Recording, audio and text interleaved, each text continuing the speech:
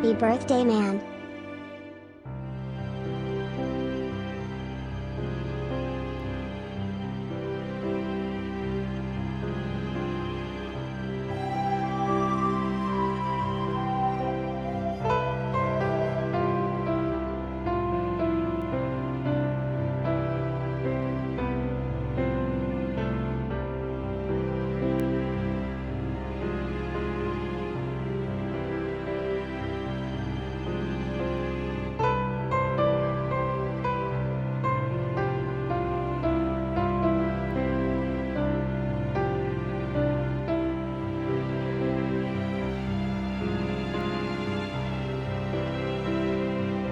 What's yours is mine.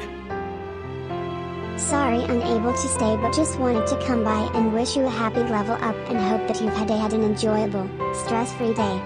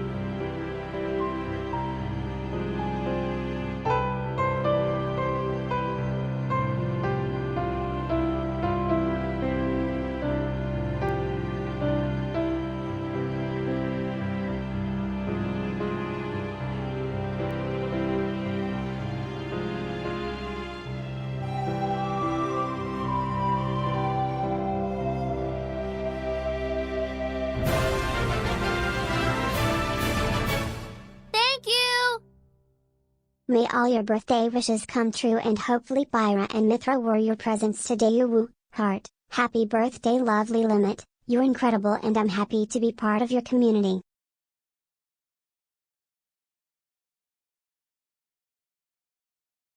Hi everyone, hope you're doing well this fine Monday evening. Nini, thank you so much for the resub for 2 months. I really do appreciate it. Fenrol, no worries. Enjoy. Thank you so much for 17 bits.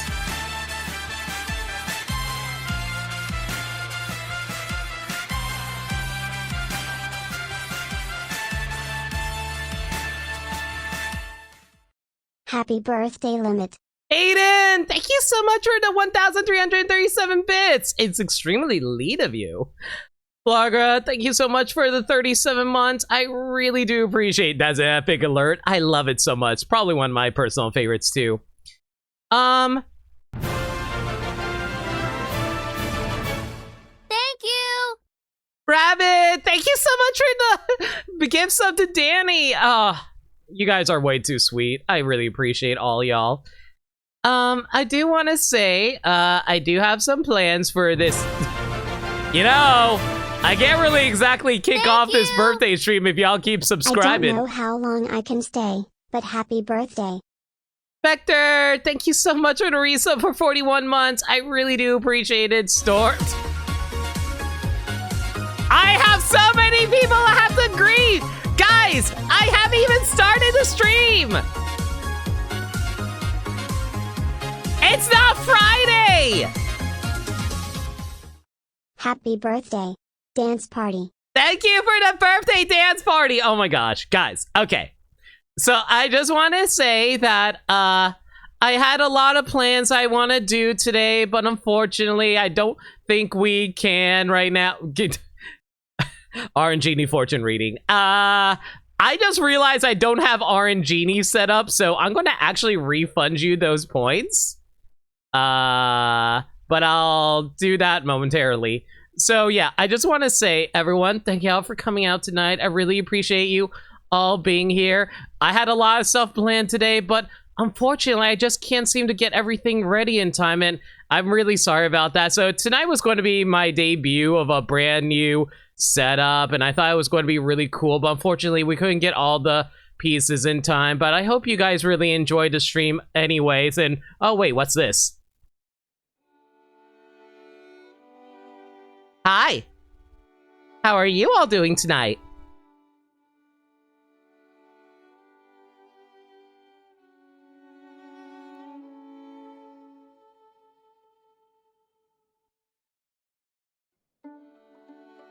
How's everyone doing?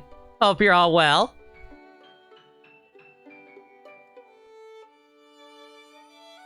So, this was a thing I had planned for a while now. I've been wanting to start up a new kind of stream for myself. Kind of inspired by other VTubers as well as, just general streams where people casually hang out with their chats, being able to hang out with everyone, and I just wanted to do a fun little podcast type of thing about Lina Breaks. Kind of take on Limit Breaks. I'll be real, I actually came up with the name like 10 minutes before the stream started. I honestly could not figure out a name for my podcast series. I was like, well, it has to be a take on Limit of some fashion, and then I was like, Lina Real. Oh my gosh, guys, that's everyone.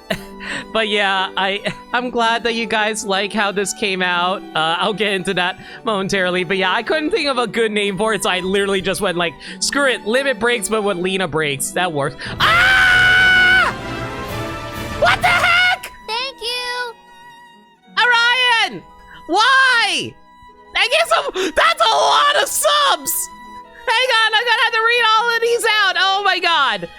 Okay, thank you so much for the 30 gift subs too. Mega Boost, Tavons, Mayo, Kira, Kojin, Dem Drybones, Xerox Moon, Zangiel, aka Disaster, Lexicographer, Mystery Man, Speed Racer, Z-Dag, Crazy Dude, Prime, Fenrold, Pickletron, Aim, Emir, Frederick 2008.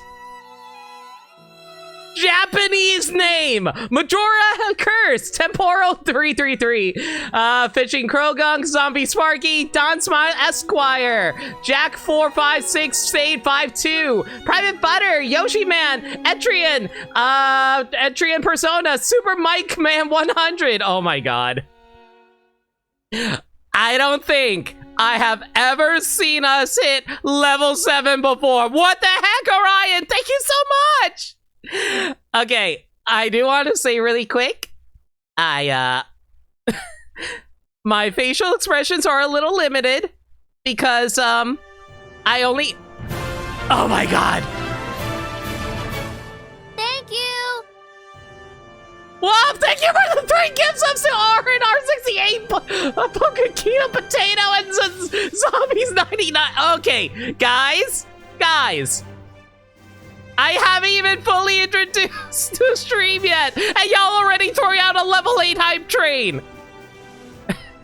Don't we get to a level 9 during Xenoblade 3? I don't even remember anymore, Ruby. This is how going. Okay. Okay, guys. What?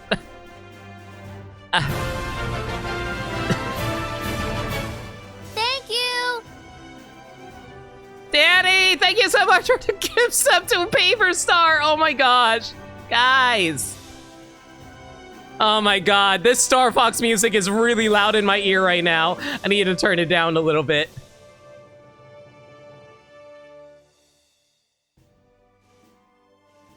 Everyone. I'm very grateful to all of y'all. I do want to mention that... What the heck? Stop!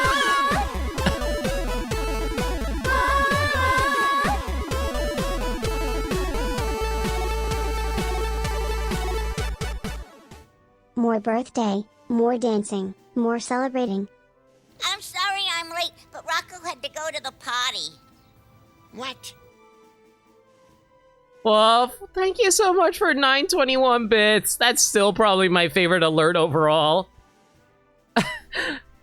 Green, thank you for 100 bits. Guys, I'm trying to explain about to beat your last. Okay, apparently Ruby was right. Apparently my last record was actually level 9, but we're not breaking it. Okay, now, let me actually talk about it. I guess I'm not talking about this. Happy birthday. KV, thank you so much for the 10 months resub. I really do appreciate. Okay, now let me actually talk about my stupid setup here and why I got this going. No talking, just hype. I swear, guys. Hang on, my mouth isn't behaving correctly. I need to adjust this. Thank you. KV? Oh my god.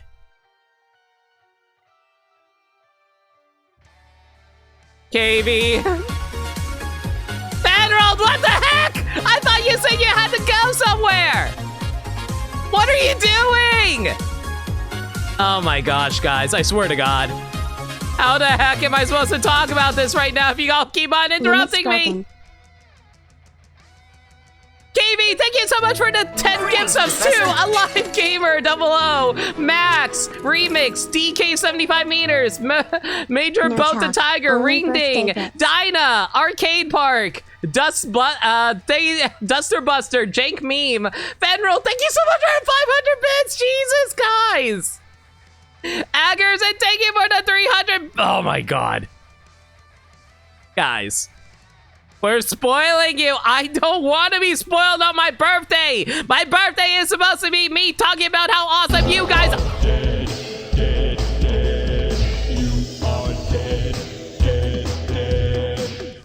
Merry Crimbos, holidays, and birthday limit. Thank you for the 666 bit. I swear to God. Thank you. Rabbit, thank you for the gift sub to Chanizard. Gaddy! What the heck? Thank you. Oh my god. Gaddy! I thought you already bought me a gift! Off stream, Gaddy bought me a gift of Senron Conquer Estival Versus! Why are you buying me more things? Thank you so much for the 10 gift subs too! Samurai Jake, Conraf, T.Y. Taylor, the Great Derp King, Fruity Loops, Rosaline Neko, Colonel Shade, Star Shade, Gammy Cap, oh my god, why are your games so hard? Yu-Gi-Oh! 5222, and Therian Curé. Everyone, thank you so much for the gift subs. I'll say this, I'm a little surprised we haven't beaten the record yet. How the hell have we not beaten the record? You want to be nice? I appreciate regardless. Oh my gosh. Okay. And what's up with these little comments in the margins? Optimal bounce vectors? Show them titties? Are you serious? Herf, here's a broken wall I think that you think. Picotron, thank you so much for the 8 bits. I really do appreciate it. Okay, are y'all done gifting for my birthday? Because I have some things to talk about because I want to credit some people for helping me achieve what I got. Are we good? Okay, now then, let me actually explain how this came to be. So, I wanted to start up a podcast type of thing because I was kind of inspired by... Thank you. I swear to God, I will have words with all of you. Once we're done here. Thank you. Wolf, thank you for the 3 gift subs to Epona Lover, Rosie, Kingdom Key 23, and Anonymous, whoever you are, y'all suck. Thank you for the 10 gift subs to X-Tail, Oxnix Alex, Daniel 0002, Nipsey 27, Brian, David! I swear!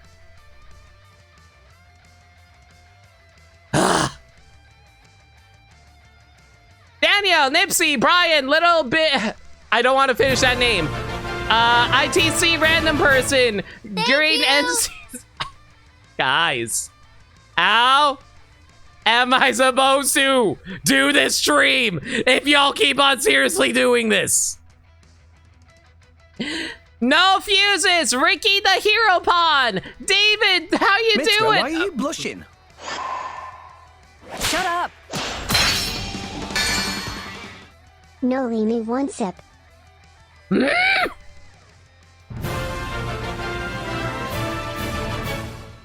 you. David, thank you for the gifts. 2 gift subs to Red Raisin OW. Oh, dumb oh. Anonymous, thank you for the... No, I will not show you my feet. In fact, you really want to see my feet? Here you go. I have no feet.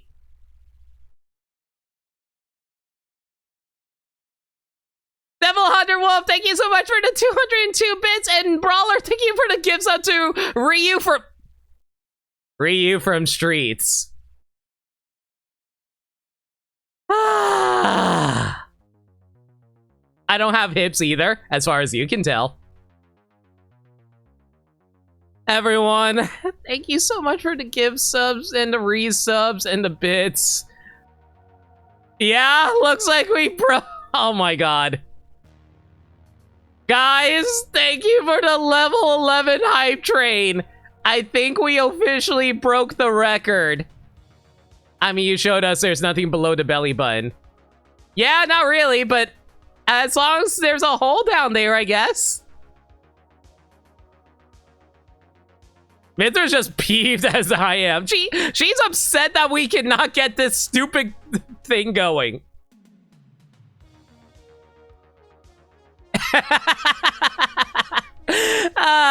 You guys know me. Yeah, what do you expect out of me? Only one hole? I'm not going to go into that. I hope thank you, Lundea. It's, not gonna lie, I'm a little overwhelmed right now. I mean, I knew I was probably gonna get gift subs and stuff like that on my birthday, but not this much. Lina has at least 6 visible holes at all time. Maniacal. Maniacal. Maniacal. Please. Okay, so assuming we're done with the gift sub bombs and the bit drops. Oh my gosh. It's over 9,000. What? Look, you're awesome. I got introduced to the majority of this community thanks to your content and streams. You do deserve this, so please take it and use as you can for your special day. Tilda KV. That is indeed over 9,000 pennies. KB, thank you so much for the $100 dono. Oh my god.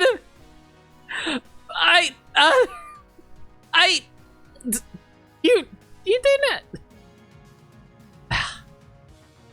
Something. I'm sorry I'm late, but Rocco had to go to the potty. What? You're now a Cayman rider. What's your catchphrase? Tongue, enjoy the bits lol. Andea, thank you for the 100 bits. Oh my god. I'm sorry guys. I'm a little overwhelmed because I'm not used to... I mean, I'm used to you guys being so kind, but like the generosity is a little much. I never handle generosity well. And if you ever see me get hype trains, I'm always flustered about it. You know I am. Okay, so Lundea, thank you for the 100 bits. KV, thank you so much for the $100. It means a lot, especially considering, oh my god, all the weird issues I've been going through lately.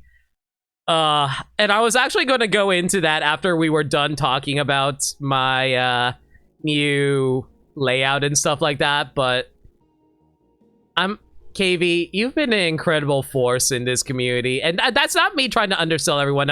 Everyone, enjoy your You're absolutely insane level 10 hype train emotes. Y'all are way too awesome. Thank you so much.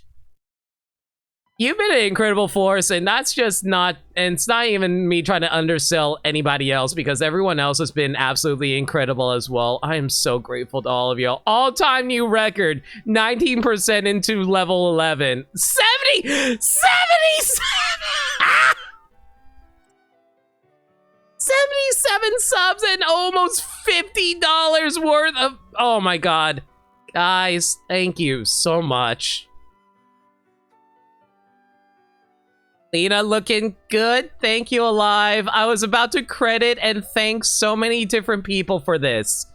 First things first, like KV, you've been incredible for us in the community. I'm so glad to have met you, and you've been such a positive energy around all of us, and I really appreciate that about you.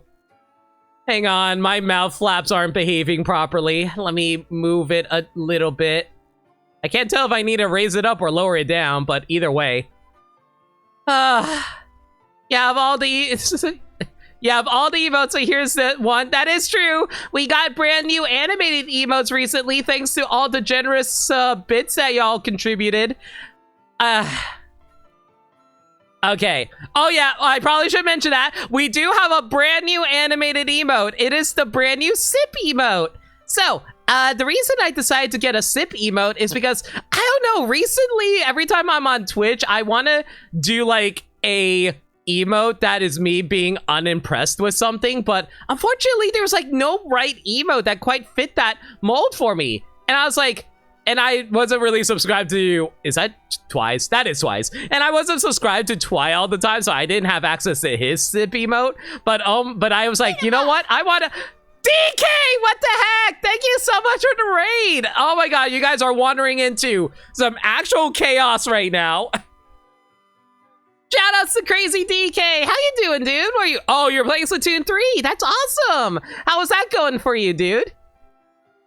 I hope you had fun with it. Hi, everyone. I'm No Limit. I am a blind variety streamer that plays through games that they normally never played before. But it's actually my birthday. You're doing fine. I'm glad to hear.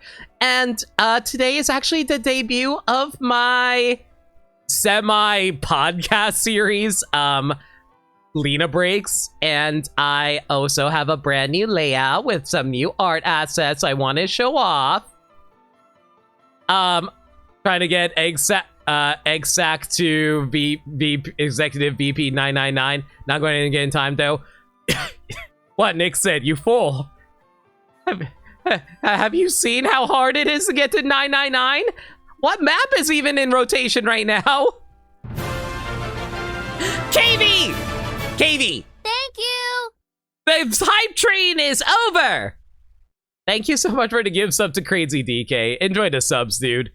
Sub and emotes. Speaking of which, I was talking about the new emotes. So, we got a brand new, we got some two new anime emotes, along with 3 more coming soon. But right now, showing off my new Buy Left Sip emote. I actually really, really like the sip emote so much. I just like using it.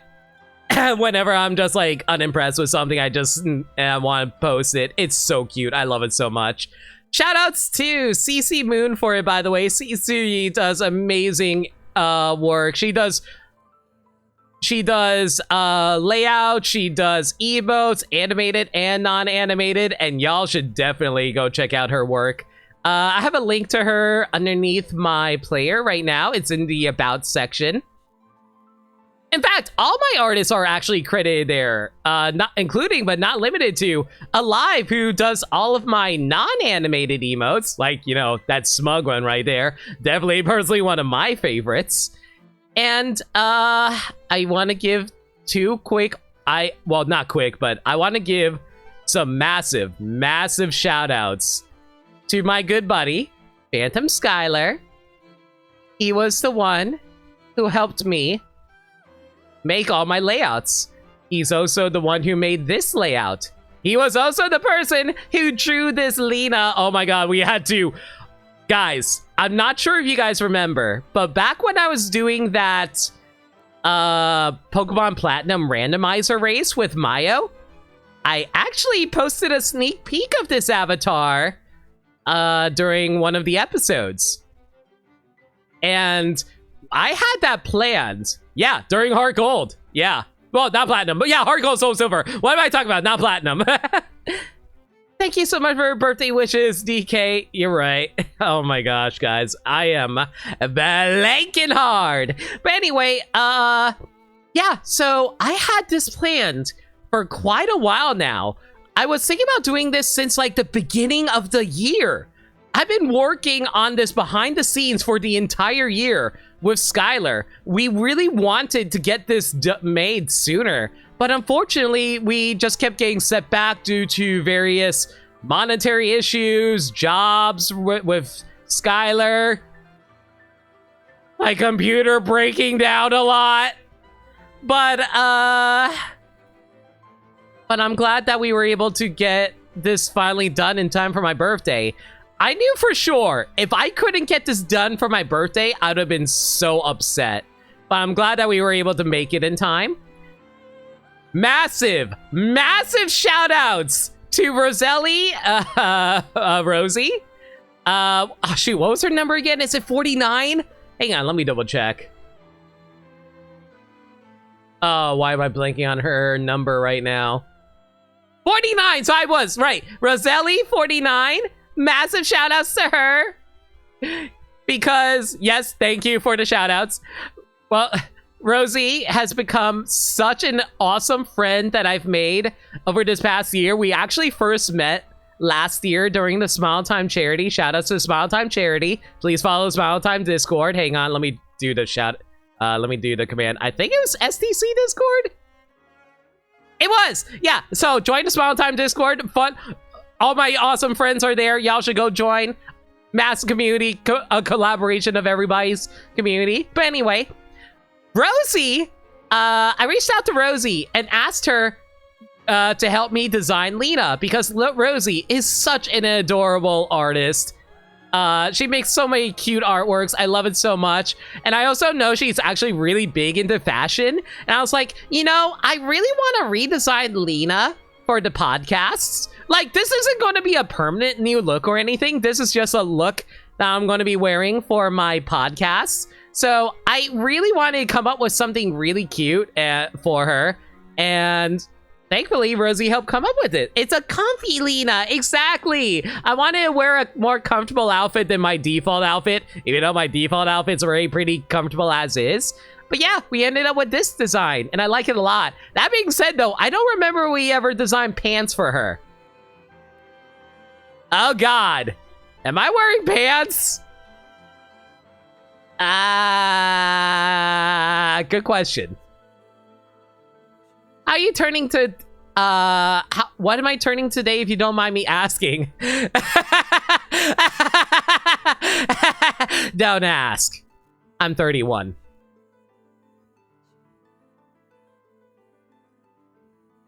You're just going to pretend my lower half is my default half? What, do you think I'm like cat dog? What, you think my other half is just going to be cat dog? Okay.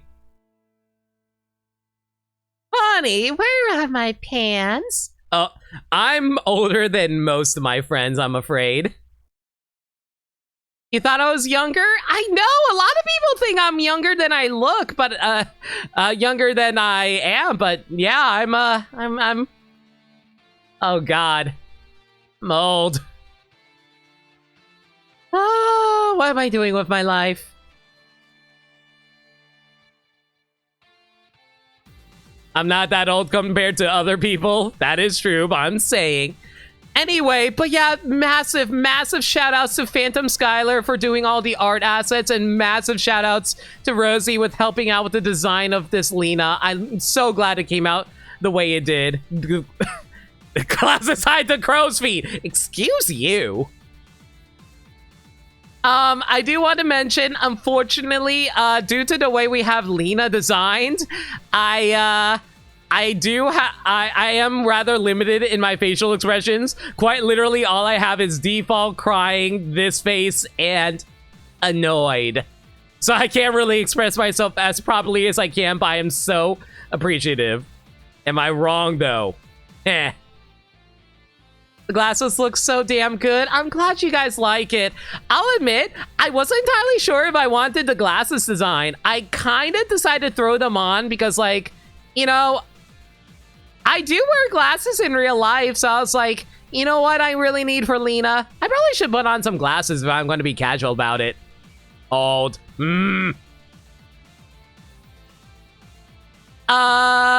yeah, we put in a lot of work into this year, and I mostly just want to use this podcast to be able to chat with you guys, be able to talk about this entire woof. Well, guess we need to start the fund for more expressive limit break. Oh, thank you for the 128 bits, but I'm afraid that's actually not in the cards right now. Unfortunately, right now, my primary goal is, one, be able to make enough money in order to purchase a new computer. That is to say, a custom new computer, because I definitely need to get a custom computer that I can future-proof. Because I got this computer that I'm currently using right now back around... Ooh, that's a good question. I'm not entirely sure when I got it now.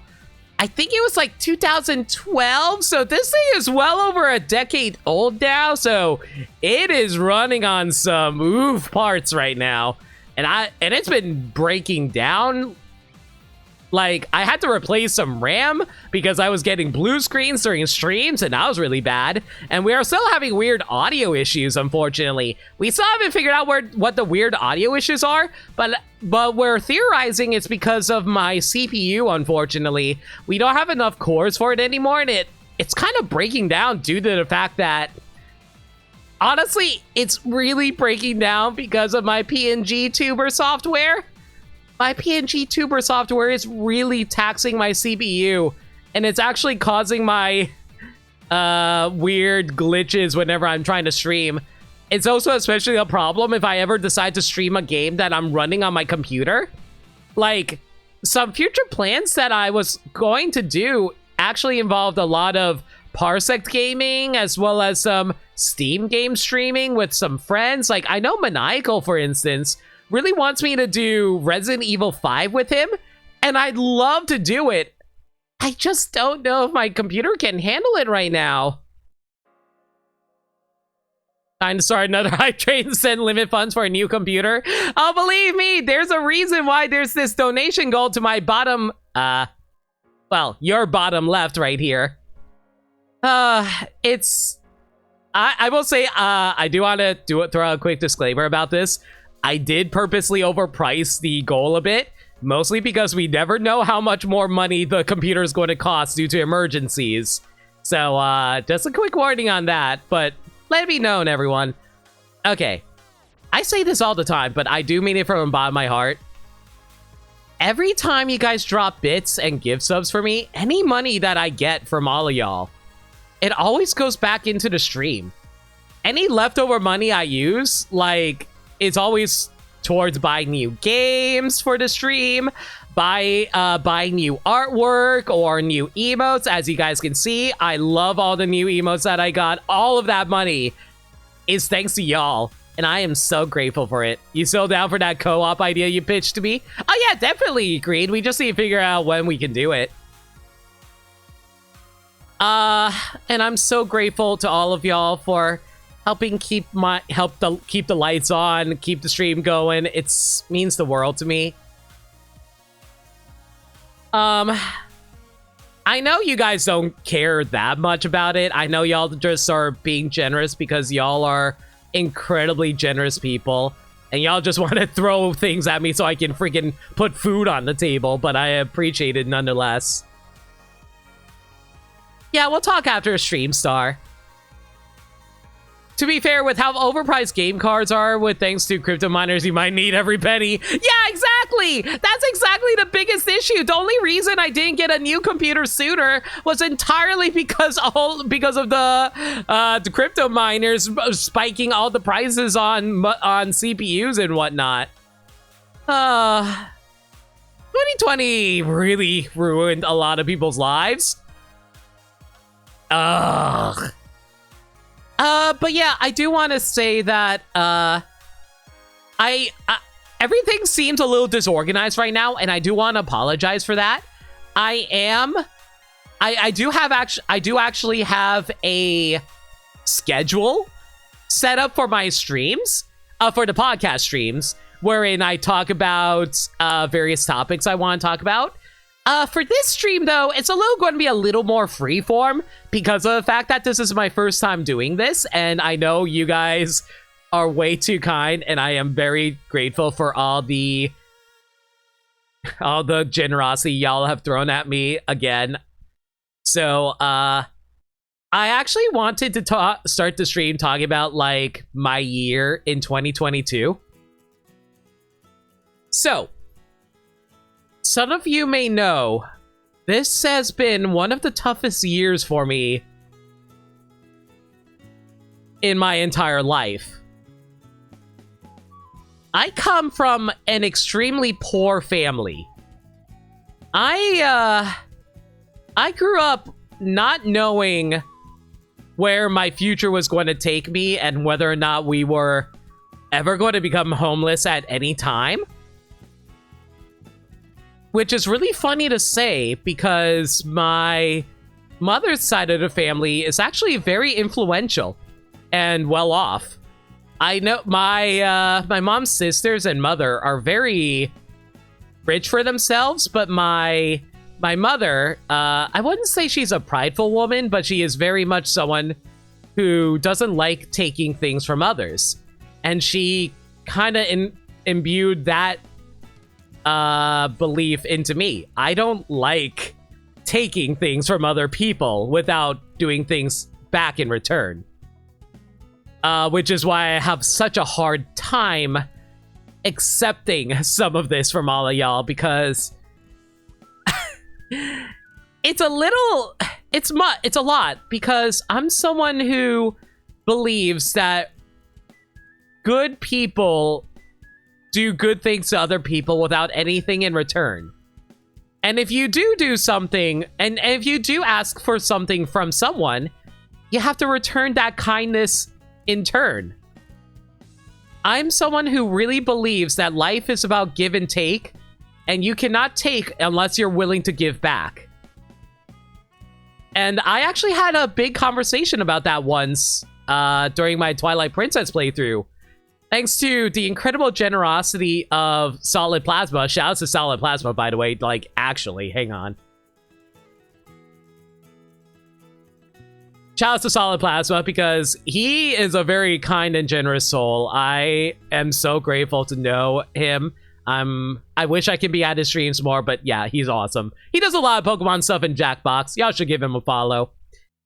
I remember him giving me so many gift subs, and I was so goddamn overwhelmed that Alive, Meds, Solid had to come into my call and let me know it's okay to accept kindness without giving it back sometimes, because as I mentioned, I am not a very well-off person.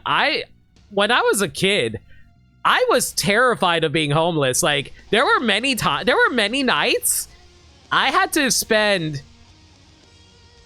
sleeping in our car because we were trying to...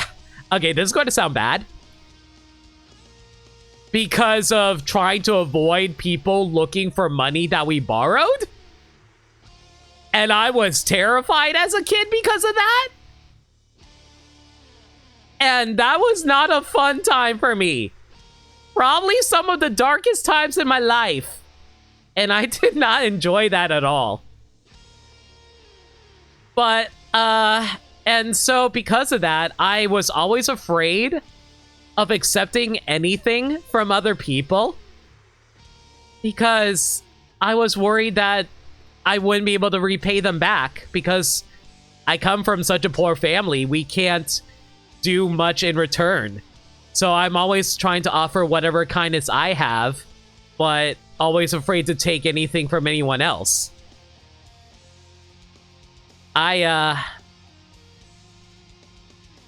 It's a very hard life to live because I'm always worried for the future. I'm not I am not someone who lives in the past. I'm always someone looking to the future, and I've always been. Ever since I was a kid, I've always wanted to be an entertainer. Like, even as old as like 5, I was like, yeah, I want to be a voice actor. Yeah, I want to be an actor. Yeah, I want to direct and make movies. Because I was so inspired by the creativity that people have always shown in the shows, the movies I consumed, the games. I played so many games as a kid. And like, it wasn't until like middle school where I discovered a certain little game called Kingdom Hearts that helped me realize how much I love storytelling. Even now, after all these years, I still adore storytelling. I love being able to share stories with other people. I love seeing everyone express their love for storytelling. I love seeing people be touched and affected in so many different ways by storytelling. It's why I decided to become an English major in college. Becoming an English major was a very difficult choice for me, honestly. Yeah, Kingdom Hearts. Not many people know about it, but I'll explain that story momentarily. You know what? Screw it. I'll explain it now. So, in middle school, I was like any other kid going through puberty. I had no idea what I was going to do in my life. I was directionless.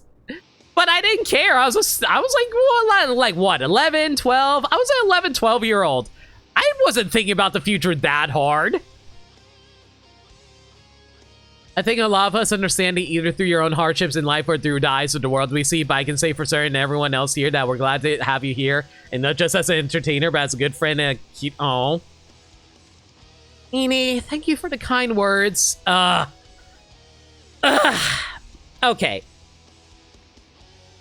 Like I said, I'm not very good at taking compliments. It's overwhelming.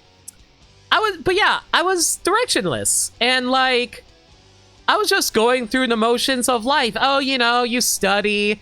I come from an Asian family, so my mom's all like, oh, don't you know, you gotta study hard, because if you don't study hard, you're not gonna become a rich doctor or a lawyer one day, because we all know that you have to be a rich lawyer or doctor.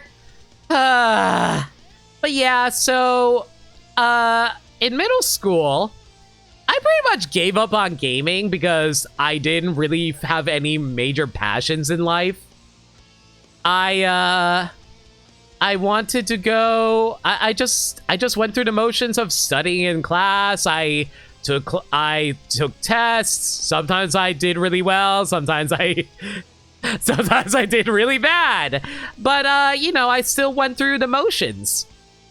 One day, I met a kid that had a certain guidebook with him.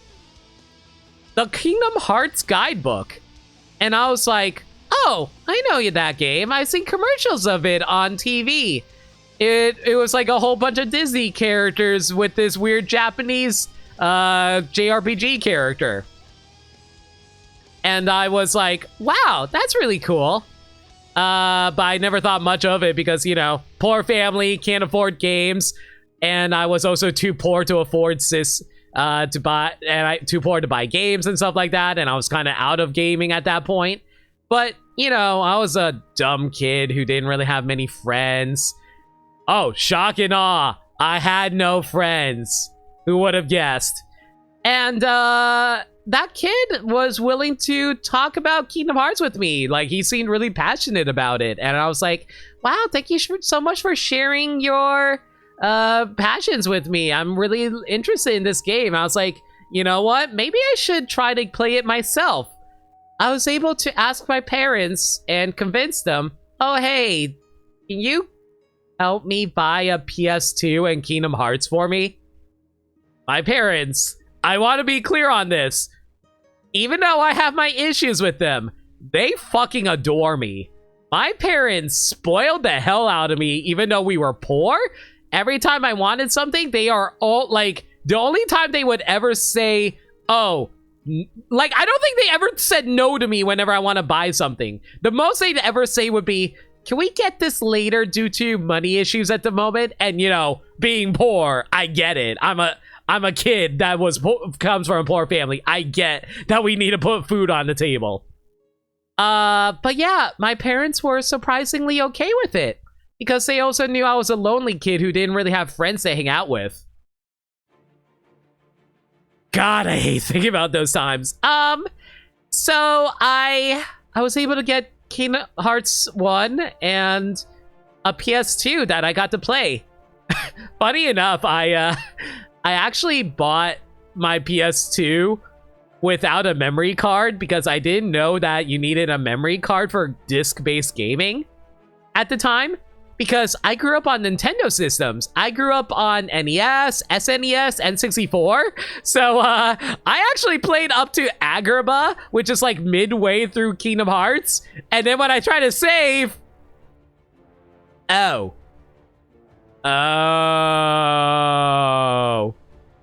So I had to buy it. So yeah, I had to go buy a memory card for it.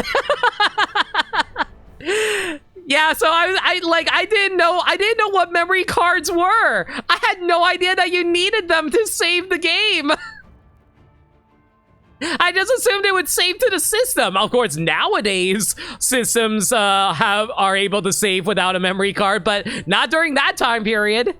But yeah, you beat a whole game in the afternoon multiple times. Good time, dude. I used to do that all the time. But yeah, I got into Kingdom Hearts. I fell in love with the story and characters. I also really love the Disney stuff because one thing that was always a staple for my family always bought me Disney animated movie VHSs. I still have those VHSs on my shelf right now. I watched so much Disney growing up. And as y'all know from my Discord, I love watching those movies with other people. So, even now, I'm a big Disney fan. We don't talk about the corporation Disney, we're talking about creative Disney. But yeah, so being able to play a game with all these characters I cared about, it just really got me into Kingdom Hearts. And that kid that introduced Kingdom Hearts to me, we became friends. We got to talk about a lot of things that we were interested in. We talked about Yu-Gi-Oh! We talked about Kingdom Hearts and gaming. We talked about Sonic Adventure 2, even though I never played Sonic Adventure 2. I even invited him to my birthday. We kind of lost contact after, like... This is going to sound bad. We lost contact after about, like, 5 months. I made some new friends in middle school. I'm no longer really friends with those people anymore, but I got to know them, and apparently they knew that first kid. So, remember how I said I wasn't really friends with people growing up? I was the weird kid. The weird kid that no one liked hanging around. I was bullied a lot in elementary and middle school. I found out from those friends that I made later that the guy who introduced Kingdom Hearts to me actually became friends with me because they felt bad for me. And I was... It didn't feel good. I didn't want to be made friends with... I didn't want to make friends with people because they felt bad for me. I wanted to be able to make friends because they appreciate me for who I was, and I wanted to appreciate them for that. So that was rough. But it's fine. I had some other friends at the time, and it was nice. But like I said, those friendships never really last for me. And that did actually bum me out for a long time. That's like these bad teenage movie plots. Are you calling my life a bad teenage movie? But yeah, I never did lose my love for Kingdom Hearts though. I still cared about those games. I played through Kingdom Hearts Chain of Memories when I saw it was a commercial on TV. Oh, date the nerd on a dare kind of plots, right? I was like, you know what? I gotta play that. So, thankfully, I already owned the GBA at the time. So, yeah, I could easily play Chain of Memories. So, thankfully, that I didn't have to break the bank like that PS2 did. You know, it's really funny. Even though I bought a PS2 for Kingdom Hearts, I actually don't own that many PS2 games. Like, I specifically only use my PlayStation 2 as a Kingdom Hearts machine. Oh, now you know why the DCOM marathon there started? It was personal experience. Hush you. But yeah, I then found out that Kingdom Hearts 2 was in the works. I first found out about it from watching G4. And I used to watch a lot of G4 back in the day. And I saw all kinds of previews for Kingdom Hearts 2.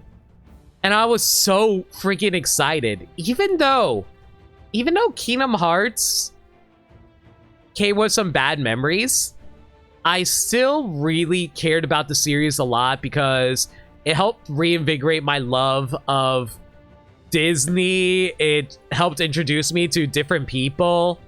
And I was like, you know what? I want to find out more about Kingdom Hearts 2.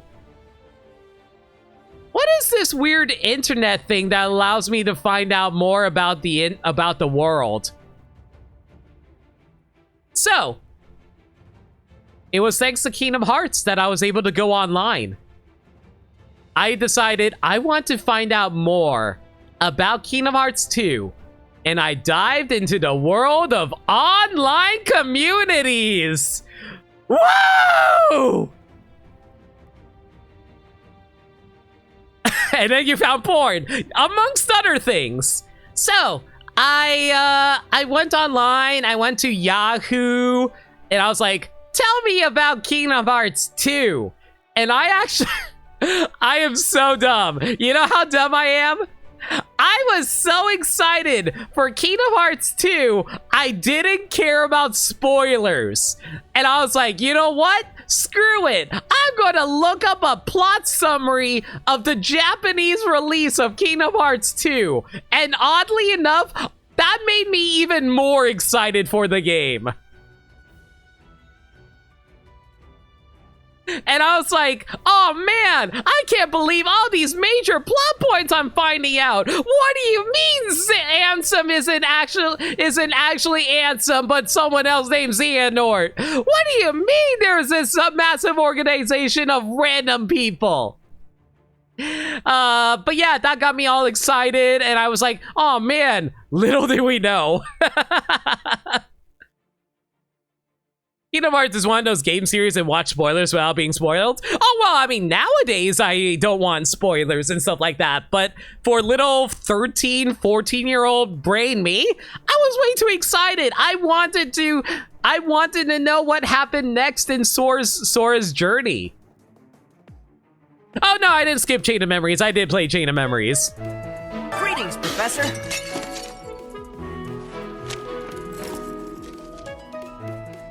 Shadow, thank you so much for a $3 donation. I really do appreciate it, dude. Give me a sec, guys. But yeah, so once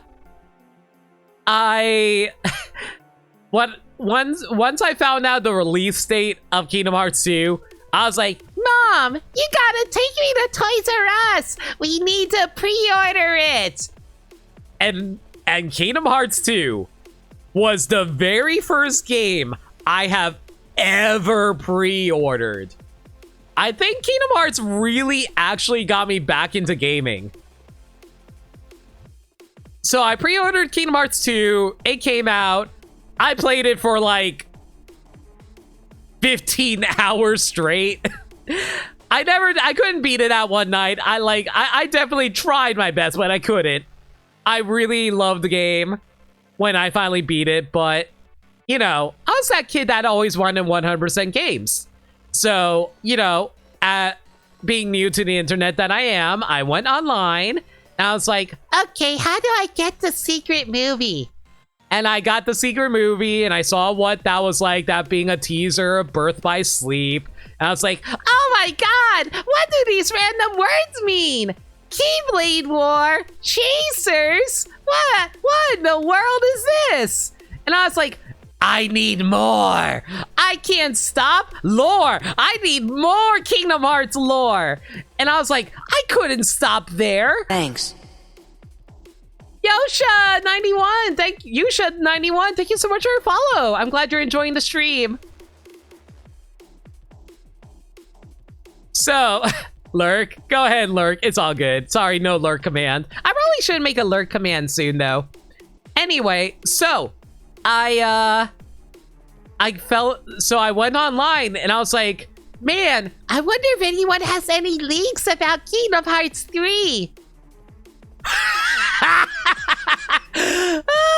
Kingdom Hearts 3. Oh boy.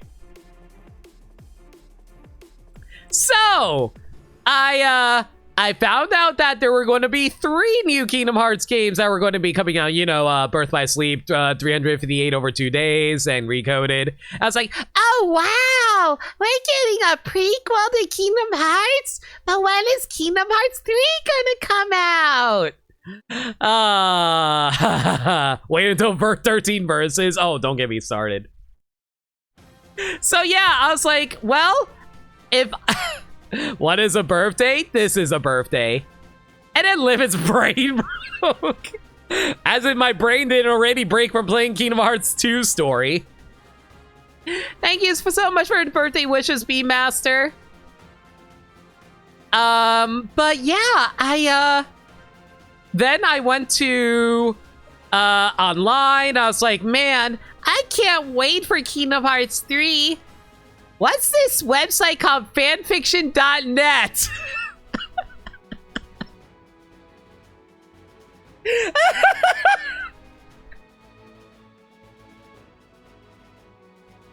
So, fanfiction.net.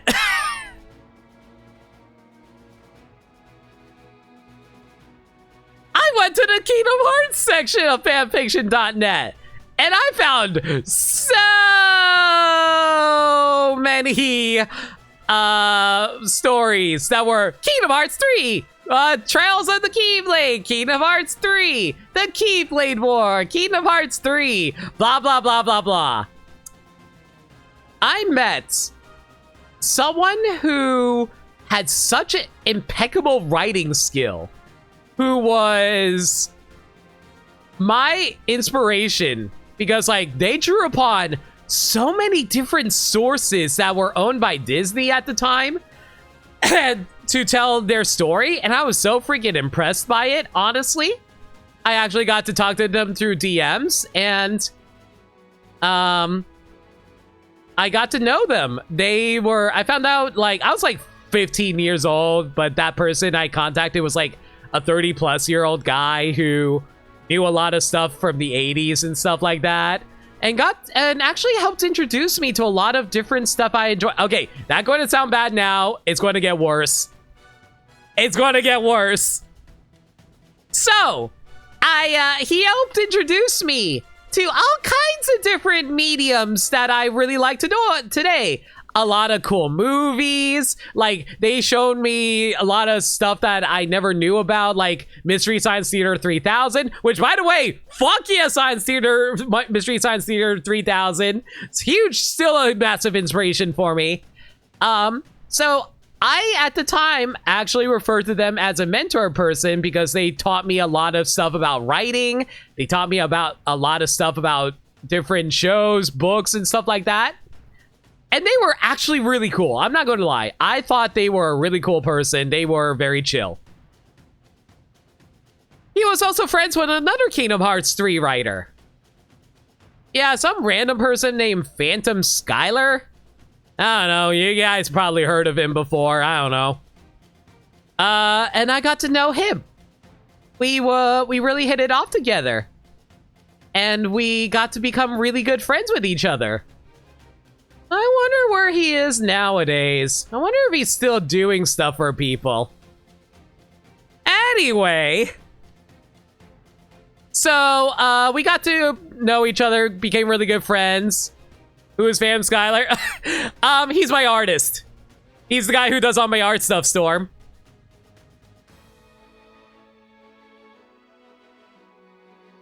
Anyway. So yeah, I met Phantom Skylar through fanfiction. So my mentor friend, we kind of fell off around like, probably, I'm gonna say 2014. So not that long ago, honestly. He actually was not as awesome as I remembered the older I got. I realized as I went on, he was kind of very... I don't want to bring politics into this, but I will say right-leaning and not in a good way. I'll put it like that. And I think he was indoctrinating me a bit. And I kind of had to get out of that rut. Yeah, let's just leave it at that. But yeah, I decided, but yeah, we kind of just fell off from each other, which is fine by me. I've grown kind of since then. But yeah, I still remain friends with Skylar though. Which is why I'm really... Yeah, let's... Honestly, chat, can we not talk about politics? Like, this was something I'm actually going to put my foot down on. Yeah, no, let's try not to go into politics for this. I know how bad it gets in chat sometimes, so I'd rather not get into that. I just want to say that, yeah, I've met a lot of people who were bad influences on my life. But yeah, but I still was able to find my good buddy Phantom Skylar through fanfiction, and I will never ever forget that. I am always going to be grateful to Kingdom Hearts for helping me discover my friends, helping me get online for online communities, helping me discover I loved writing. Writing has always been my #1 passion. Don't get me wrong, I love streaming. I really do. I love being able to entertain all of y'all. I love being able to talk to you guys like this. I love playing games. But writing? Writing means the absolute world to me. I want to be a writer someday. Like, I mean, I do write on my off time, but not enough that I'm willing to make a job quite yet. No hard, concrete stories I'm ready to put out. But I really want to write a book. I want to write screenplays. I want to be able to write a comic. Like, if I was given a chance, I want to make a webcomic. Back when webcomics were one of the leading forms of entertainment online, man, I really wanted to make a webcomic. Me and Skylar talked about it so much. Skylar wanted to co-write something with me and he would draw it. And we always really wanted to make something together. But life just kept getting in the way for us, unfortunately.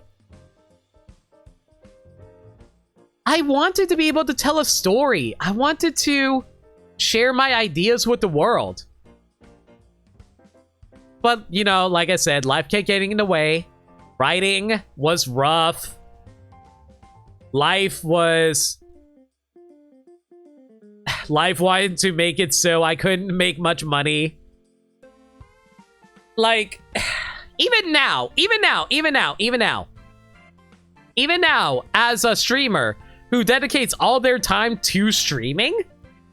And even after all the generosity you guys have thrown at me, which I do want to be clear, I'm always grateful. I'm never not grateful. I still don't make it. I don't even make minimum wage. Being a streamer is hard. Being an entertainer is hard. You have to sacrifice so damn much. And I feel like the biggest thing you're sacrificing is time. Time is the biggest time waster. Which, time is the biggest waste for being an entertainer. Because you never know where you're going to be able to go. You never know if you're going to achieve anything. Hell, I'm still incredibly amazed. I have 34 viewers right now. When I first started, I was lucky if I even got 3. Even with like 11 times that many, it's still not enough.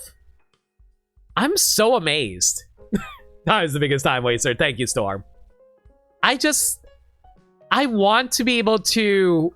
I want to make entertainment my ability to live my life. But I can't expect, to be frank, all streamers start small. Oh, absolutely, Private Butter. Absolutely. But like, when it comes to streaming or anything else, it's such a lot of hard work. There's a lot of behind the scenes work that you guys don't know about. I've been... I don't want to make myself sound unique. I'm not. I know a lot of people work hard. I bust my ass a lot of times behind the streams, trying to make sure everything works as well as it does. To make sure you guys are entertained as best as I can. And to be frank, I'm a little surprised that I even have viewers right now. I don't think I'm a very entertaining person when it comes to commentary. I think so many other people are so much more witty and clever than I am. I think Gaddy is one of the most hilarious people I know. I think Meds is extremely charismatic and witty. I think Maniacal is very charming with his very unique personality and presentation of people. I think Green Power Star is really hardworking and has a lot of deep passions.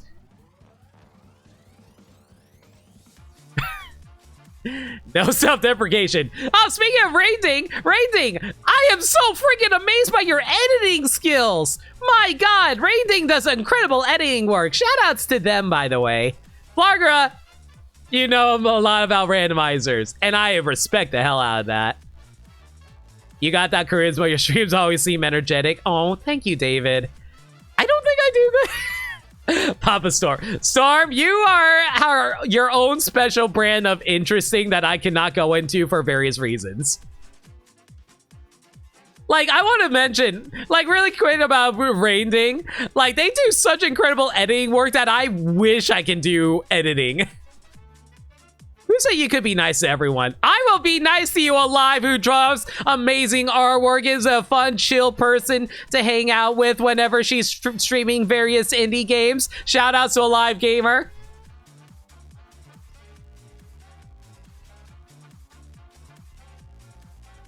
Of course you spammed the one emote that you didn't make, Alive.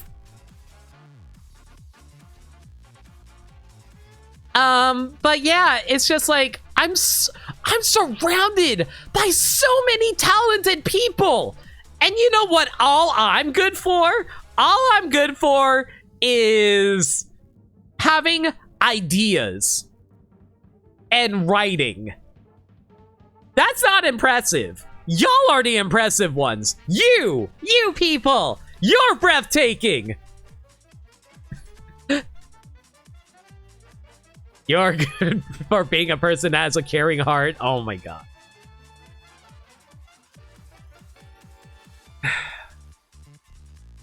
Being an idea person is a good profession. Don't let anyone tell you otherwise. Oh. KV spitting facts. Having ideas is how shit works.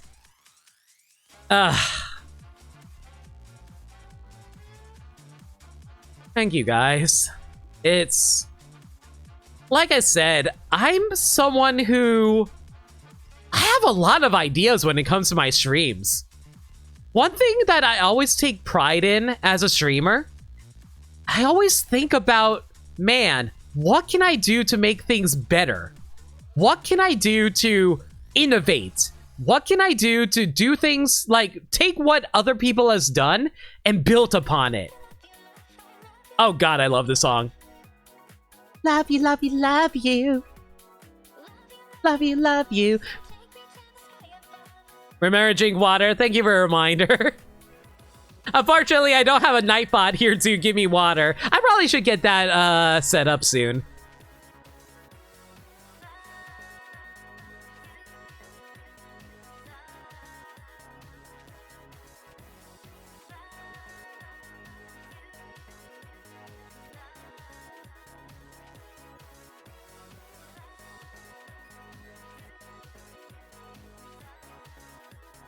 Okay. But yeah, like, you foster a great community both on the stream and off of them. You're not just a great streamer, but a great person. Yo, I didn't come here to be complimented. I came here to entertain. But thank you. Anyway, I guess what I'm trying to say is I'm always too bad you'll do both. How dare? I did not sign up for this. Do not make me end the stream early.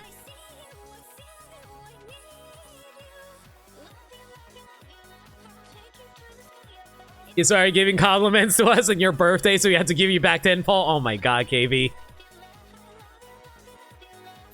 But yeah, that's like the one thing I'm proud of when it comes to my streams.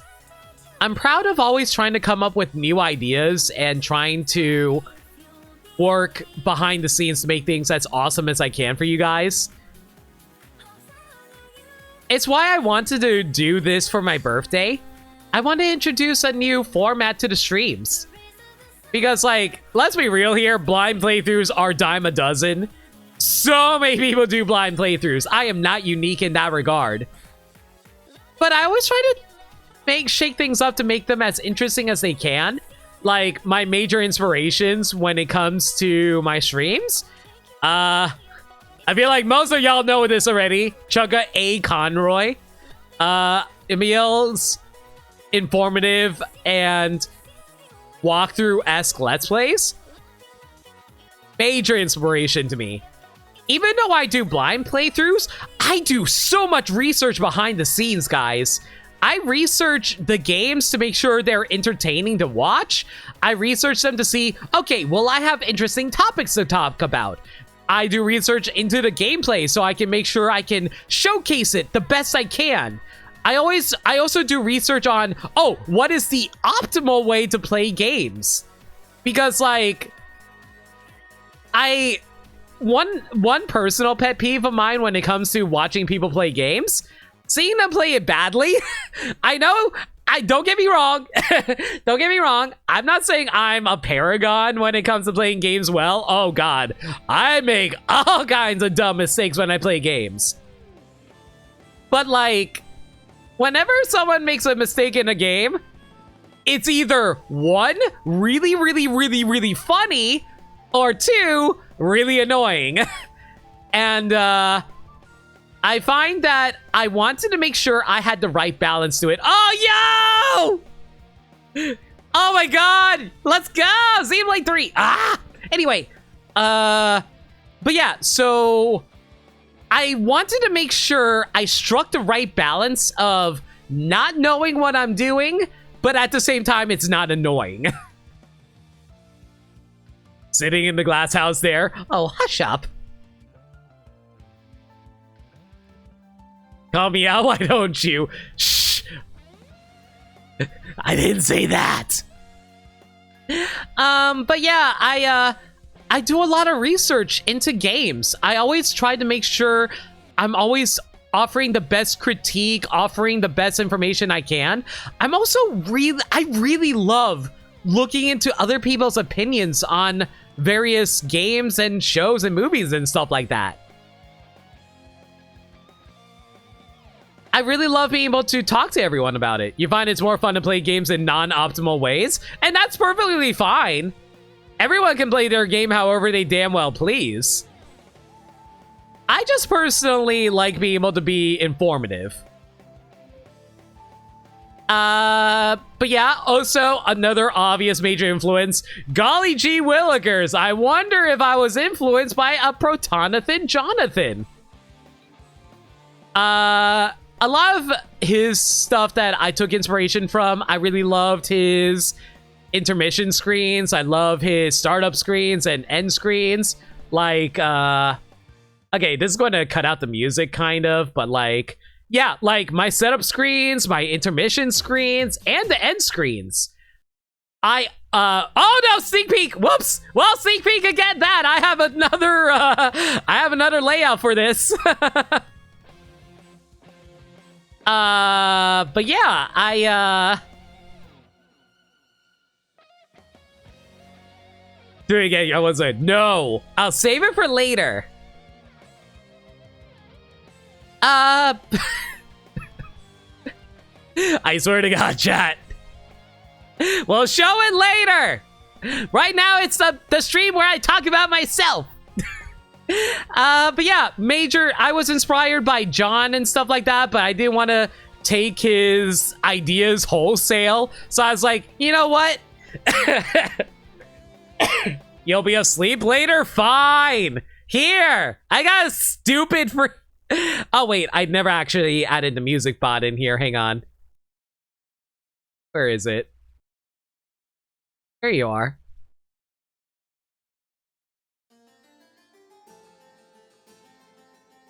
So yeah, this is a screen that layout for whenever I want to like show off something on screen, like usually like YouTube related or like a tier list or whatever. It'd be fun. You know what? Since I'm showing this off now, I might as well show this.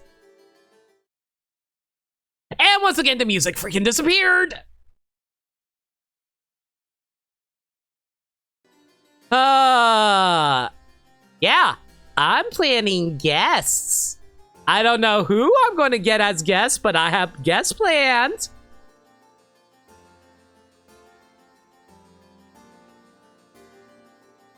Pop Starbucks. I know, it's so good. It wasn't even my idea. Skylar was the one who made it. Shout out to Skylar for that one.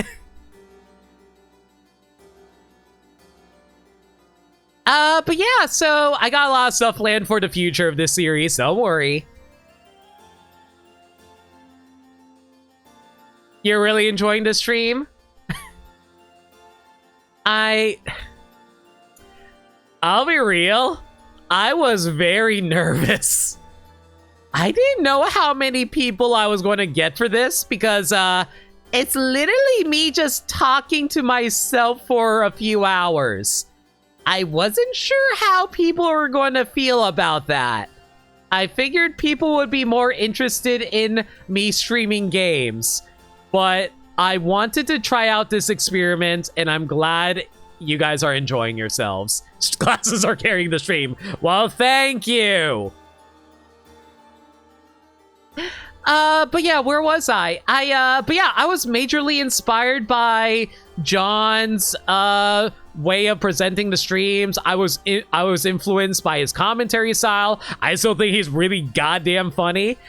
You can probably see a lot of influence in my commentary style from both John and Emil. I also have been inspired by Tom Fox and stuff like that. I still think he's a freaking comedic god. You like this casual outfit? It's cute, and I appreciate you too, Lundea. You're cute as well. Yeah, more viewers last week than when you didn't talk, so just people come for a person, not just the medium. That is true. You literally don't got feeds. I gotta take what I can get. How dare! But yeah, I've just been majorly influenced by everything around me, but I never want to take ideas wholesale. I always thought to myself, if I'm going to use an idea, I want to make sure it's something I do for myself and make it stand out for myself. For instance, y'all know the theater recaps? The theater recaps were all inspired by a dumb joke that I saw Tom Fox do one time during his Pokemon Sword and Shield Let's Play. Like, he lost footage to the game, and he had to recreate the scene using popsicle sticks. Yeah, I was inspired by that. My theater recaps were all inspired by that. And I decided, you know what? I'm going to use that idea, but I'm going to make it myself. So, and I think the theater recaps managed to become their own unique thing. And I'm really proud of that. And you know that by sitting with yourself and asking yourself why you liked X element. Exactly. What I liked about it and thought, okay, what can I do to make it unique for myself? You ever feel like none of your creativity is real? I feel that, but I feel like a lot of the time, if I ever feel like I'm taking too much, I always take a step back and re-examine what I need to do to make it more unique. Also, what do you mean you don't have creativity? Yo, shoutouts again to a live gamer because she made this freaking entire scene all by herself. She is a freaking amazing artist. Look how beautiful her art is.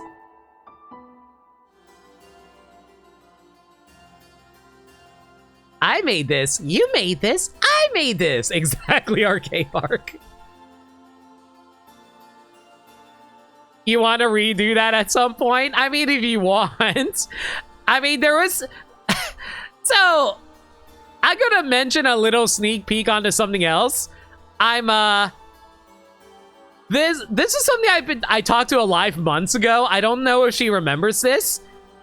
I do actually want to feature unique artwork for RNGenie.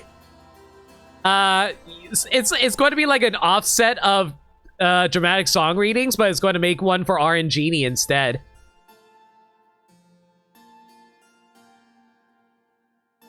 I don't know if she'll ever get back to me on that because you do remember that. Yeah, don't worry about it, Alive. I know you're busy with a lot of other stuff right now, so don't push yourself about it. No, don't apologize. Arcade Park, thank you so much for your follow. I really do appreciate it. I'm glad you're enjoying the stream. No, stop it. Bad Alive. Bad artist. Stop apologizing. You do good work. Everyone go follow Alive. She good bean. Thank you. Oh yeah? Well. Yeah, I do that to you. Suck it. Go follow her. Oh wait, did my music stop? Oh no, it's still going. Cool.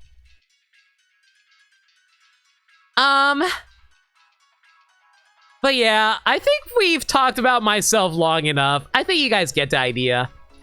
Everyone, I just want to, like, this isn't the end of the stream or anything. I just like say in this portion, I just want to say, everyone, I am so thankful and grateful to all of y'all. If it wasn't for all your support, for all your friendships and all your kindness, and the viewers, like, y'all help keep me going, and it means so much to me, and I'm...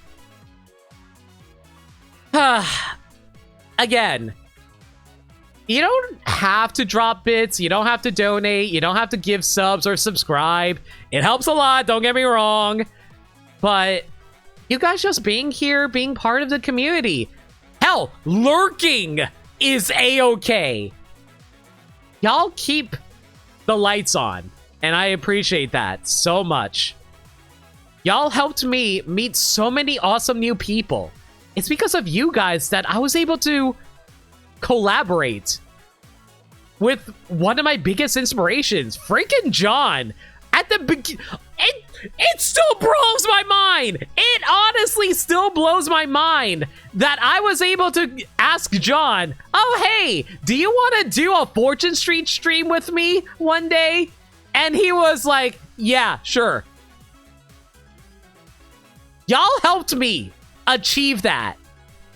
It's all thanks to you guys that I was able to do a Proton John collab stream at the beginning of the year. I am so freaking thankful to all y'all for that. You don't remember that? That was in February. It was in February.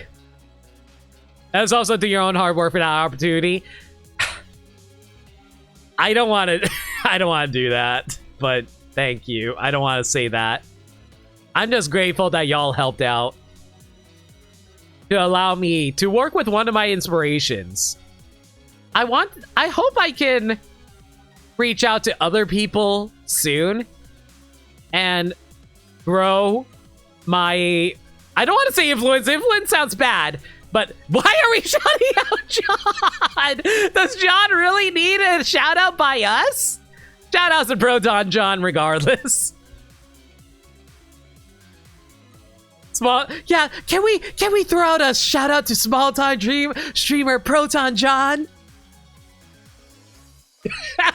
They were last playing the TMNT Cowabunga collection.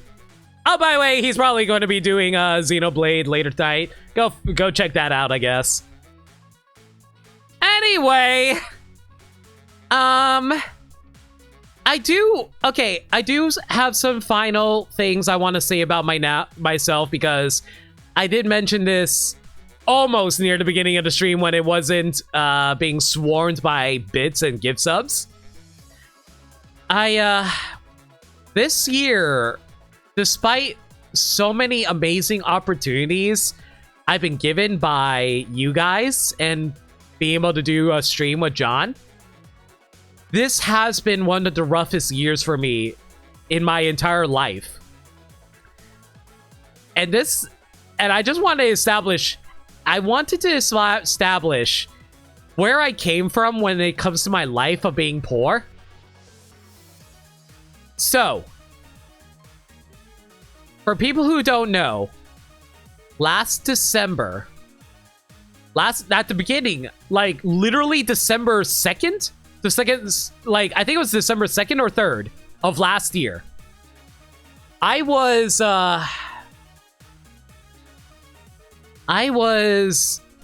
staying up late as per usual. I stay up till like I'm effectively nocturnal now. I was staying up until like 8 a.m. all night playing Smash Brothers with Chase Nick, one of my mods. We were having fun. And then suddenly my mom came upstairs. My mom said, "Limit, your father's collapsed and I don't know what's wrong." I rolled my eyes. I didn't think it was a big deal. I thought my dad was just being stupid because my dad is stupid sometimes. I went to the backyard. I found my dad collapsed in a heap on the floor. I tried to talk to him, still not taking it seriously because, you know, I will admit I don't have the best relationship with my dad. But when I realized he wasn't reacting correctly, he could not stand up. My dad had a stroke. We rushed him to the hospital. I was out of commission. I was not able to stream for half the month because I was so concerned about my father's future. When we brought him to the hospital, we were initially told he might die. I was an emotional mess during that time. I didn't know what to do. Most people, I didn't know where I was going with. I didn't know what to do with my life at that point. I couldn't think about anything else. My dad, I wouldn't say full recovery, but made a recovery, thank God. I am so very thankful for that to this day. I my mom, bless her soul, stayed with him for like over a month in the hospital, watching over him.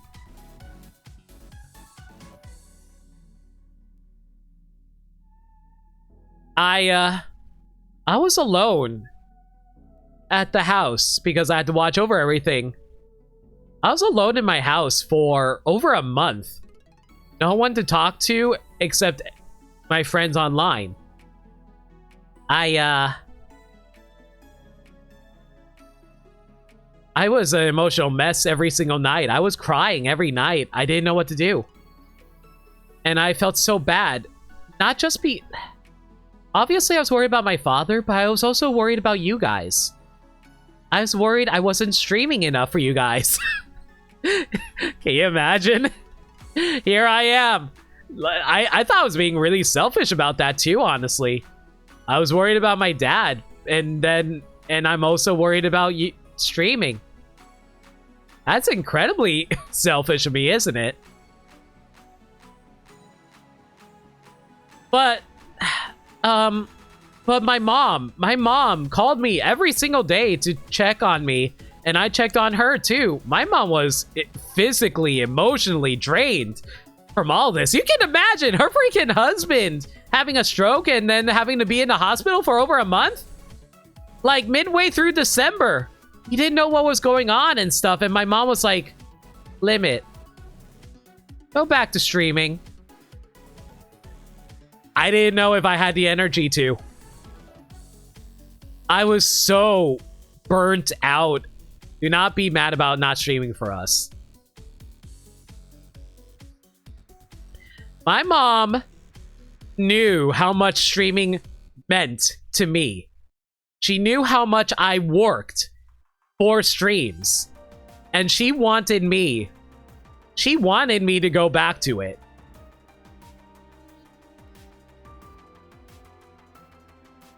My mom wanted me to get back to streams because of how much I cared about it.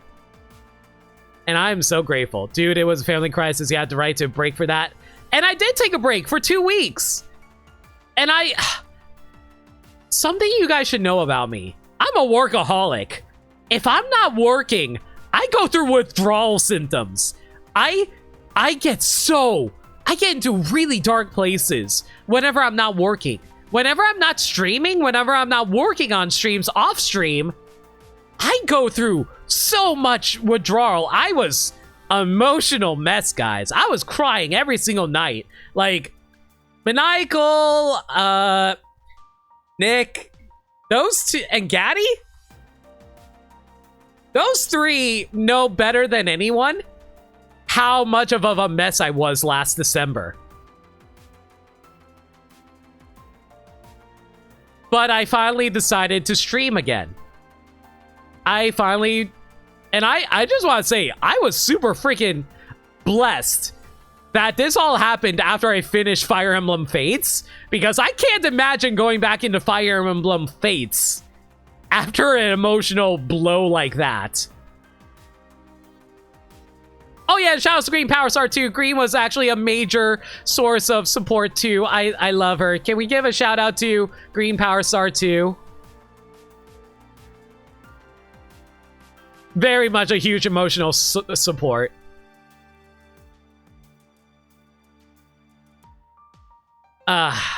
Okay. So, but I knew I needed something lighthearted to get back to streaming. And I feel like Paper Mario 1000 Year Door helped me through that. I am so fucking thankful to all my friends, because the stream I came back on was the first part of Paper Mario 1000 Year Door. The VOD is still archived, so you guys can go check it out. But I'm sorry, sorry, What's yours is mine. I'm a bit of a mess right now. Shadow, thank you so much for 5 bits. I mean, it means a lot. But last December, when I came back to streaming after all that, I got so much support from Mayo. Shoutouts to Mayo, by the way. From Mark, who is, as you may or may not know, is the leader of Smile Time Charity. They came in to call and comforted me because they knew how much shit I was going through. And I am so fucking blessed because I also got so many awesome gift subs and bits from you guys during that time too, because you all were so worried about me and how everything was. I didn't share all the details about that until now, but y'all knew I was going through some shit at the time, and I'm so grateful to this incredibly kind and generous community. And I never know how to ever express my thanks properly. So I'm always thinking, what can I do to make these streams more fun, entertaining for you guys, and give you the best goddamn emotes I can find? I love my emotes. I wish I can have more emotes.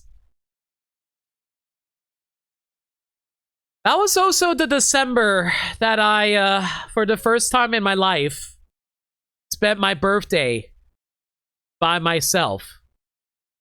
I don't remember if I streamed on my birthday last year. I legitimately don't remember. But I was alone, and I was so very lonely.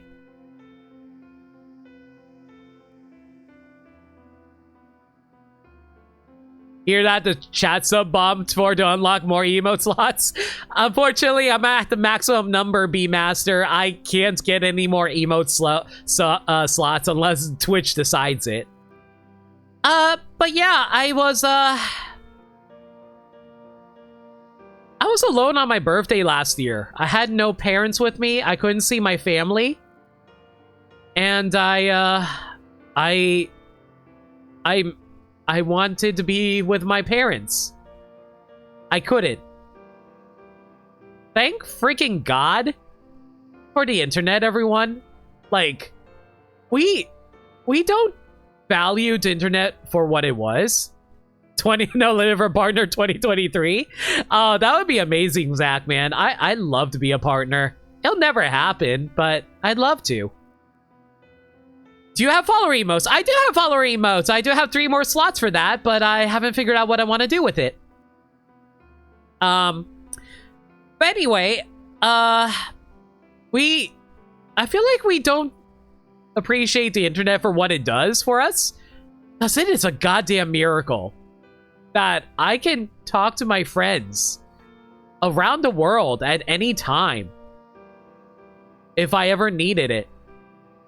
Thank God for the internet. Thank God for Discord for allowing me to reach out to my friends during my birthday, because I don't know where I would be without them. It'd be a very hard time. And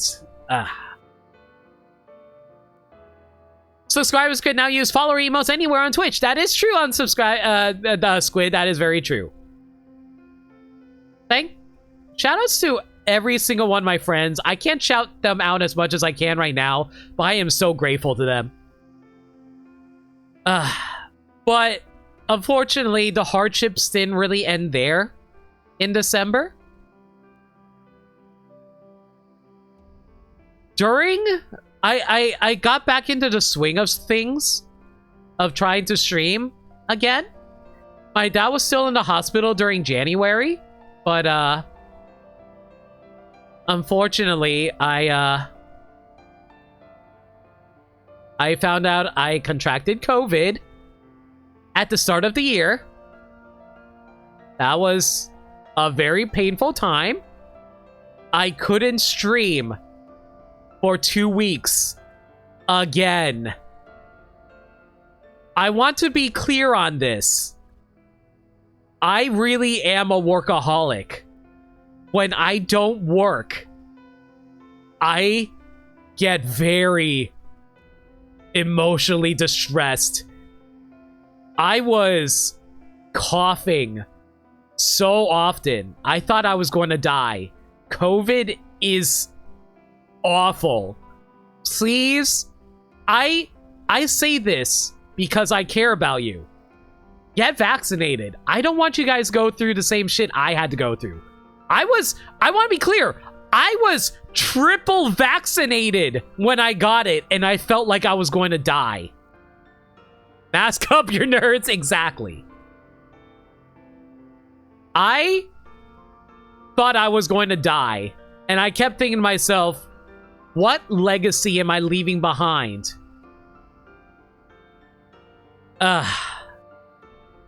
It was a dark time for me. And I hated that I had to not stream for 2 weeks. My throat would not stop hurting. I couldn't stop coughing. I was bedridden for days. And it also really sucked for my mom. Bless my mother's soul. My mom, even though she was still forced to look after my severely weakened father. Oh my god, this is bad music for this, but it's fine.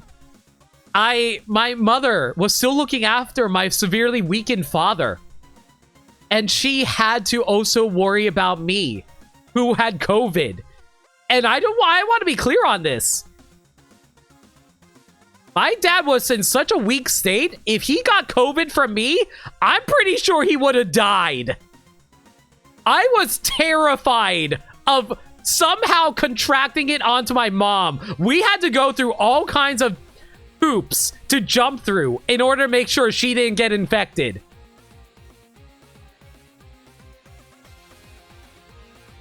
Thankfully, they didn't, and I am so glad we were able to avoid that. That was a rough January for me, guys.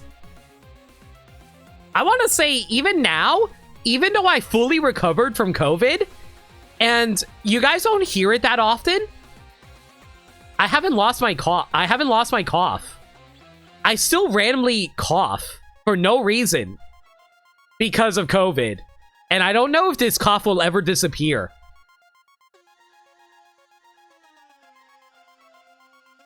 Please, take care of your... Like, I want to be clear on something, guys.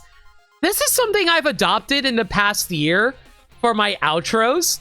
Every time I say, stay safe, take care of yourselves, that was inspired from my concern of you guys. And after COVID, I really want y'all to take care of yourselves. Because I want y'all to be able to live your best lives without having to go through any permanent damage like I've gone through. So please, take care of yourselves. So, the year continued. I did a promised... I remember... I do have... It's okay, Rating. Listen, people go through tough stuff all the time.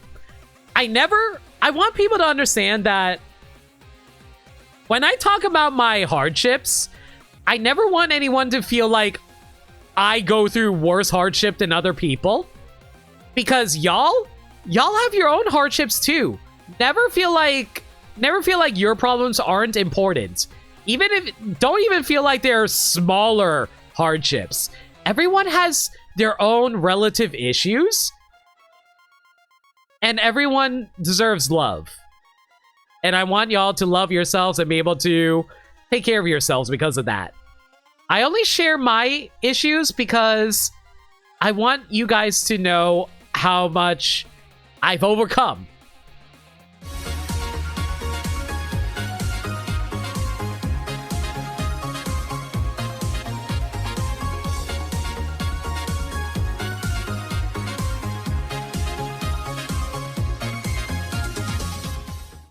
Here is love.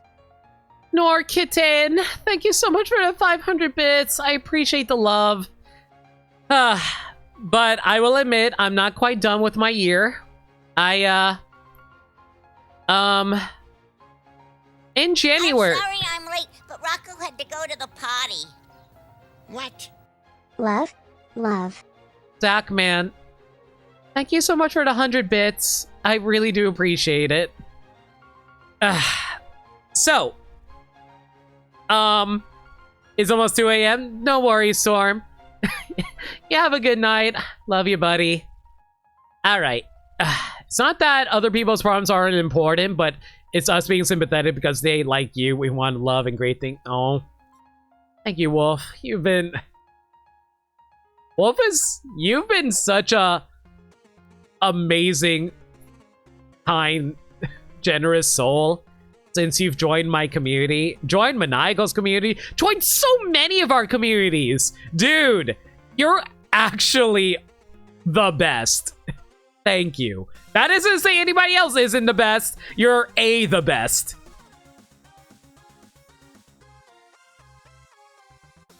But yeah, I will say, because of what happened last January and December, it kind of hurt my outlook on life a little bit. I'm not gonna lie. There was that Fortune Street night I did featuring Green Power Star, Neo King, and Maniacal. Back in January, after COVID, I was not in a good headspace. I was not in a good headspace after COVID. All I was thinking to myself is, I think my life is ruined. My father could no longer work. We could not make as much money as we could be anymore because my dad being, I don't want to say crippled, but you know, like he's not able to work anymore from the stroke. So we lost a major source of income.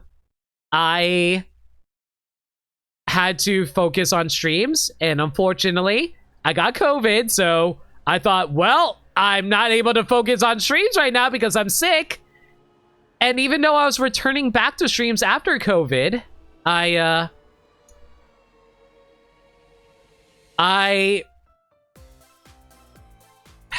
what is the word? I was disillusioned.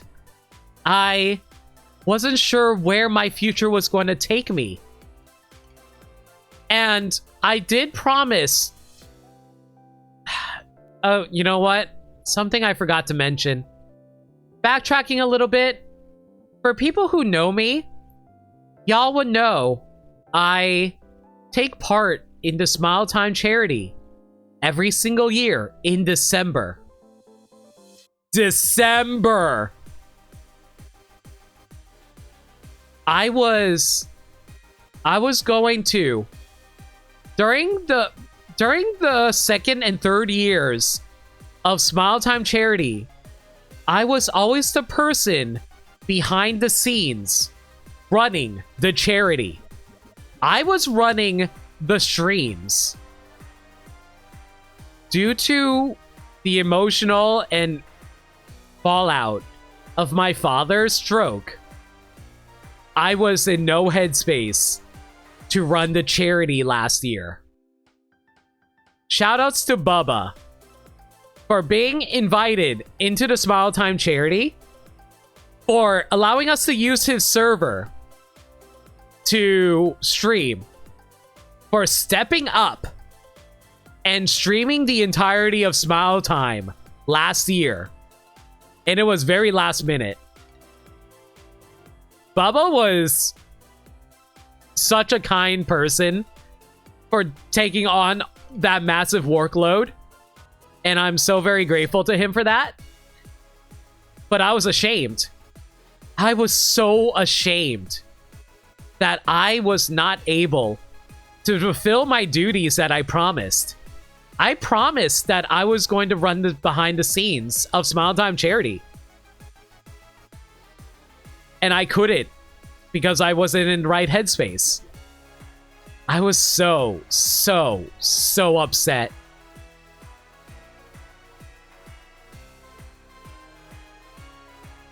I am proud of my work with Smile Time Charity. Not being able to work on it that year was,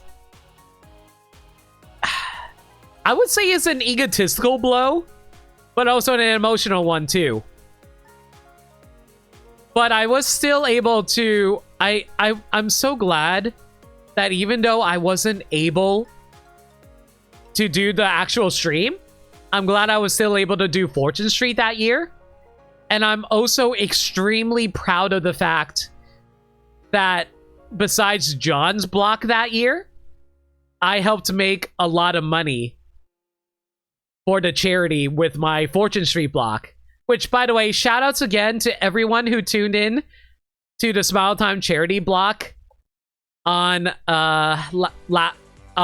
last week. Was it last week? Oh my god, has it seriously been a week?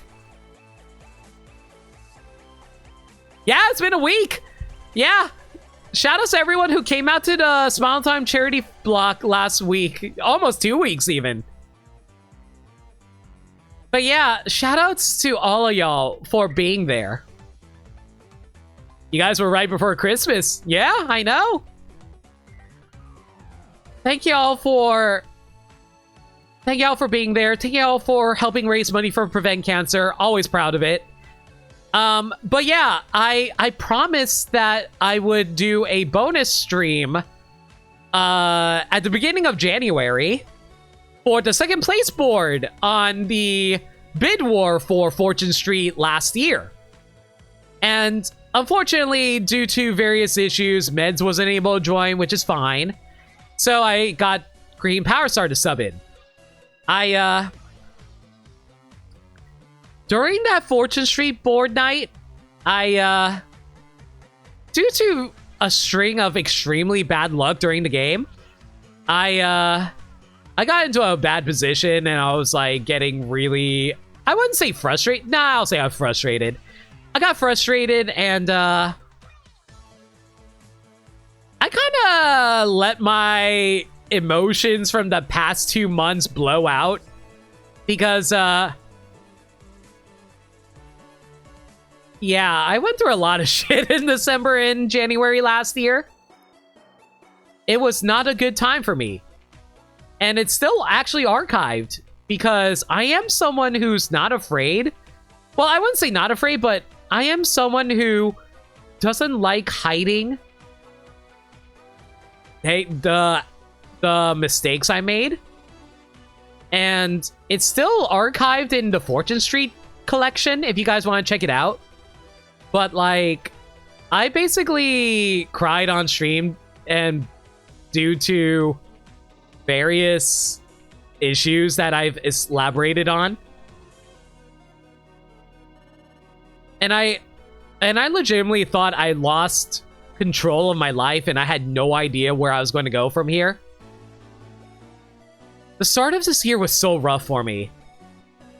But I am so freaking blessed that a month later, I was able to get John on for Fortune Street. It was such a good time. I had so much fun playing with everyone. I'm so glad that everyone got to hang out and chat. I hoped everyone had a lot of fun with that. I'm not sure how many people first found me through that night. Because, man, I got a lot of followers from John thanks to him joining me for Fortune Street. That's how you found me, and I'm so grateful.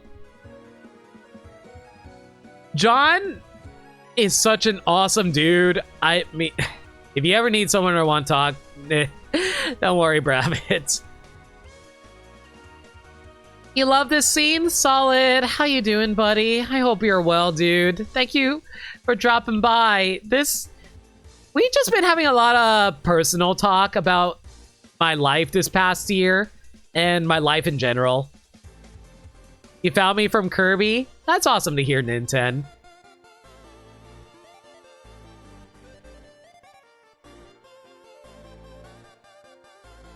I'm awesome too. Lies.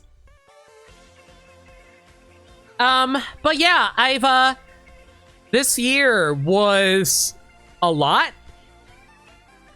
Like I mentioned, was grateful to John for doing that Fortune Street with me because I feel like I've grown a lot thanks to him. It was one of those goons sent you over, Majora. That's awesome to hear. You don't remember how you tumbled into here when I was doing platinum? That's fair. No self-deprecate, take the compliment. Do you know how hard it is to take compliments around here? But yeah, Thank you. Deny it again. I dare you. Thank you for the 14 months solid, and I dare to deny. Oh, so I rot. Thank you. I met so many awesome, incredible people this year. Thanks to John, thanks to the charity, and sometimes I just come across you guys from you guys following me from random streams, and I'm grateful for that. Thank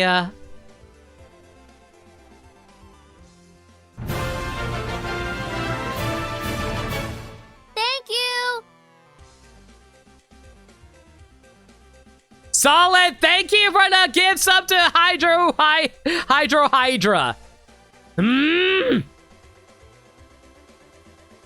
You started hanging out around 1,000 Year Door. Glad to be around. And I'm glad to have you around too, Aiden. Curse you, Smash Ultimate, for making me meet this one person. Shut up, Nick. Okay. Where was I? I guess what I'm trying to say is the worst of the year was definitely the start of it. And things did get better as things went along. But man, there were so many various computer issues that was giving me anxiety attacks. And I was always worried whenever I didn't get that many viewers in a night because I kept thinking to myself, well, I guess I peaked with that John stream because I'm never going to hit those numbers ever again. You're going to lurk? No, dude, don't worry. If you weren't worthy of love, we wouldn't give it to you. Do you know how hard it is to accept love being the person that I am? I'm grateful, but I will never be able to accept it normally. I was raised too much as someone who's unable to accept things unconditionally.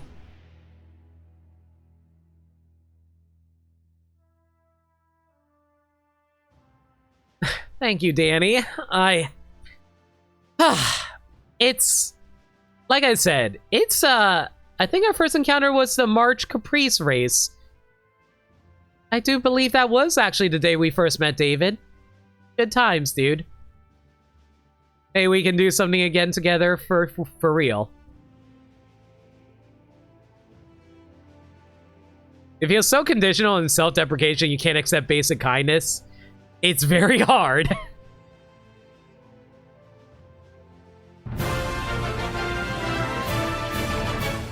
Thank you. Anonymous, thank you so much for the gifts up to Vimbert. Who is this Anonymous? It's a human eagle. Anonymous is usually you.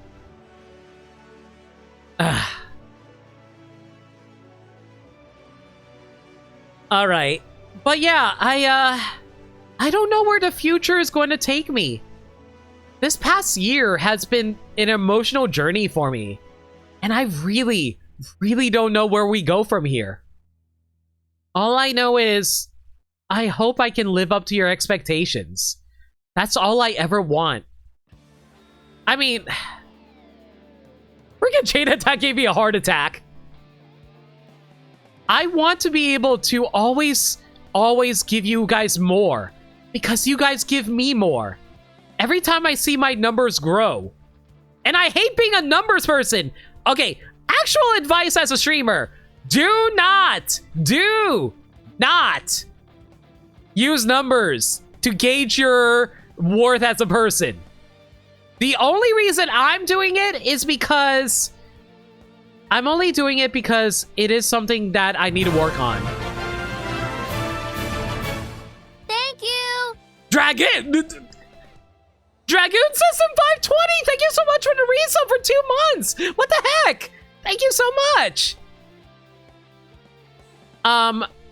It's easier said than done, honestly, but you feel that? Yeah. So, I do want to be clear. The only reason I care so much about numbers is because of the fact that I am trying to treat this as a job. If I don't pull in good numbers, I'm never going to be able to grow. And I want to be able to grow. Not just... I mean, yes, the main reason is to be able to help support my family. If you guys haven't figured it out by now, yeah, this past year I've been thinking about almost exclusively supporting my family. I do want to support my family, but I also am thinking about if I am able to grow, I'm able to bring better and newer things for you guys. I can get a new computer to make streams run better. I can get more money to be able to buy more emotes for all y'all to have fun with, not just here, but also in the Discord server. I can make these layouts look better. I can maybe get partner and get you guys more emotes. I can probably do more sub nights with you guys. I have so many ideas if I'm able to achieve certain things. And it's only thanks to you guys that I'm able to achieve these things. And I will repeat it until the end of time. I am so grateful to all of you for helping me get as far as I am right now. But I never want to stop. I want to keep going. How close are you to partner?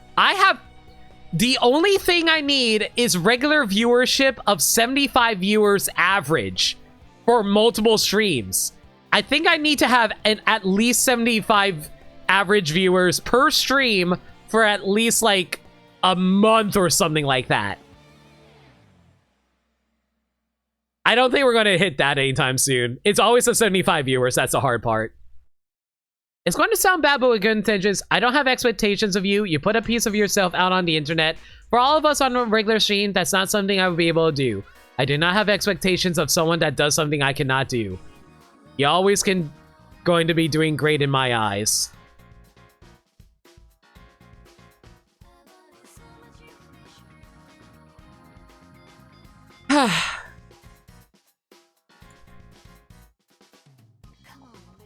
I know you guys don't expect much. It's hard to wrap my brain around. Because, God, you guys give me so much by just being here.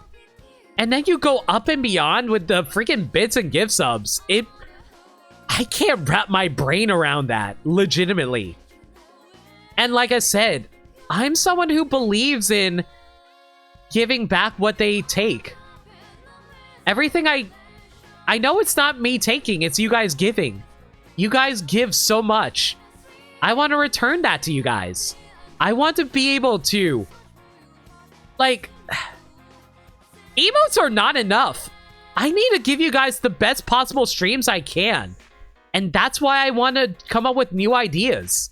It's why I have this series set up for you guys. You always enjoy my streams. I can tell you put a lot of effort into your channel and it shows. The only thing I want right now is to be able to make this a proper job for myself so I can do everything that I want. The only dream I have is to achieve my many dreams.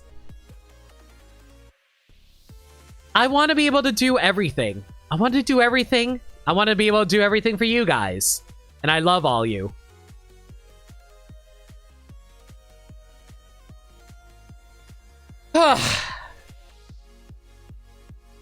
You'll find the One Piece one day. I want the One Piece. I will use the One Piece to make the world a better place.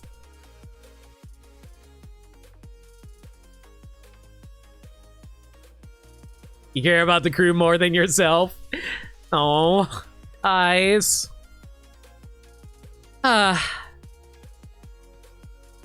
Thank you for the awesome birthday.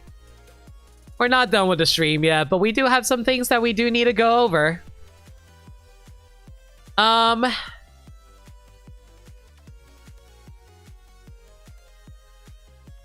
We love you too. Oh, Dragoon.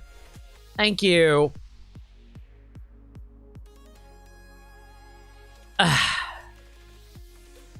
Well.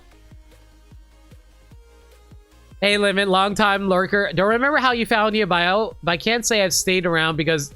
I can say I've stayed around because of your personality.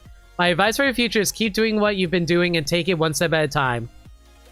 Never give up your great energy and motivation. It's my opinion that makes it...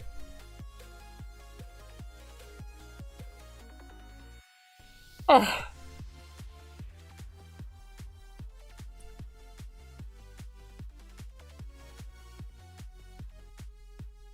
Thank you.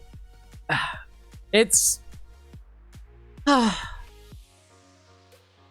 You know, when I get messages like those out of nowhere from lurkers, which, by the way, feel free to return to lurking. It's all good. Like, never feel like you're pressured into talking.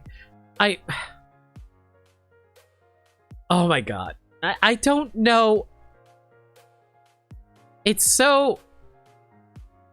I'm sincerely at a loss of words because I never expected a message from a lurker like that.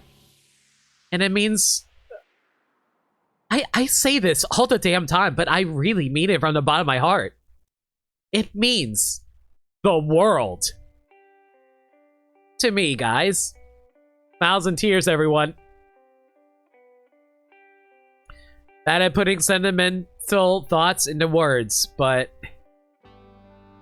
I just want to let you know I appreciate your friendship a lot and I always wish the best of you and your family. You're new around here, but you can tell that I am a legit nice person who deserves the love and support I get. Been seeing my name in your emotes everywhere and finally getting around to catching my streams. I can see now why people hold you in such a high regard. Keep up your great work. Hope you can get the support that you can. Even I do lurk a lot.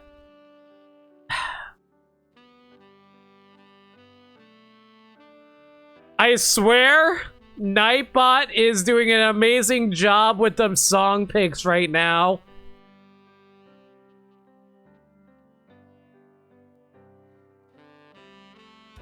You need to commission Skylar and make the tears fly off the side of your face in a new animation. They're just going to be giant waterfalls at that point. Thank you. Thank you for the birthday wishes, Allie.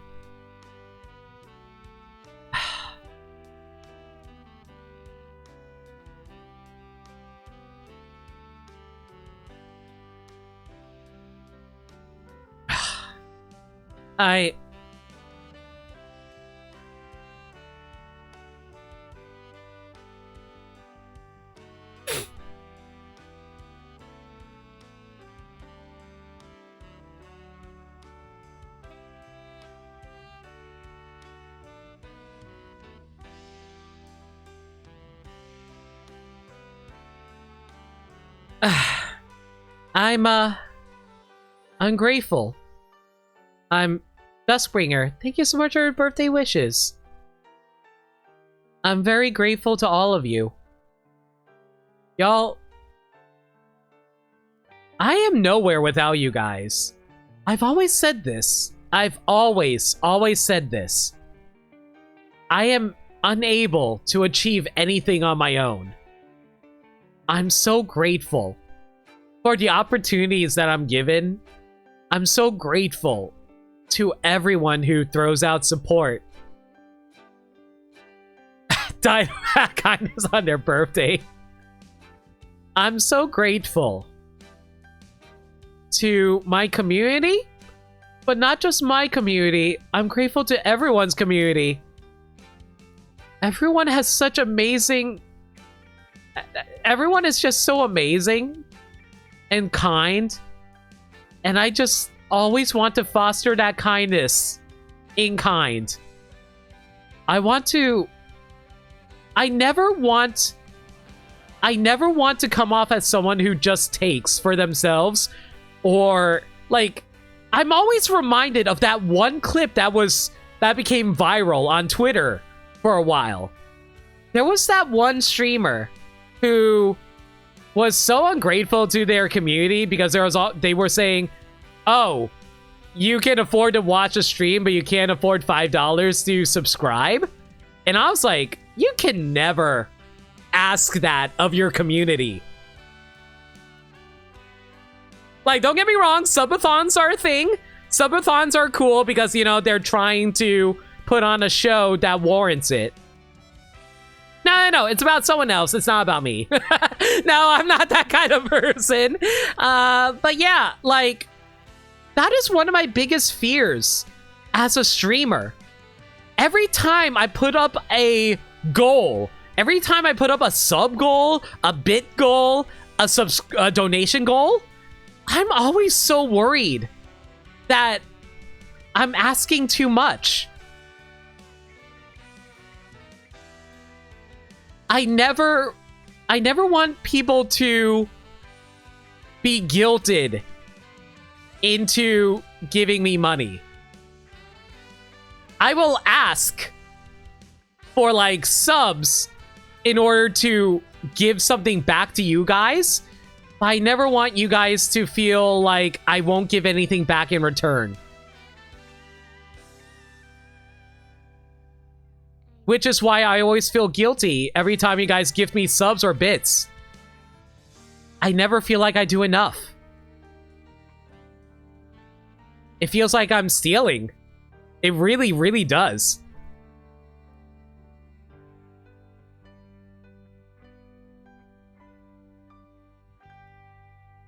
And every time I ask for anything, it feels like I'm asking for more. And I technically am asking for more. But I always worry that I'm going to cross a line one day.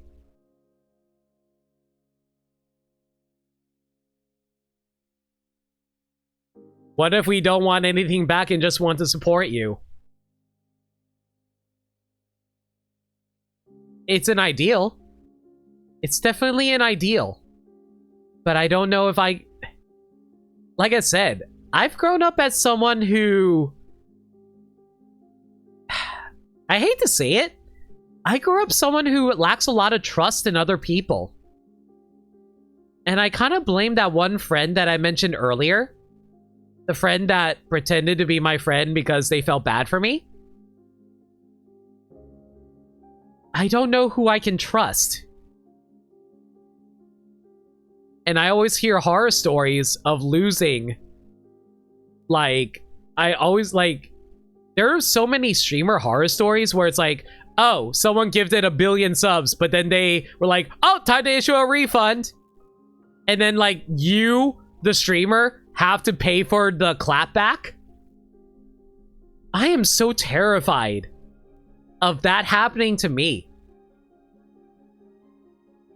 So I always get paranoid. And it becomes a matter of trust between me and viewers, and I never want that to be a thing. So whenever I get bits and gift subs from you guys, there's always that wall between us.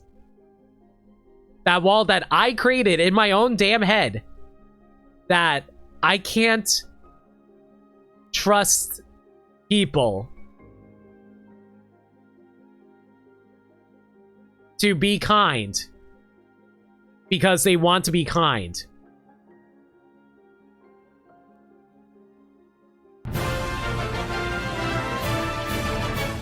Thank you! Shh, have my view watching tax. You didn't have to do that, Bean. You didn't have to do that. Like I said, see, that's another issue that I'm worried about. I'm grateful to all of you who throw money at me, but I'm also worried that, am I just putting on a sob story? I don't want... Well, the music suddenly picked up. I don't want people to give me money out of pity either. I guess it's a bit of an ego thing when I say this. I want to be able to earn my keep. Everyone has sob stories, I guess. Thank you. Majora, thank you so much for the gift sub to Kathleen. And thank you for another gift sub to Spartan Yoshi. What the heck? You don't have to do that. Why is there no alert for that? Is the alert gonna go through? I don't think it is. Hang on. There we go. Thank you. You're being open and being genuine. Viewers appreciate that.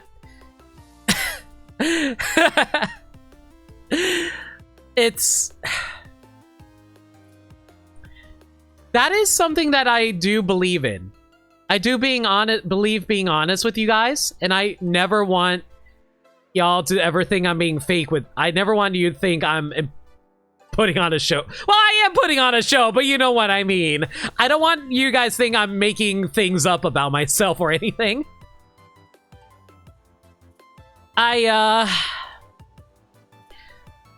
There's always a fight that chargeback scenario if it ever happens. I know it's easy to say not to worry and that you're not there yet, but I get it. You have lots of anxiety energy. I am so anxious. Gifts ought to be given or else we'll be stuck with no love.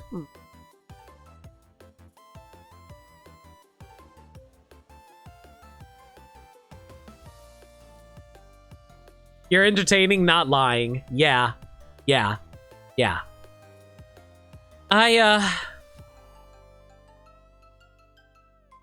I guess what I'm trying to say is, you're telling me Limit doesn't actually own a Mithra plushie? Well, now that you put it out in open like that, now I have to get a Mithra plushie.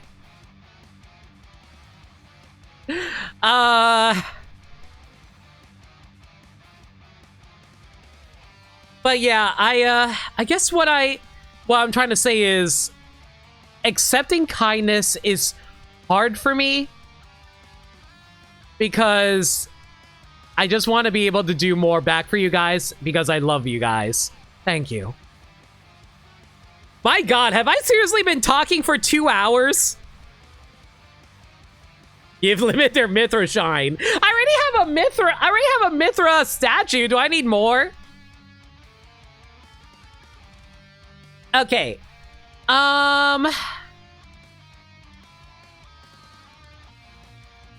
Yes, you have. Yes. You talk for far longer on normal streams? You're not wrong, B-Master. Now drink water, that way you don't kill your throat. Thank you.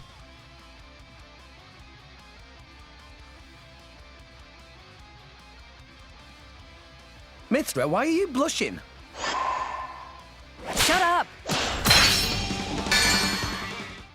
Mithra is pretty. Mithra is strong.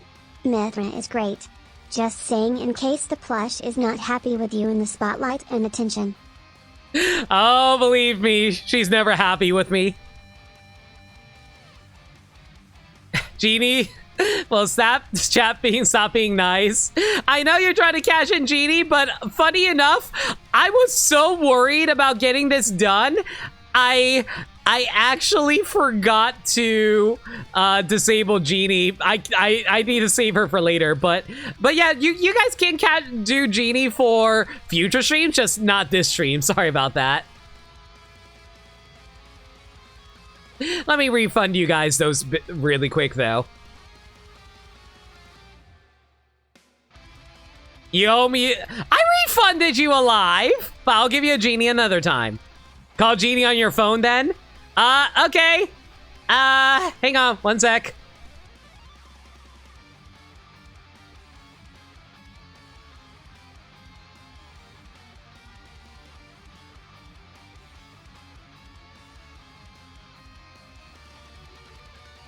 Give me one sec, give me one sec.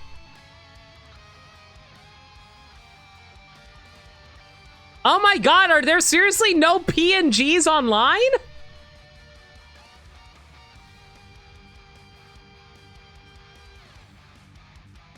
Man, I really hate all these fake PNGs. Ah, whatever. I guess we're just going to have to telepathically communicate. Genie! Genie of the slots, come on out! Spin those wheels. You know what? Screw it. This is going to look awful, but I'm going to do it anyway. Yeah, this is how bad this looks. All right. Genie of the slots, come on out, spin those wheels. We got an important question for you now. Well, stop, chat, stop being nice. And the answer is, oh, wow. Is Genie actually going to be nice to me for once? I don't believe it. Maybe she'll actually give me some good luck when it comes to Pokemon shinies. Later, Genie.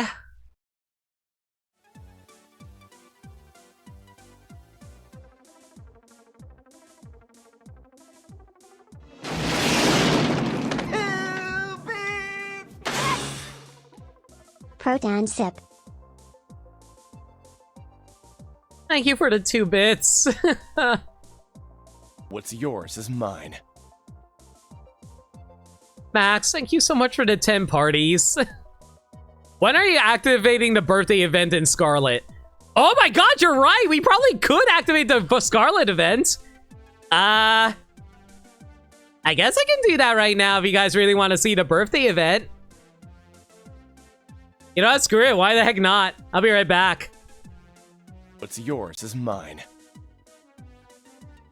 Thank you for 5 bits.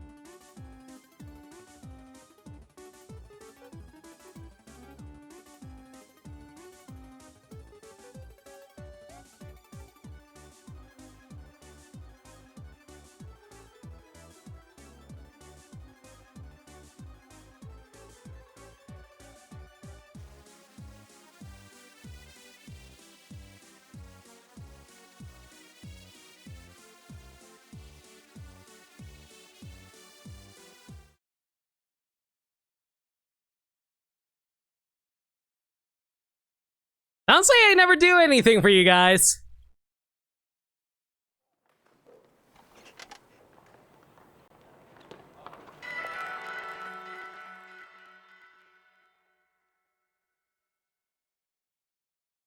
I be floaty? Believe me, if I were to move her, it would actually mess with my default outfit during streams. So I'm not gonna move her. All right. Let me turn off this song over here so I can listen to the game. And I really hope the game audio isn't wrong. Nope, game audio is good. All right. Let's see the birthday celebration.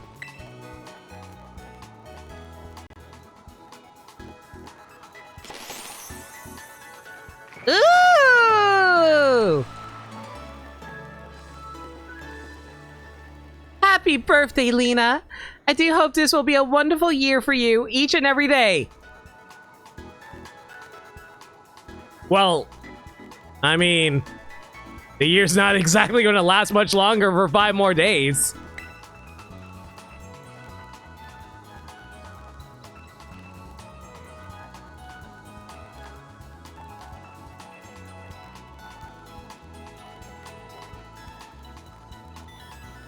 How many games are going to show your birthday celebration? I think this is it, actually. Yeah, so yeah, that's about it. It just puts up a birthday cake and balloons and streamer stuff around the Pokemon Center. Oh, there's graveyards. Oh, that's so cute.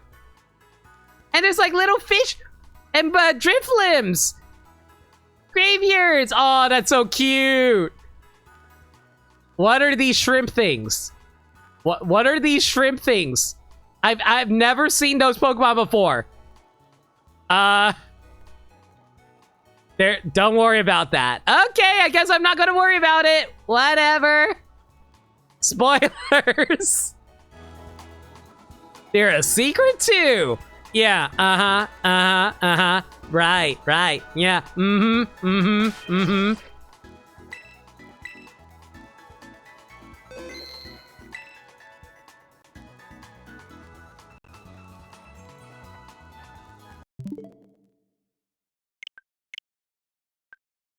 All right, well, glad I was able to show that off for you guys, I guess.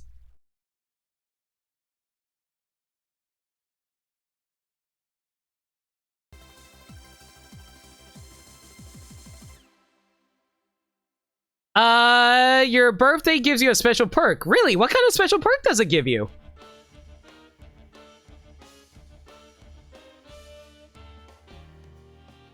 So you're playing Pokemon right now? No, I'm not. I decided to just swap over. No, the rest. No, the stream is definitely just the podcast. What about Animal Crossing? I am not streaming my birthday in Animal Crossing. I have not played that game in months. Oh, you get a 10% chance to get a Pokemon with a unique mark you can only get today. What do you mean by unique mark? Do you mean like a mark in its summary?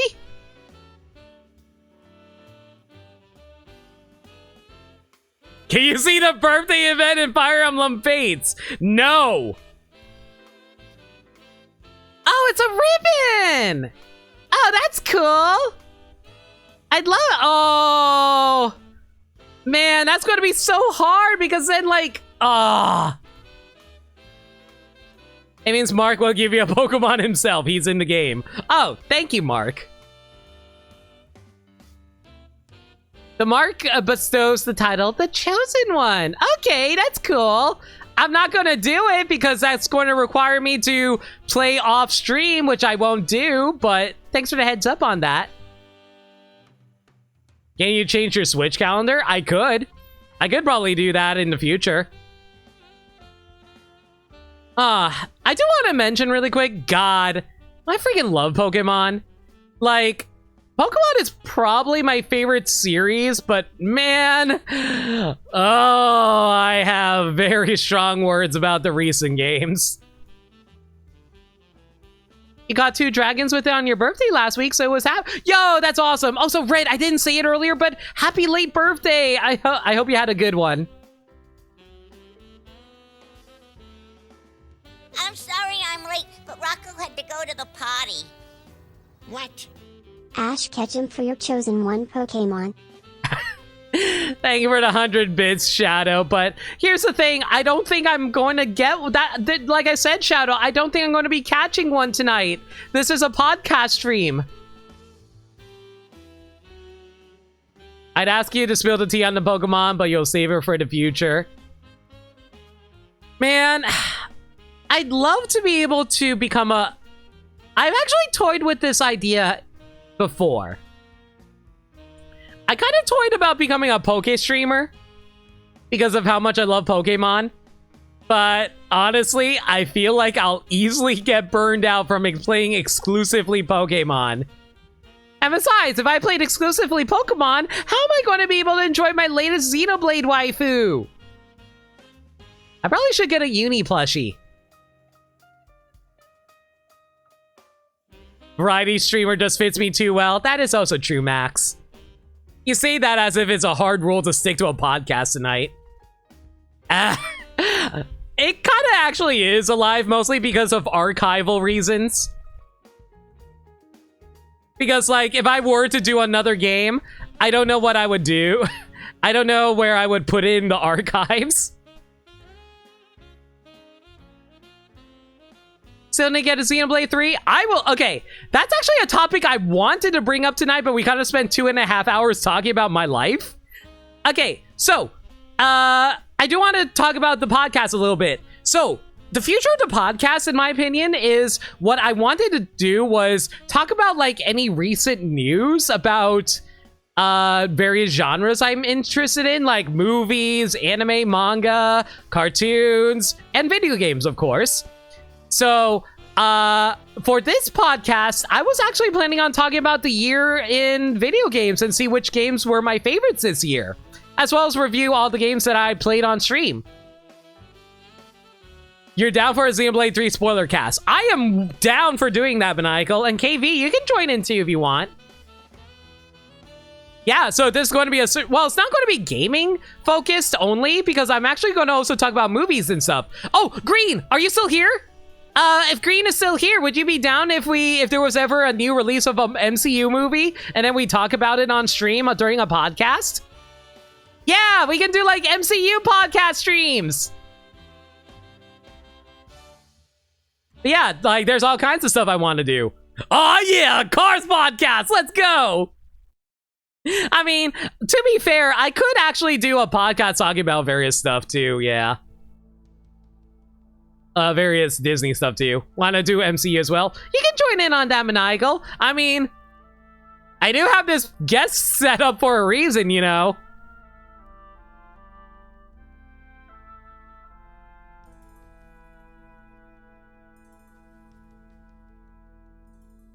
What's your idea? Talk to you about Zelda. Yo, yeah, we can talk about Zelda or Hades when that comes out too, for sure. Oh, speaking of which, shout outs to Alive again. You know what? Just because she doesn't like it when I do this.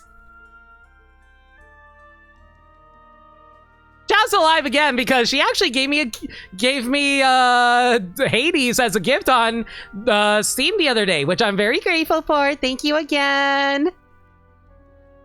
I do actually need to start playing Hades on my own time. Never mind, if you're doing cars, I'm out. Take a shot every time I shout out Alive? Good, you'll die.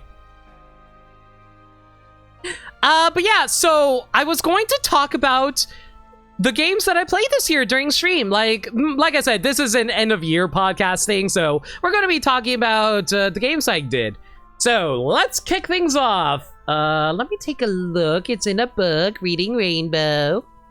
Hades is terrific. I heard very good things about it. I won't lie. I'm not really big into roguelikes. I don't, mostly because I'm a completionist kind of gamer, and roguelikes just seem really hard to complete. Mind you, I completed Xenoblade 3 on stream, but... Read your ideas. All right, fine, I'll scroll up, Maniacal. What was your idea? Waifu rating stream the broadcast. You joke, but that's actually something I had planned, believe it or not.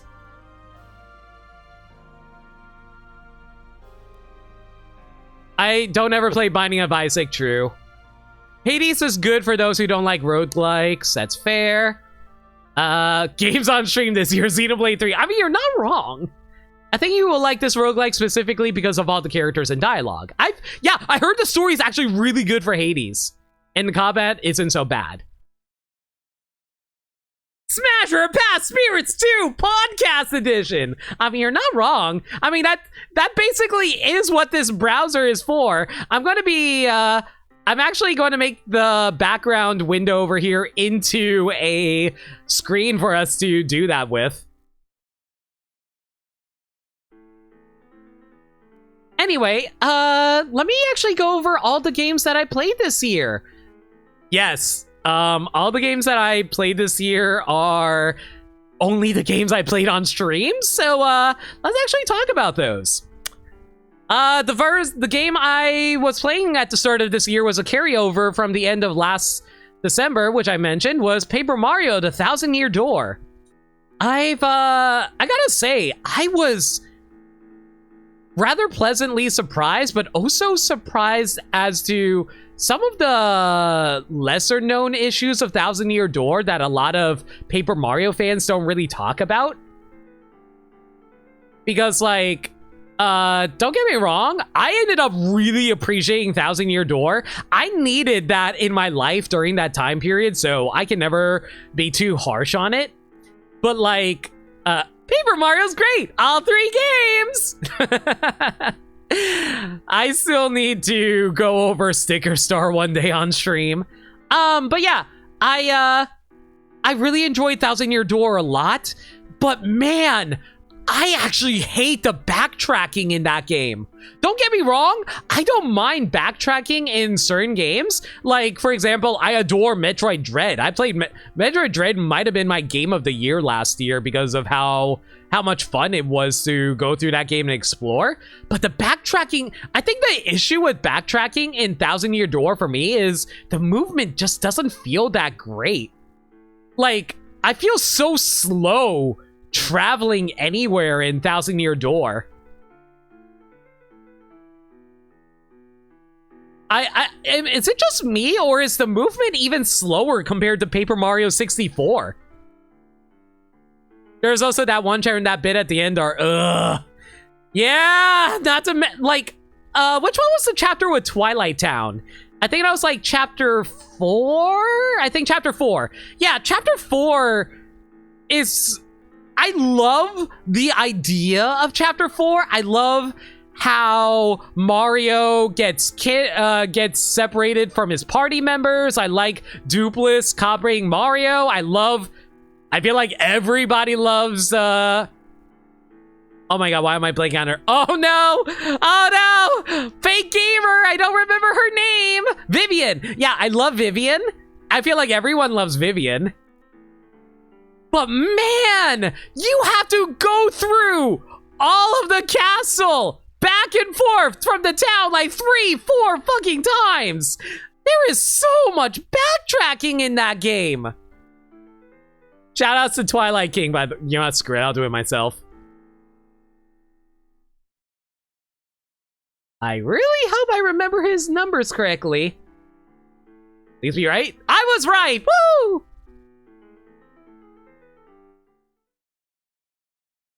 But yeah, it's just like, there's just like so much, like, I feel like the biggest issue without a doubt is the backtracking in Thousand Year Door. Everything else is amazing. I adore Thousand Year Door. I love the combat. I really love the stylish system. I really love all the different kinds of builds that you can do for Mario. I love the party members. Like, the party members are so ridiculously charming and whimsical. I know that Rosie's going through Bug Fables at the moment, and I really want to play Bug Fables myself too. I've never played it before. I'm kind of debating if I should play it on stream. I'll let you guys decide that. I don't know. You guys want me to do Bug Fables on stream? But yeah, I heard Bug Fables is really good. I really want to try that out. I remember talking to Rosie literally last night. I was saying how, man, I wish there was more party members in Bug Fables, but she explained to me, no, but like the characters are more focused on their niches, and you also can create unique builds for every party member. And I thought that was really cool. That is something I wish that Paper Mario, at least classic Paper Mario, adopted, because I do admit, as much as I love Paper Mario, the party members do end up just being item utility more than actual party members. So like, man, if we ever did return to, have you played Super Paper Mario on stream? I have not. I'm willing to do Super Paper Mario on stream, but I'm kind of debating if I want to do 64 first. I'll let you know what? I'll let you guys decide on that. Especially Miss Mouse. Miss Mouse is optional. Like, she is straight up an optional party member. She's useful, but like, aside from that, yeah.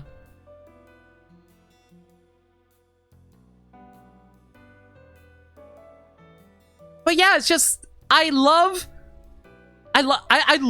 them to return to the original RPG system of Paper Mario Thousand Year Door.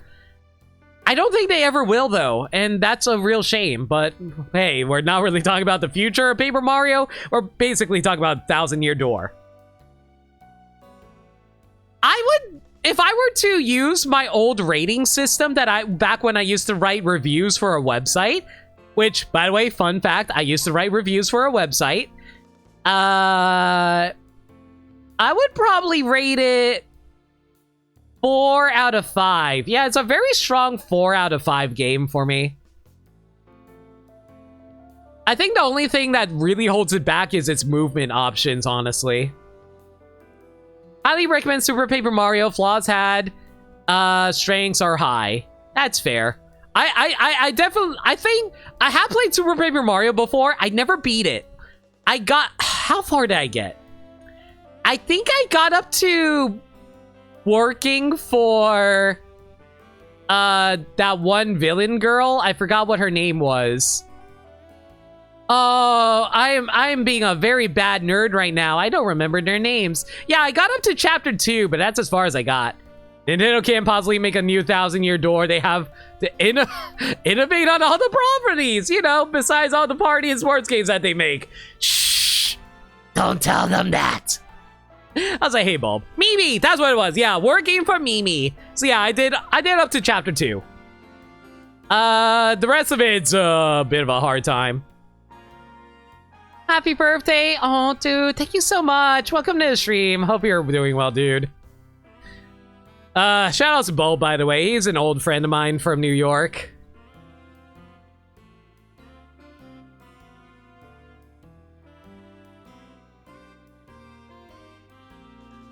Super Paper Mario had a great story, but chapter 2 sucked.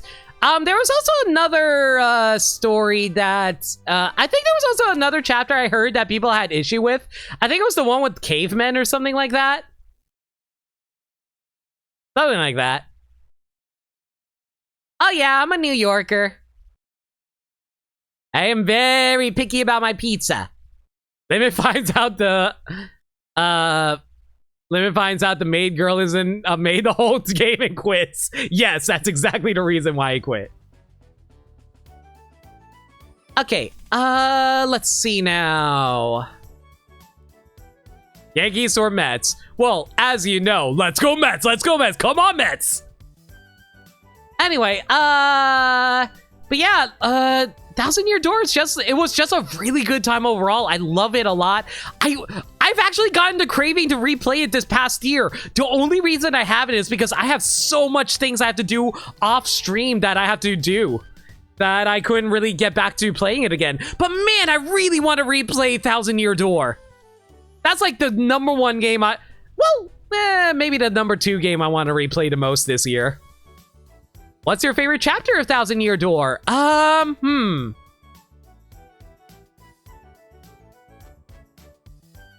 I think my favorite chapter might have been the Cortez chapter with Bobbery.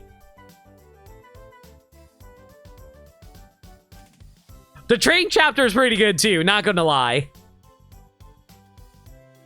I do love me some murder mystery, as y'all know. Surprise! I was actually the murderer all along.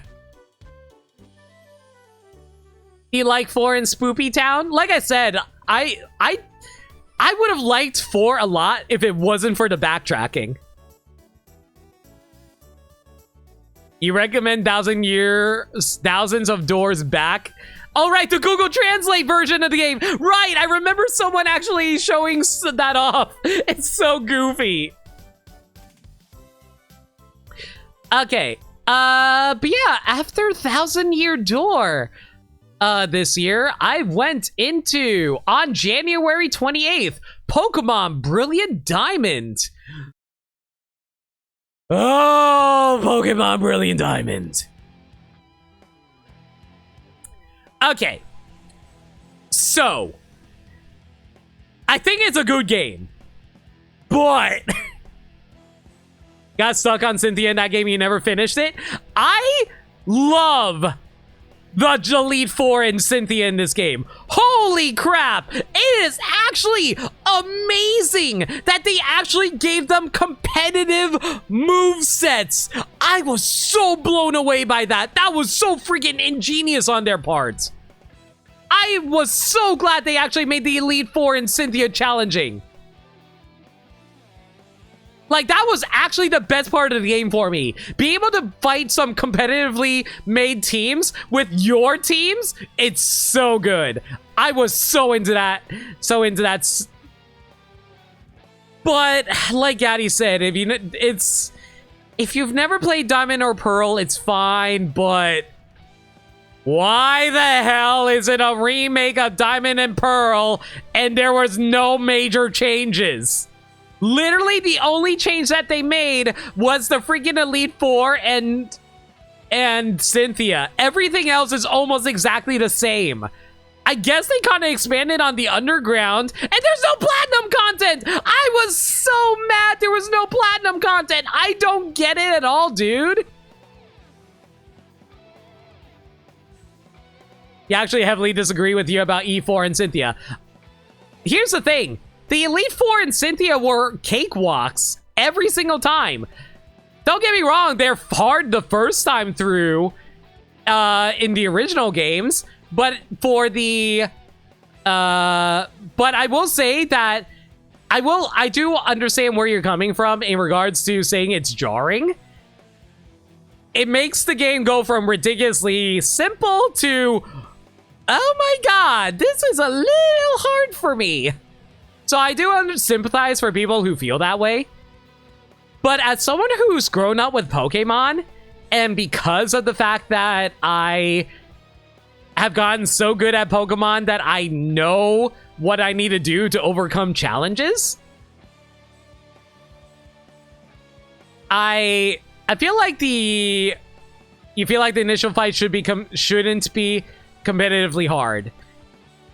I kind of understand that, but the reason I disagree on that is because I feel like final bosses in Pokemon games usually aren't that difficult, especially if you train up a team exclusively on leveling.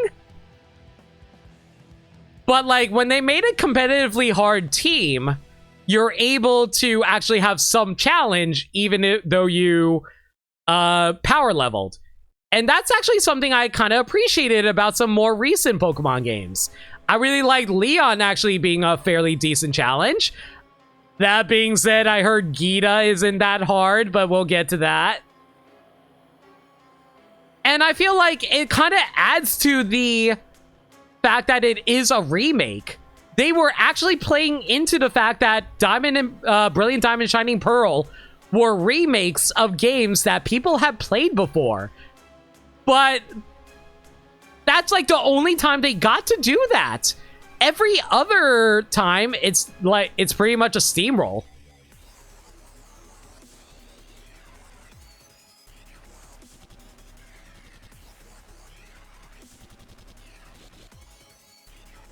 I'm honestly a bit concerned about Gen 5 Remake if it's going to be a copy and paste. Yeah. Do you recommend Oros over the originals? Yes and no, depending on your definition of originals. Let me put it like this. I feel like Oros got better with age. At release, it was underwhelming. The reason I found it overwhelming is lack of Emerald content. You were one of those people who skipped Gen 3.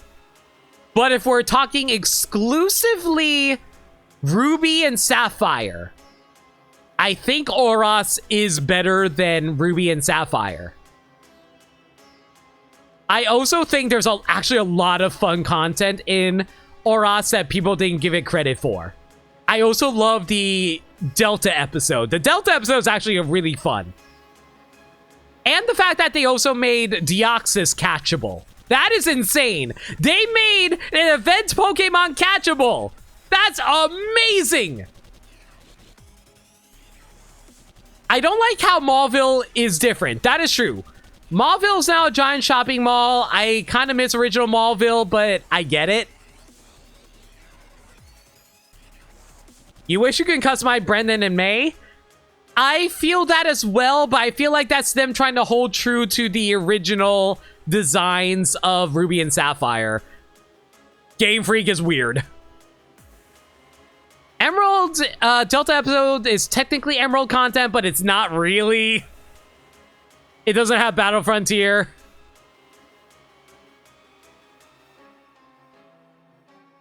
But yeah, it's such a mixed bag. I definitely do think Oros is worth playing, though. I really do. I appreciate Oros a lot more in retrospect after so many more recent games. Opinion of Courtney's redesign in Oros.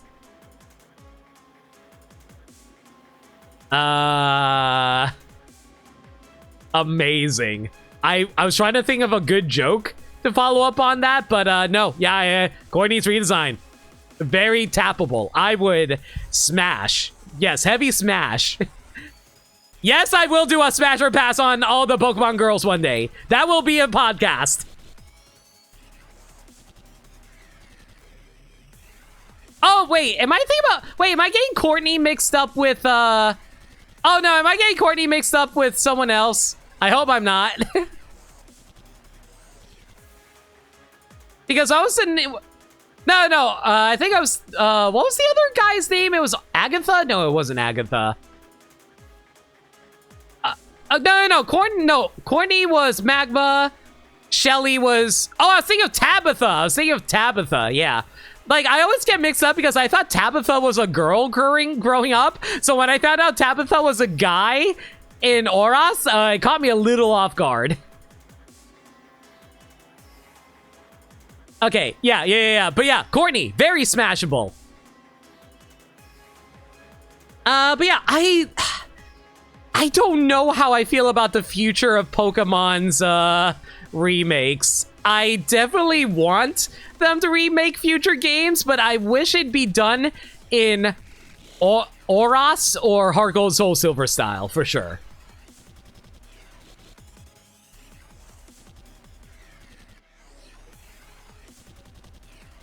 Tabitha is very obviously a male in the anime at the very least. Oh yeah, for sure. You want a proper yellow remake? We kind of got that with Let's Go, but yeah, Let's Go's not. Okay, but yeah, if I were to rate Brilliant Diamond and Shining Pearl purely as games without thinking about them being remakes, I honestly would give them a 4 out of 5. They're competent games. They're just competent games that we already played.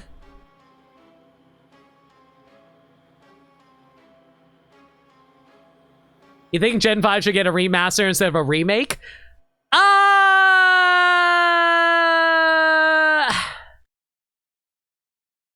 I respect that, but I don't think that would work for a modern generation. Unless they did an HD 2D style, like what Square Enix does, but I think Square Enix has that patented. I think they should just put all the DS games in a compilation with a higher resolution. That would be cool. I would actually be down for that. I actually would also be down for the GBA games like that too. All right. But yeah, after Brilliant Diamond, I did WarioWare Get It Together. Man, that is a game that fell off hard. And I feel bad saying that because I actually played it a lot, like a month after I played it. WarioWare Get It Together is such a mixed bag for me. There were so many good elements, but there were also so many questionable elements. One thing I really liked. I like that I got to play as the characters. Oh my god. You know what's the number one thing that I love about the WarioWare games? It's its characters. The characters are so good. I love all of them. I love Young Cricket. I love Mona. I love 9 Volt and 18 Volt. I love Ashley. God, I love Ashley. Yeah, the Switch one of Get It Together. Yeah, actually in the teenage mood. But yeah, I love that we finally got to play as the characters because honestly, the best thing about WarioWare is how ridiculously charming the characters are. I wish some of them didn't control like butts. I wish 9-Volt didn't constantly go back and forth when you're controlling him. I wish you didn't have to constantly fly in weird directions as Professor Krygor. There's Ashley's good. Yeah, Ashley's fun. But like, man, that game is so weird to control sometimes. I do appreciate the game having a lot of replayability with the online stuff. That's good. But man, why is it there's no online co-op? I would love to go through like a bunch of micro games playing with like Gaddy or someone else. It's so weird there's no online multiplayer. Especially since they touted, oh, hey, you can play this game with multiple people. And I'm like, cool. So does it have online? And Nintendo being Nintendo, what's online multiplayer? Hey, if you want online multiplayer, go play Smash or Mario Kart. Ugh.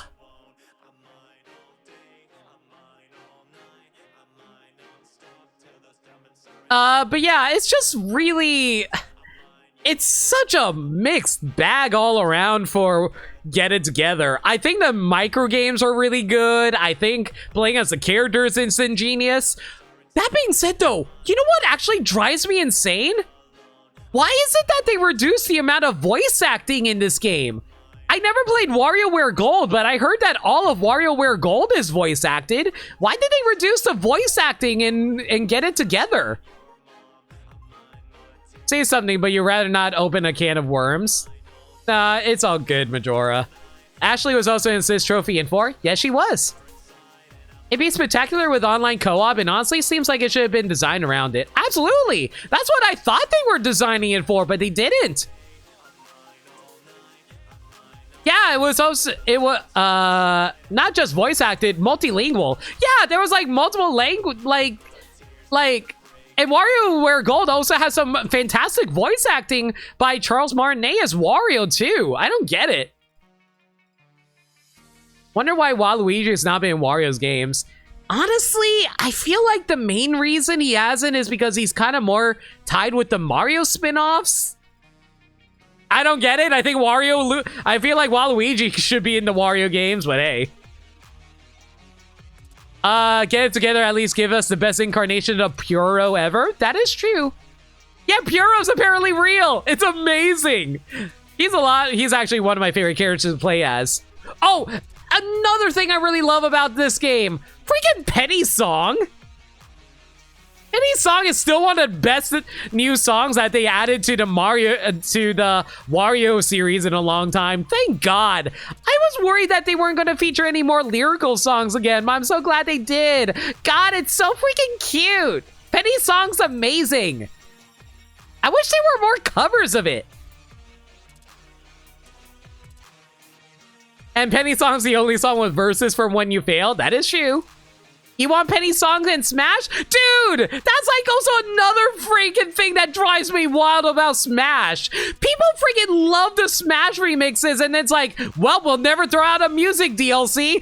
I would drop, unironically, I am 100% serious about this. I would drop $100 on a music pack for over 100 additional new songs in Smash Ultimate.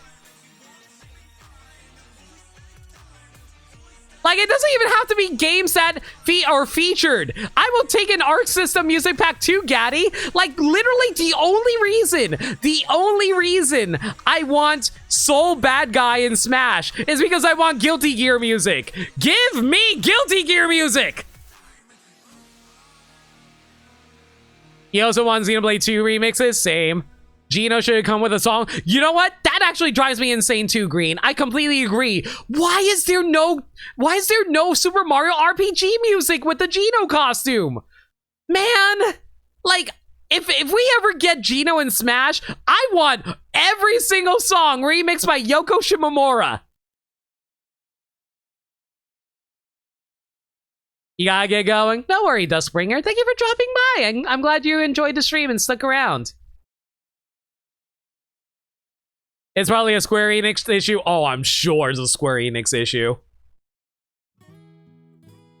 But yeah, it's just like, I love so many aspects of WarioWare Get It Together, but there is so many random stuff that holds it back.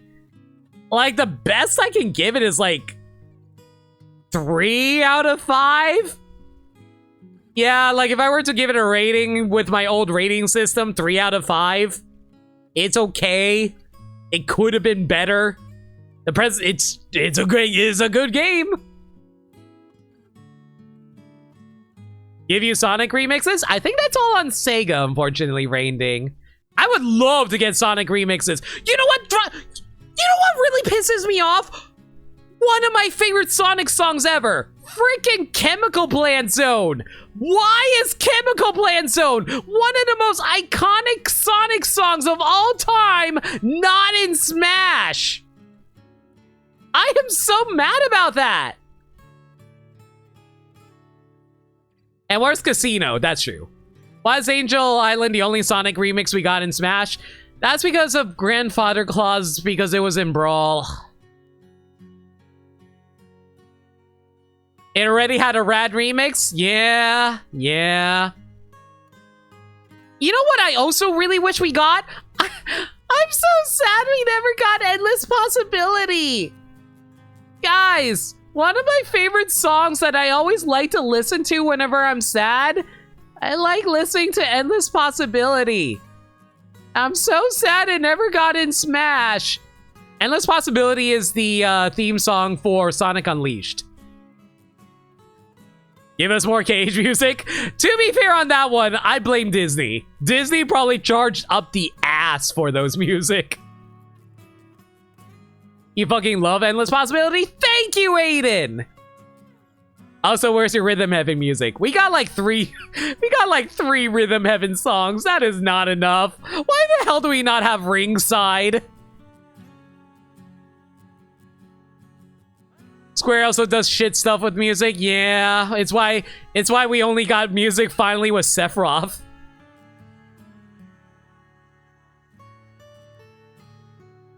Wubba dubba, is that true? Wow, you go, big guy. But yeah, I just wish there's so many other songs that they could add into Smash. Give you a Karate Man medley? Dude, that would be so sick. I would love a Karate Man medley. Man, this is why I wish they added the barista dog from Rhythm Heaven into Smash. That'd been cool. Maybe Hero should have been added in Fighter Pass 2, and past the... Okay.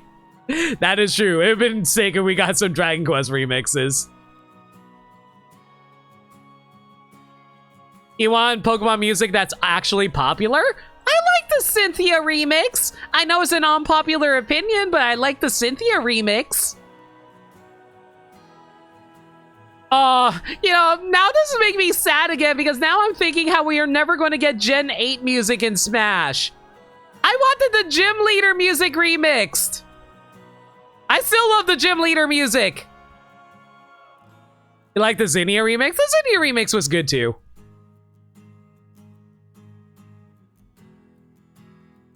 We could, we never know. Next Smash game for sure. But yeah, getting back into the games that I played this year, the next game I played was... Shantae and the Seven Sirens. I know that's your favorite game, KV. Your favorite Shantae game, rather. I didn't care for it. Oh my god. Oops. I forgot I put this in here. Da-da-da-da! I didn't really care for Shantae and the Seven Sirens. I think my issue with Shantae and the Seven Sirens is that it's a bit repetitive. I didn't really like how a lot of it was based off of the Apple Arcade stuff, where that where you can buy in different chapters, and everything was just like, oh, gotta save a genie, and then you get a power, and then you save a genie, you get a power. It really didn't feel like the plot was progressing at all. It just felt like endless loops of the same goal over and over again. I also didn't really enjoy the traversal in Seven Sirens all that much compared to other games. Admittedly, I feel like even now, I think Pirate's Curse has the best movement options. It's good to back to basics, having up for once. Pirate's Curse was way too repetitive, just going to multiple islands. I disagree, because at least the islands had different maps, and they also weren't one giant one.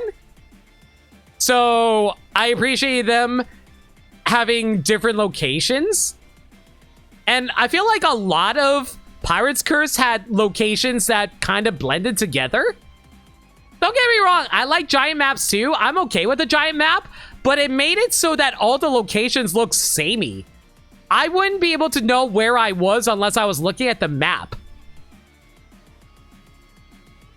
Also, looking for all the nuggets was hell. That is true.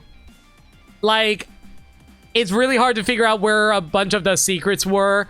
I also felt like there were a lot of dead ends. Okay, I will admit, I don't remember the maps of Pirate's Curse and Half Genie Hero all that well, but I don't remember as many dead ends in those games compared to Pirate's Curse. Might just be me.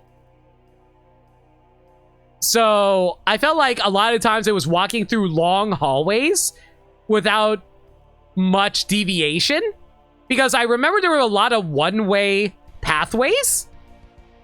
So it was really, so it's like, so a lot of times it's just you walking in a straight line for a lot of the time, and I found that a little boring.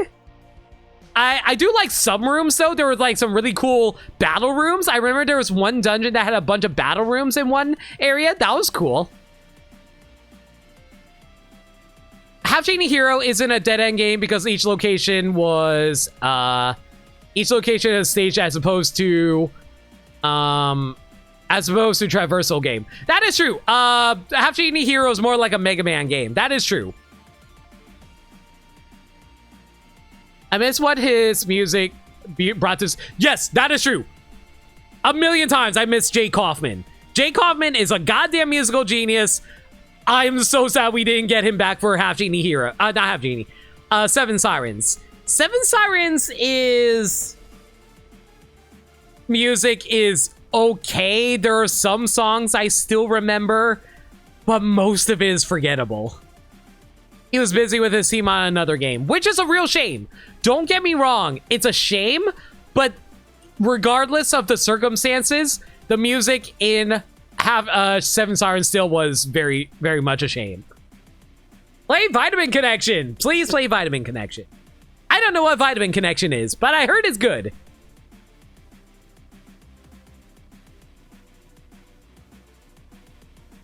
They really did spend all that budget on the Studio Trigger animation.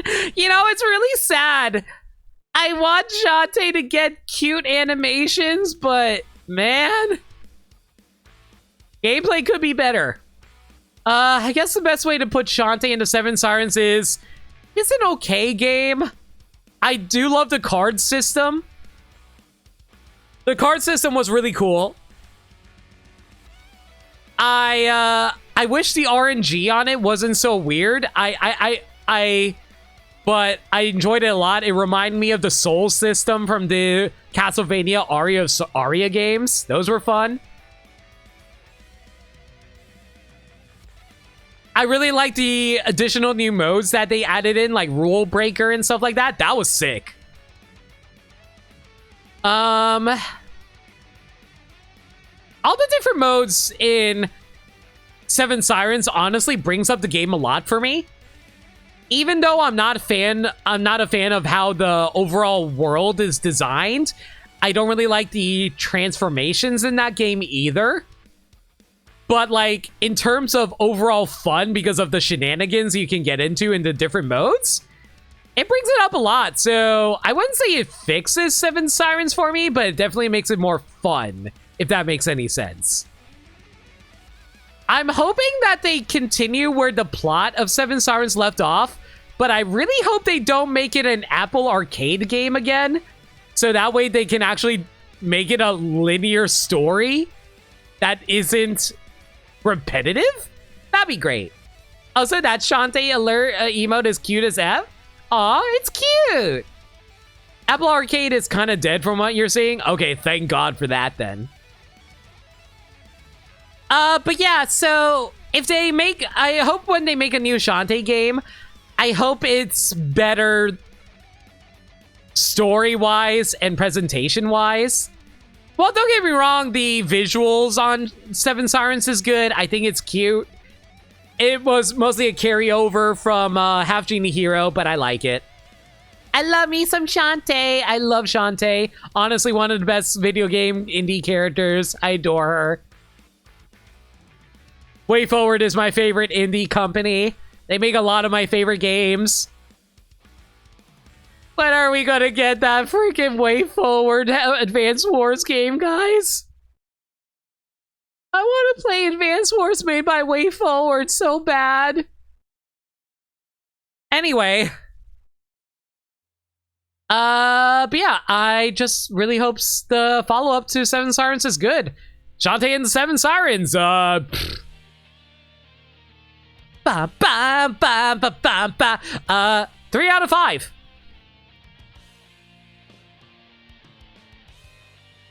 Okay, now here's a big one. Oh wait, oh no, sorry, I actually skipped a few games. After Seven Sirens, I did Puyo Puyo Tetris 2 finally. It's Puyo Puyo Tetris 2. I don't know what I don't know what to say about it. I love me some Puyos. I love popping them. I love me some Tetris. I love stacking them. Puyo? We'll get to Puyo soon. I also I love the Puyo characters. God, I love the Puyo characters so much. They are so freaking funny. I love the writing for the Puyo games so freaking much.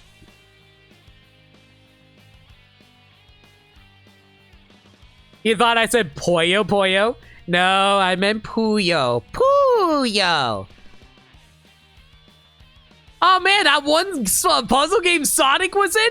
I know! I can't believe they finally made a spin-off sequel to Mean Bean Machine. Tetris, such wow, much Puyo. It was a fun time. I thought the characters are really charming. I think the plot of Puyo is absolutely batshit insane. Oh my god. Please let this lead to more solo games for Puyo. I agree. The crossover is nice, but I want more Puyo. I do want more Puyo games, don't get me wrong. But I'll admit, as much as I love the characters of Puyo, I think that's the only reason I would play Puyo. I am really, really not good at Puyo, guys. But, yeah, honestly, the hardest time I had with that game was specifically the Puyo sections. I want to learn how to be good with Puyo, but, I definitely think I'd be better at Tetris than anything. When are we getting Kirby Star Stacker Puyo game? Shh. But yeah, I love Puyo Puyo Tetris 2. It's a good time. 4 out of 5. Carly's Avalanche 2. Oh my god, are we seriously getting 2 Kingdom Hearts songs back to back? Alright, whatever. Anyway, let's see now. After Puyo Puyo Tetris, okay, here's the big one. Kirby and the Forgotten Land. It's still a top 3 Kirby game for me. I really like Forgotten Land. I really love the music in Forgotten Land. I really love the presentation in Forgotten Land. I hate that it's only 30 frames per second and it has major frame drops. Why does it have major frame drops? I know the Switch is an underpowered system, but come on, guys. Can we please have another 60 FPS Kirby game? Please? Kirby, and where are we? I really love mouthful mode. I think mouthful mode is one of the most fun gimmicks for Kirby. It's very unsettling when you think about it too hard, but it's also ridiculously cute. So, you know, Kirby. It's the Switch in 2022, and it's the norm. I hate how true that is. I really do think that we were actually supposed to get a new Switch successor with a more powerful Switch at some point, but because of the, you know, shortages for upgrading the Switch, we never got it, and that's why we got the Switch LED instead. Suck the bulb. No. But yeah, oh my god. I really love Kirby in the Forgotten Land. Like, if it wasn't for 2 other releases this year, I would honestly say Kirby in the Forgotten Land would be my favorite game of the year. It is a very solid number 3 for me. Hal's been cooking on that for a long time. Of all the characters to make the transition to 3D from 2D, Kirby handled it probably the best thanks to learning from what came before it and the time to understand. I mean, yeah, it's a modern 3D game. They did a really good job at it. I know they were planning on doing it since, like, the GameCube era. Beat 'em up! Yo, TG Birdman, thank you so much for a raid. The Emperor's Egg McMuffin. Okay, who stole the Emperor's Egg McMuffin? Who did it? Oh, you're playing Warhammer 40,000 4K. Okay, well, they're dead. How you guys doing? Hope you're all well. Welcome to my birthday stream. I'm No Limit. I'm a variety streamer that plays through games that they've never played before. But I'm actually currently doing my podcast, which is actually my first introduction of the podcast. Thank you for the birthday wishes, Birdman. I really appreciate it, dude. Happy thank you, Snowy. But yeah, today is my birthday, so I decided to show off the brand new podcast I have set up. Currently the discussion is on games that I played this year, and we're currently talking about Kirby and Forgotten Land, which, as I was saying, I loved Kirby and Forgotten Land so much. Like, that's one thing that I feel like a lot of people forget about me. I love Kirby. Kirby is one of my favorite franchises. The tech wasn't to their liking at the time when it was the GameCube prototype, which is why they scrapped it. Either a longtime member of HAL or a new one kept pushing for it. If you look through the releases before Forgotten Land, it's mainly that one dev who was in the directing chair for those side projects that finally gave HAL the green light of, we can do a full game of this. That's awesome. And I really hope they're proud of their work with Forgotten Land, because I definitely can see this being the future for Kirby. Because let's be real, at the end of the day, Forgotten Land is just 3D Kirby.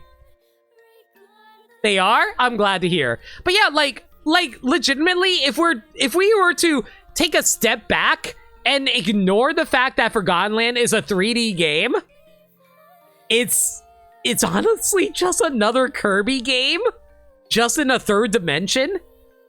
Like, I will actually, yeah, it's 3D and a car, exactly.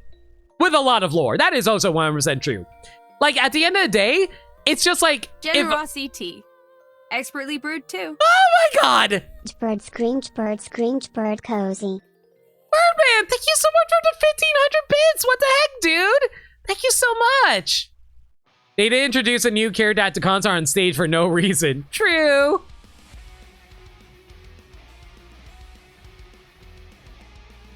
Thank you for the birthday wishes, Birdman. Way too kind of you. Thank you so much. This has been an emotional podcast tonight. Thank you, everyone, so much for your support. Okay, but getting back to Forgotten Land. But, like, yeah, Forgotten Land, if you were to, like, compare it with other Kirby, 2D Kirby games of recent era, it's very much like very much made in the same exact style. Kirby goes through a gimmick level. He uses his abilities to solve puzzles, he does some slight achievements to get the collectible of the game. In this case, it's Waddle Dees, which, by the way, it's really funny that the collectibles are Waddle Dees. Yo, Andrew, have a question. Why the infinity symbol on Lina's outfit? There are no limits to the possibilities to that answer, Andrew.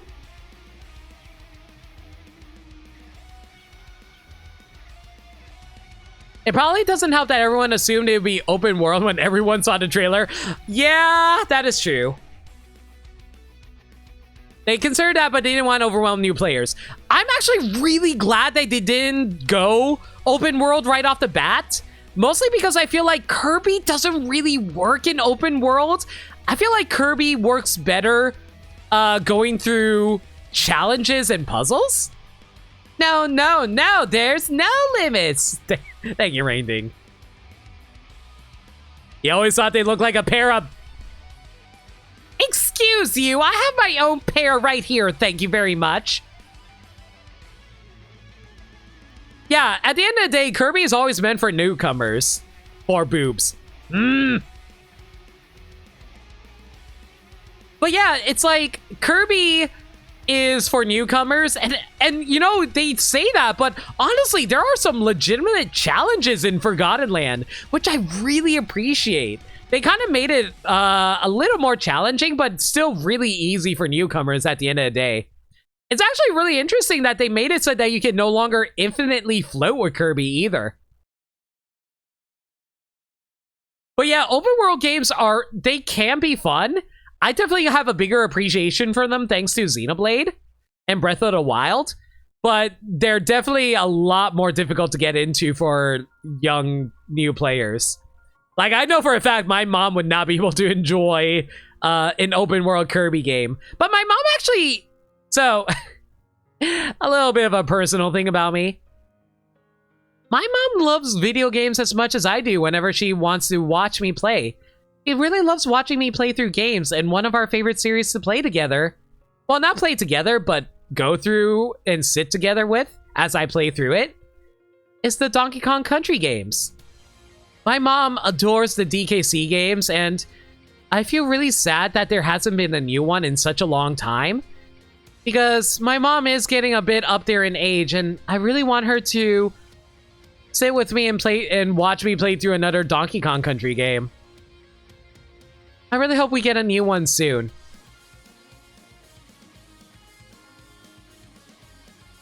Anyway, Kirby, a lot, like, yeah, Forgotten Land, just so damn good. The lore is so good. One of my favorite changes that they did for Forgotten Land, they put the lore on the statues. Those little collectible figures that you get from the gacha machines. I am so glad that they did that. One of the most annoying things, even though I love it about Kirby, the drought of Donkey Kong games is a bummer. Absolutely. I really wish we get some new ones soon.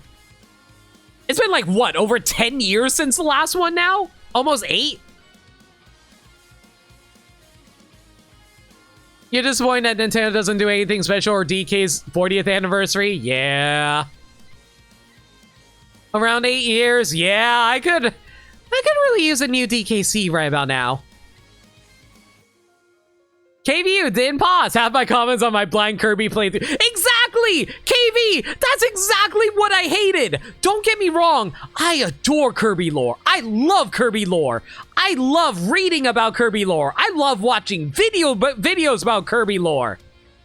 I hate having to pause during my games in order to look at Kirby lore. You like that it's there, but it's like, if you're in the moment, you're not going to remember. Exactly! There were so many times during Kirby Star Allies, like, you know the final boss of Kirby Star Allies? Jeez, I was too in the moment of fighting that giant monster to be thinking, oh, hey, I should pause and read the lore. And he has 5 different pause screens. I know. That's why I can't, you know, pause and read. So I'm so glad that they changed it so that all the lore is on the figurines instead. That's a really nice compromise. You give us Donkey Kong a 4. God, no. And you also get a cute figure. That is true, too. I also really like the upgrade system of Forgotten Land. That was a lot of fun, but I'll admit, it kind of just made a lot of abilities samey. Like, if there was any critique I have about Forgotten Land, aside from the low frame rate, I'm not a fan of how they dumb down a few of the abilities. Like, some abilities have different maneuvers that you can do, like with hammer or sword. Other abilities just are like, oh, you do like 1-2 things with it and that's it. Spike is fun, but meh. Yeah, I feel like Spike is better during the actual treasure, what was it called again? Treasure rush? Treasure mode? Basically the levels where you get an ability and you rush through it as quickly. Treasure Road, right, that's what it was. I feel like some of the abilities were better in Treasure Road than they were actually in the level itself. Because for more often than not, if I'm ever fighting a boss, I'm just like, well, time to use ice and freeze everything to death. Oh, use hammer if you want to kill things quickly. Oh, you want to heal yourself? Time to use the final upgrade for sword. Stuff like that, basically.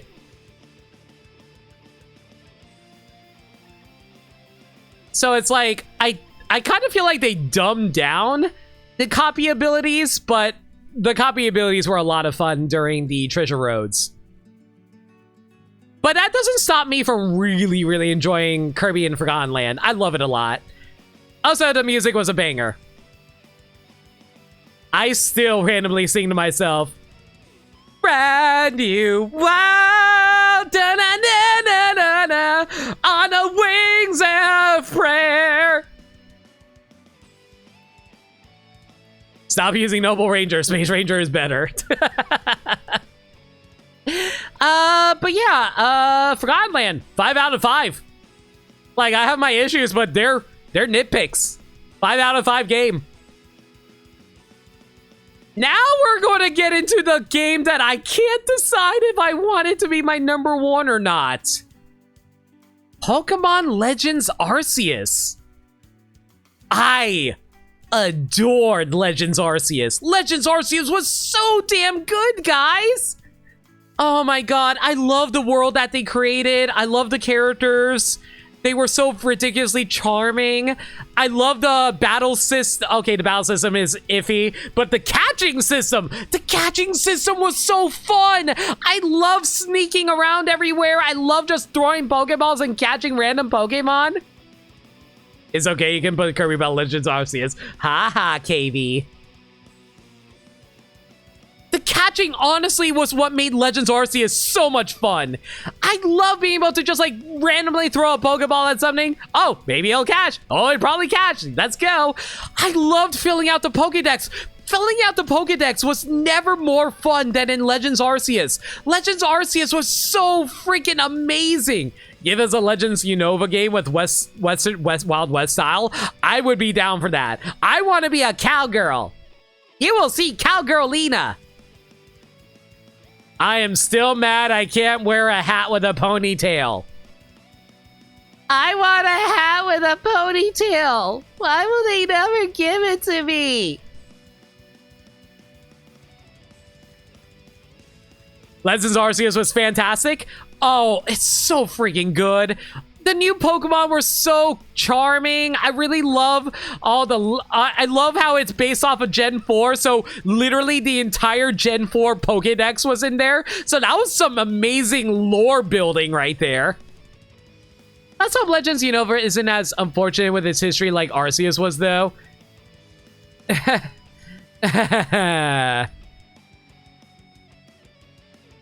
Eventually turned into brainstorming for a Legends Mew game. Mm-hmm.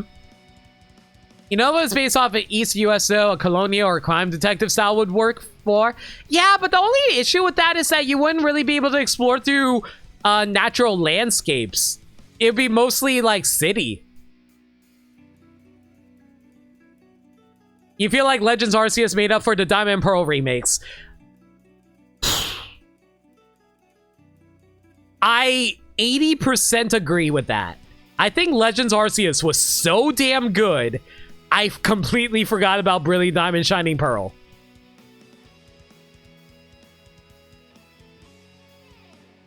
You think it's the quickest Pokemon game you got burnt out on? I respect that. I disagree, but I am very addicted to Legends Arceus. Like, okay, I want to be clear on this. Even though I haven't gone back to it since I beat it, it's not for a lack of want. I want to go back and complete the like, I caught every Pokemon in Legends Arceus. I fought Arceus. Y'all saw me do it. But I haven't filled out the Pokedex of all the tasks. I love Legends Arceus so much, I want to go back and do that. It was such a fun game for me. I wish we got a more side quest. I wish we got more DLC too, Gaddy. You almost started going for an all shiny dex? That's how much I enjoyed Legends Arceus. Legends Arceus was so damn charming and addictive for me. I like, one thing that I always feel like people underestimate, the lore for Pokemon games is so deep. I love the lore. I'm so glad that they expanded on the god lore for Arceus and with Palkia and Dialga. I was so glad they also made a huge deal about the worship of these gods with Volo. Holy shit! Volo was trying to make a freaking cult!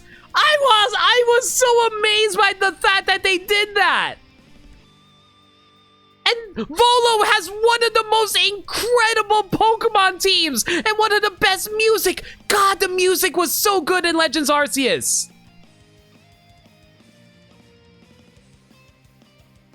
I just really liked Legends Arceus so much.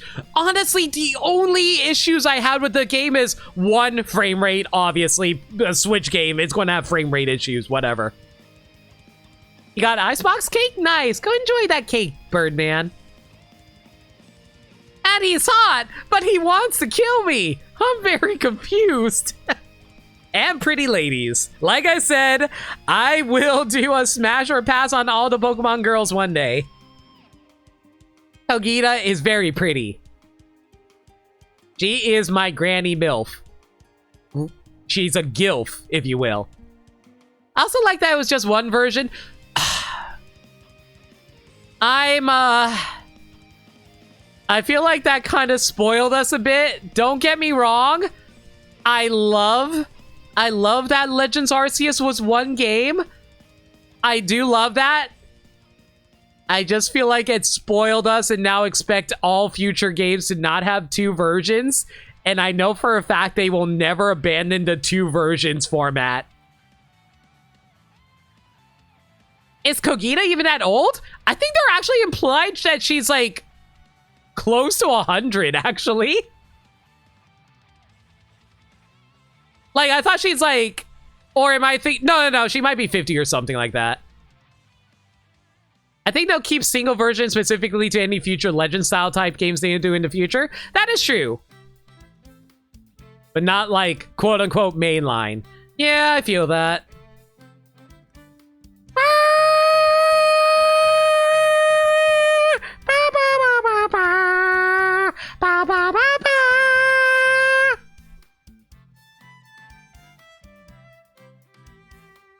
Sorry, every time I hear the Yoshi theme, I have to go, bah.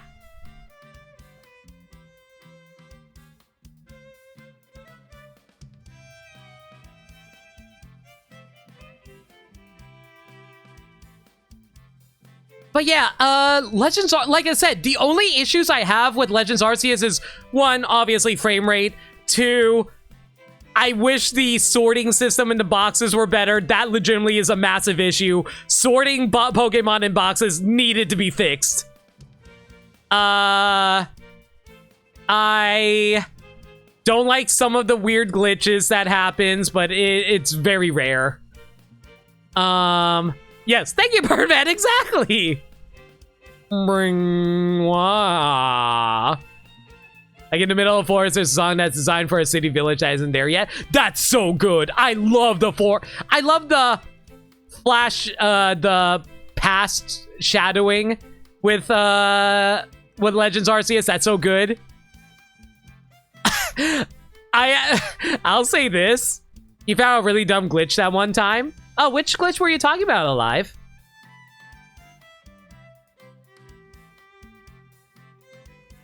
You liked the music, but it felt off? It's here or there. Waking up to Cleavor's arena and hearing the faint piano of Eterna Forest is just incredible. I agree. I also... I'm really struggling thinking about negatives on Legends Arceus. I guess a lot of the items were worthless, like the food was worthless. Like, all you have to do is throw a berry more often than not and it works just fine. I wish they made food more worthwhile. Might have you posted Twitter like, oh yeah, go ahead, Alive. You had a glitch where the waypoint marker was showing the exact opposite direction. Yeah. I wish, yeah, food could have been more useful. What else they could have done? I wish they made it more obvious when an enemy Pokemon is using Swift style or Strong style. Because a lot of time I was caught off guard whenever they did do that, which I guess was the intention, but still. Nitpicks with clothes and stuff, yeah. Some of the areas seem kind of samey. I can feel that. I mostly disagree, mostly because like every area was themed around some kind of location, like, you know, mountain or beach and stuff like that. But there is a lot of grassland. I won't deny that. There is a lot of grassland, so I feel you on that. She found the rave Easter egg. My issue was that, and this was the most games, the map was not topological. Yeah, I feel that. It is sometimes difficult trying to figure out where certain things are due to that. Trainer battles could have been better, but eh. One thing I hate about battles that you only have one Pokemon, you're battling like 10. That's always been a Pokemon thing in general, though. They kind of been doing that since, like, X and Y with Horde battles. But I feel that. But, like, honestly, despite all these... Oh, yeah, another thing. God, I really hate having to pay money to expand my pouch. Actually, the biggest money sink in the entire game. But yeah, aside from that, though, all those issues that we've mentioned about Legends Arceus, even though they are legitimate issues, don't get me wrong, I still adore Legends Arceus with all my heart. The only reason it's not my #1 game of this year is because of a certain other game that we're about to get to. Not right now, but we'll get to it. After a certain point, you just stopped with the pouch. Honestly, after a point, you don't really need it after a point, yeah. Like, I think the most you really need is, like, I don't know, 30 pouch spaces. And that's really pushing it. Yeah, God of War Ragnarok, you know, game of the year. But no. But yeah, Legends Arceus. I don't freaking care. I'm giving the game a 5 out of 5. There are issues with the game, don't get me wrong. But like, let me put it like this.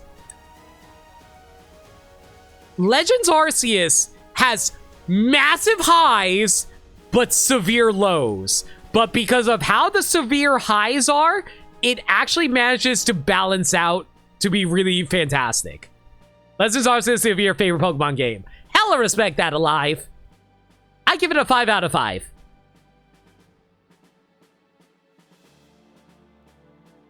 Arceus got you back into Pokemon hard? That's awesome to hear, Reward. I'll just call you Cheese. That's obviously here, Cheese. I'm really glad you got back into it. Pokemon is going interesting directions. And I'll talk about Scarlet and Violet later.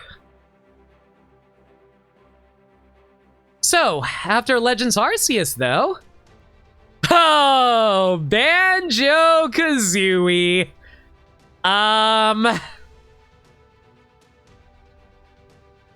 It's a good game. I don't want to say I was oversold on it, because I think it was a bit of a nostalgia game for a lot of people. I really enjoyed my time with it. I think the best aspects of Banjo-Kazooie for me is the movement. The movement and control you have over Banjo, amazing. Yeah, Banjo-Kazooie was this year, Flarga. I think you might be thinking of DK64. It's got fantastic music. Oh, absolutely. Freaking shoutouts to Grant Kirkhope, as per usual. I definitely think the best aspect is the control for Banjo-Kazooie. It's not loose, but it's also not tight either. It gives you the right amount of control that you need in order to get through platforming, and I love that so much. The worlds are really tightly designed. I really enjoyed looking around everywhere. I will admit the first half of Banjo-Kazooie is better than the latter half, but overall it's just a fun time. I wish the camera control was a little better so I can figure out when I'm trying to look behind things for objects. But aside from that though, really good time. It hits that perfect sweet spot, yeah. Good beginning, rough end. Gruntilda is interesting. I appreciate how hard Gruntilda was, but I also am not too big on having no time to attack her. Her attack patterns are so often, I feel like there's no way to avoid getting hit.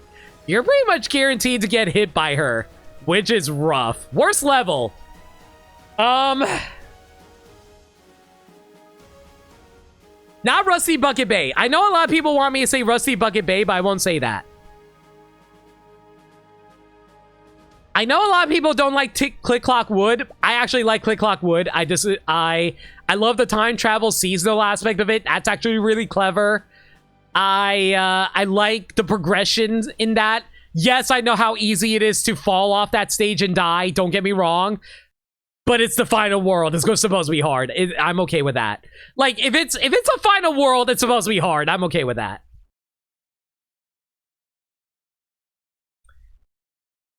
I might say Bubble Gloop Swamp. I think my least favorite is Bubble Gloop Swamp. It's the least memorable stage for me. There's not a whole lot going on there for me. I think the only notable thing is, oh, what was the name of the crocodile guy? Mr. Asshole? Mr. Vile. Mr. Vile. Yeah, that's literally the only thing I remember from Bubble Gloop. It's got singing crocos. That's true. It does have singing crocos. I do appreciate that. But yeah, like, literally the only thing I remember from that from that level is Mr. Vile, the crocodile transformation, and that's about it. I don't remember anything else about it. If I can't remember it, it's not a very good level in my opinion. If it's memorable for bad reasons, at least I can remember it.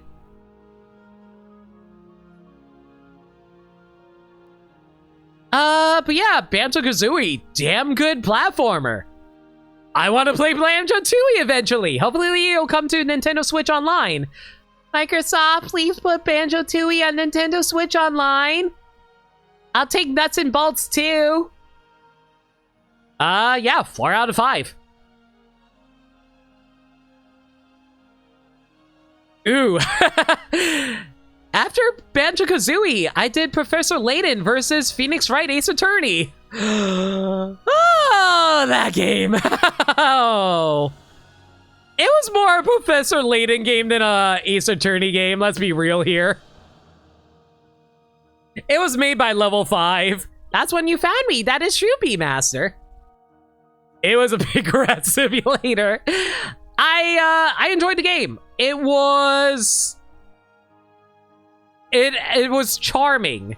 And that's the best way to describe any visual novel game, honestly. Needed more Phoenix, but Layton music is top tier. That is true.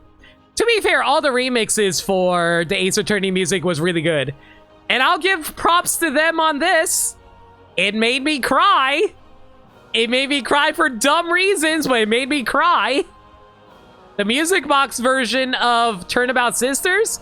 Okay, if there's anything that you should know about me, Turnabout Sisters is my favorite Ace Attorney song. Hearing a sad Music Box version of Turnabout Sisters will make me cry. And it did that. Good job, game. Didn't Shu Takumi write the script, though? That he did. He actually came back for it. No, I want to emphasize Layden in this. I don't know what to say on that one. I guess Shu Takumi just wanted to get the experience to write something besides Nick. Fragrance of Coffee is indeed a top tier song. I did love Trials and Tribulations. But yeah, I really like the characters a lot. The story was batshit insane, but that's Professor Layden. Let's be real here, batshit insanity is the plot twist of every Professor Layden game, and this was no different. I want to smash Dark Claw. God, I want to smash her hard. It reminds me of Camilla. And then they go into to write another lawyer who is not Nick. I mean, to be fair, I heard Apollo Justice is good. That is my next Ace Attorney game.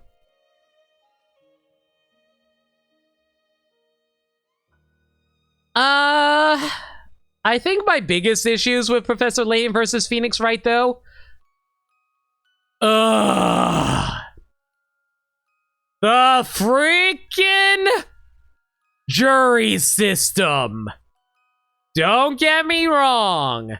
Having a jury in Ace Attorney, I think that's brilliant. I think having a jury system in Ace Attorney, good idea.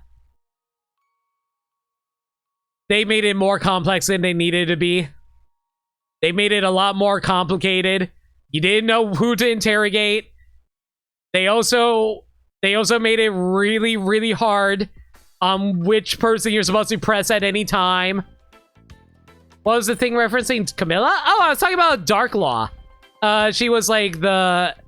I don't want to call her the villain, but she is one of the villains of Professor Layton versus Phoenix Wright. And honestly, the worst part... Okay, the jury was pretty bad, but you know what the worst part is? The worst part of Professor Layton and Phoenix Wright was the save system. If you've ever played an Ace Attorney game, you know how good the save system in those games are. When you save, that is where you will go back to if you reload the save. They didn't let you go up to that point. Every time there's a checkpoint, if you save after the checkpoint, it will drag you back to the last checkpoint. Even if it's like billions of dialogues later, if you want to reload a save, like you normally do in Ace Attorney, you have to go through thousands of words to get back to where you left off. That is actually the worst part of Professor Layton and Phoenix Wright. I can say for a fact, I have over an hour wasted time on stream because of the stupid save system in this game. That actually ruined the experience for me of that game. Literally, if it saved like a normal Ace Attorney game, I would gladly give this game a 4 out of 5. But because of how awful the save system is, 3. Maybe 2. You are bordering on 2 just because of that one issue. And the only reason I make this such a big deal is because they changed how the penalty system works in this game. They treat the entire court case as a puzzle. So if you mess up anytime during the case, it deducts your Pickerat points in a Professor Layton puzzle. And if you know anything about Professor Layton, You don't want to make mistakes because you want to get all the picker rats in the game. Here comes the pain. You know? What the heck?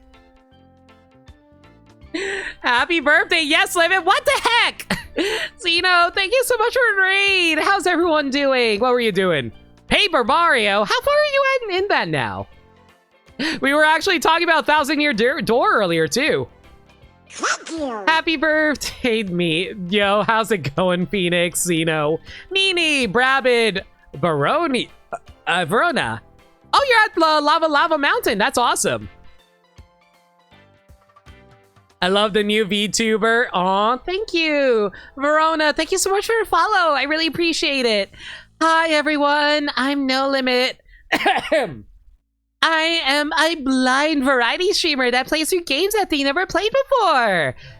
But it's my birthday today, and I decided I wanted to debut a brand new avatar for myself. Well, it's not new. I still have my regular avatar, but this is my podcast avatar. I debuted a new podcast series for myself.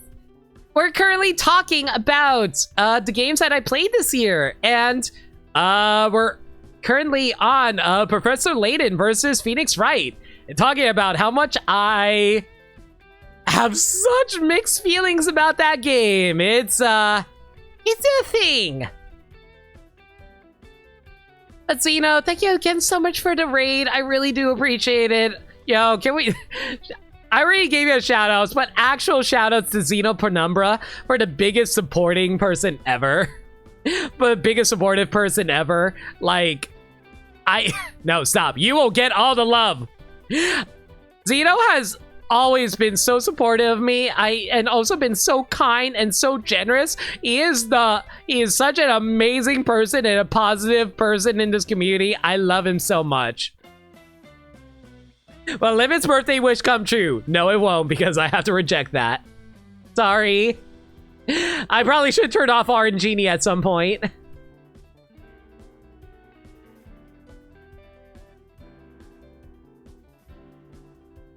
Apologies if you've gotten over this already, but would this podcast be just you, or will you eventually have guests occasionally? Well, it would really suck to have this guest set up if I wasn't going to have guests, would I, Brabbit?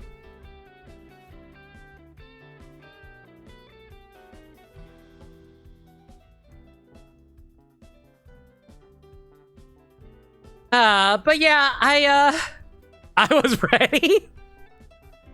No, Max, I refunded you. I can refund you the coins. You're good.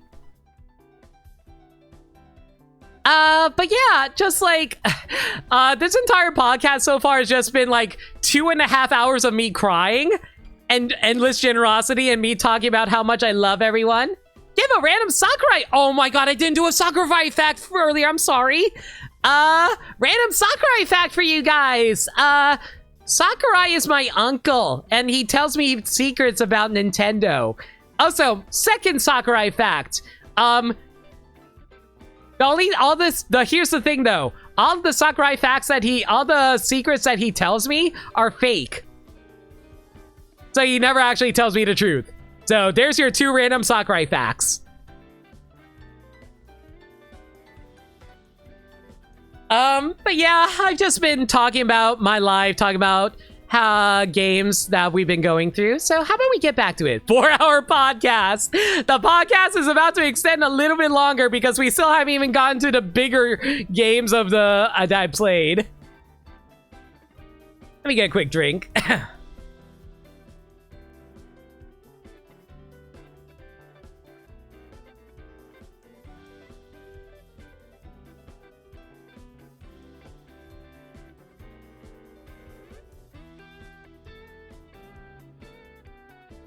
Okay, but yeah, Professor Layton and Phoenix Wright. I would have liked it more if it wasn't, I would have liked it more if it, had a better save system. So 3 out of 5, bordering on 2. Now, we get to the big one. Are you gonna get a water drinking animation eventually? Definitely for the default one. Not sure if I'm going to get one for the podcast one. Xenoblade Chronicles 3! Thank you for the gift sub. Thank you. Thank you so much for the gift sub to Dishnet Max. I really appreciate it. The Xenoblade is real! You're on the last chapter. I'm not going to spoil any Birdman, I'm not going to spoil. I won't spoil. What kind of Xenoblade fan do you think I am? I would never spoil that. Okay. So, Xenoblade 3 is tied with Legends Arceus as my favorite game of this year. But the thing is, I don't know. The final twist is shut up. Shut up, Burmseye. I almost said shut up, Maniacal. Xenoblade fans are excellent at not spoiling things.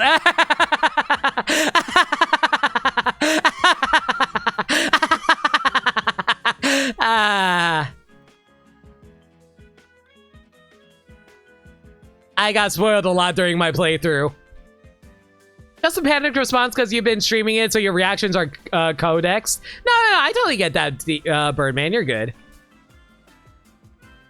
But yeah, it's like Legends Arceus revitalized my love for Pokemon.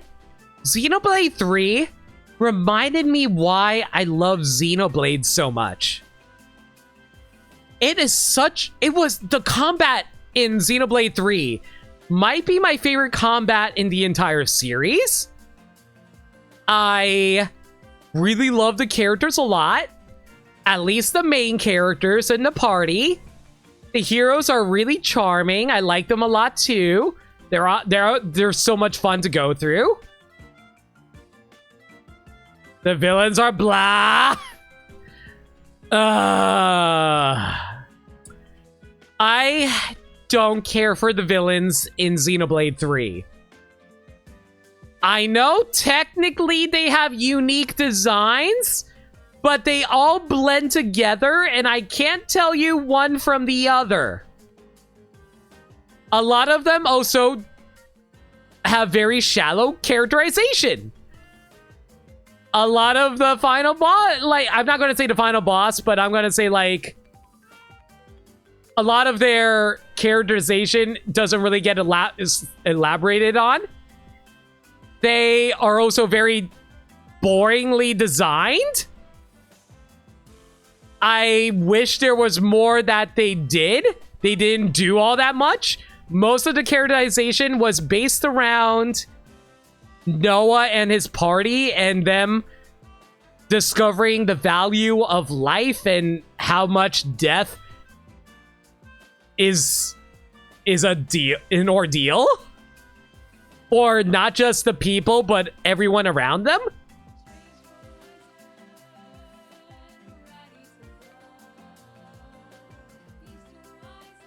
What Burmside said is entirely correct. The other iconic characters, though, a lot of them are top tier. There are fantastic characters in Xenoblade 3. I didn't say there aren't. I mentioned this before.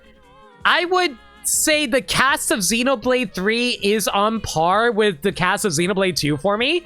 And for people who don't know, Xenoblade 2 is my favorite game, alongside Kingdom Hearts 2 as well. You can tell I'm a very indecisive person.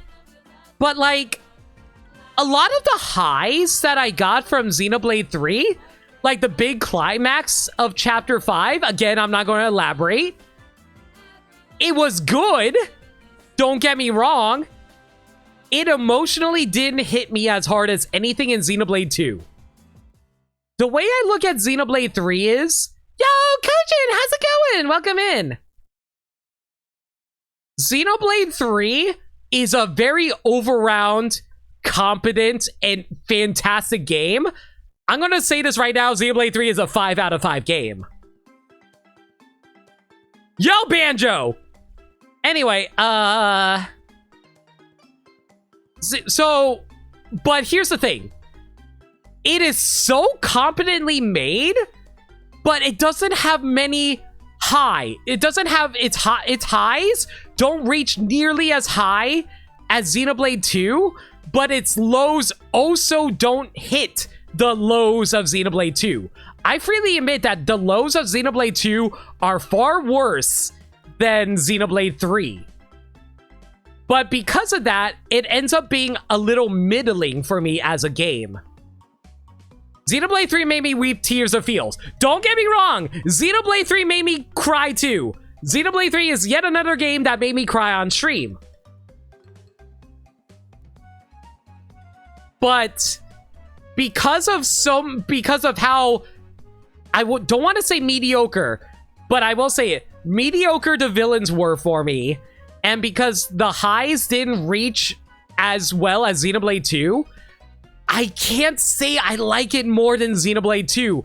There were some just absolutely incredible moments of Xenoblade 2 that I will never be able to find. Like, that would be really hard to find in any other game. I will never say never because, you know, you never know what you'll find in the future. The villains in Xenoblade 2 are also incredible, but that's getting into Xenoblade 2 topics.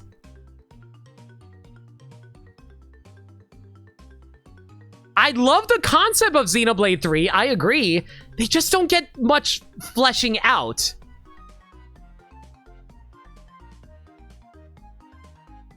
I love Xenoblade 3. The characters are so damn charming. Without a doubt, the best aspect of Xenoblade 3 is the main cast. The main cast is so incredibly good. They are so well connected. Not as well as developed as some characters in Xenoblade 2, in my opinion. Looking at you, Lance. God, Lance could use a little more development. But, man, I love the cast of Xenoblade 3 so much. Like, even though I was just shitting on Lance, I still love Lance as a character. God, I need something meatier. I just need something meatier. Senna also could use some time in the spotlight. Senna got okay spotlight. If anything, I feel like Senna stole spotlight. Actually, you know what? No, I take it back. Senna wasn't the one who stole spotlight. She got her spotlight stolen by a certain girl that I do not need to elaborate on because spoilers.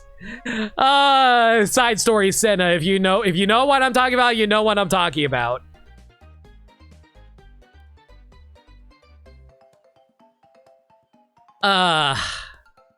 I appreciate them. I also really love the designs of all the characters. I originally wasn't big on them at first, but they grew on me a lot. And then there's that one big moment in the main story. Yeah, that too. If you know, you know. I love Xenoblade 3 a lot. I really do. Like I said, I wouldn't say if it wasn't one of my best games of the year. I just can't rank it above Xenoblade 2. Xenoblade 2 just had some massive point. By the way, this PNG image. Oh, I'm glad you like the want emote. Yeah, I got 2 brand new emotes recently. I'm also getting 3 more soon for the chat as well. There's want and there's also sip. I love sip so much. It's probably my favorite of the batch. But yeah, look forward to more emotes coming soon in the upcoming streams. I've been releasing them one at a time, and I'm glad that y'all enjoy them. Also in music in Xenoblade 3, freaking bop. Love them a lot too. I still like 2 more, but still like 3's music. See, that makes you interested to get through Xenoblade 2 more with you saying that. I'm glad, but I do recommend playing through Xenoblade 3. Xenoblade 3 honestly has the best gameplay in the series. Xenoblade 3, without a doubt, in my mind, best gameplay in the series. Love it so much. I want to play more Xenoblade 3. So yeah, 5 out of 5 game. I should mention, Birdman, I heavily respect you liking 3 more. Don't get me wrong. I freely admit it's a personal thing for me when it comes to me liking 2 more than 3. Do I love 2 for the giant brown plot pairs of plot in it? Maybe. Don't tell that to Mithra plushie behind me. Okay, but okay, to actually break down why I love Xenoblade 2 more, I also mentioned this during my playthrough of Xenoblade 3 on stream. The reason I don't like 3 as much is because I related to 2's themes more. This is a personal interpretation of the Xenoblade games that I don't expect people to agree with. This is just my personal interpretation of the games. I always saw Xenoblade as themes of people dealing with various forms of depression. Various forms of... Well, not depression, but various forms of negativity in their lives. Xenoblade 1 is dealing with the loss of others. Xenoblade 2 is dealing with depression about your life, about what you value in life. Xenoblade 3 is dealing with people dealing with death. How does someone tackle death when the time comes for them?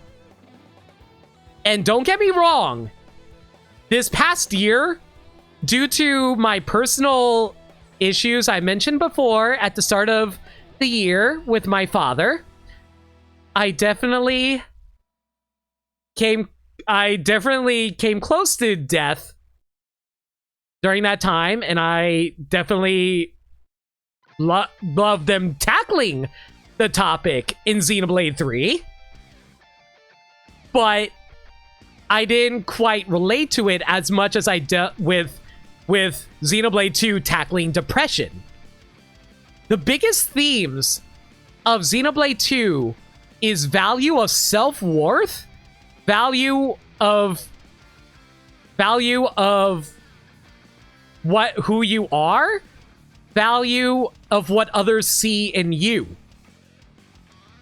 And that is actually why I fell in love with the characters. It's why I love Mithra. Mithra is blonde and she has huge titties. Yes, I know. But I love Mithra because I relate to her on multiple levels. I come from a family full of actual tsunderes, and it's not as funny as you think. I say this with all seriousness. My entire family is incapable of showing love. Whenever they show love, it's during very extreme moments where we are put under heavy pressure. Otherwise, we show our love through harshness and criticism, because we believe in wanting to make ourselves better by telling what we did wrong. Mithra is a lot like that as well. Mithra is a character that criticizes because she wants the best in others. Mithra also is very self-judgmental, like me. We have very little faith in ourselves. We don't see any value in ourselves, but we see value in others. We feel like everything we do is being judged by other people, and we cannot live to your ideals. That is why I talked about this at the beginning of the stream. We have very low self-esteem. And because of that, I related to Mithra so much. We are people who are trying to get through life, but struggle finding reason why we want to get out of bed in some mornings. Life is hard. And trying to be what people want out of us is hard. And that's why I love Xenoblade 2 so much. Xenoblade 2 lets me know that people can still love you unconditionally. We can choose to live because people want us to. We can just be who we are, and we can be happy for that. And that's why I love Xenoblade 2 more than I love Xenoblade 3. Xenoblade 2 connects to me on an emotional level, unlike any other game. And that's why Xenoblade 2 is my favorite game.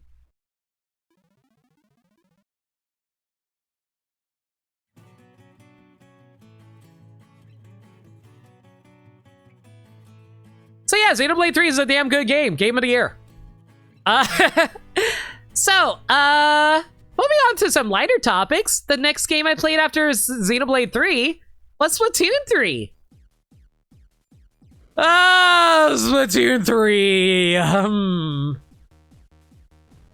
You're mad again, Bez OSC? Oh my god. Yeah, honestly, I'm kind of surprised too. Xenoblade 3 kind of deserved it. Xenoblade 3's got some damn bangers. But yeah, Splatoon 3, it's such a mixed bag. Splatoon 3 kind of feels like a patch to Splatoon 2 sometimes because of how little they added in. Don't get me wrong, I like the additions that they did, but oh my god, there are so many random issues with the game. I hate how many times I randomly disconnect during games. Like, I can say for a fact, I have some of the best freaking internet amongst the people I know. I have like 900 upload and download. How? And I also play with a freaking wired connection with an Ethernet cable connected to my Switch. How am I getting random DCs for no freaking reason? Nintendo, please fix your freaking Splatoon servers. I really enjoy Splatoon 3, but communication error has occurred. Exactly, Rainding. You were worried that Splatoon 3 was just going to be Splatoon 2.5? It really does feel like a Splatoon 2.5 so far.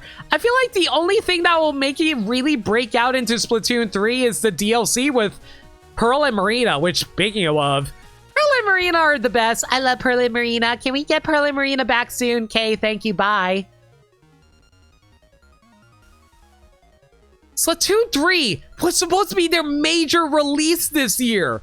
And all I'm seeing is like, man, communication errors left and right. Lots of random lag going on in games. People randomly disconnecting during games and ruining games for that. Greetings, Professor.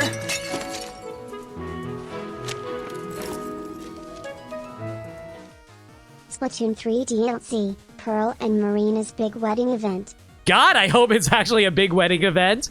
I would love to see those two get married. When they added the dating machine to Splatoon 3, wanted to woo Marie.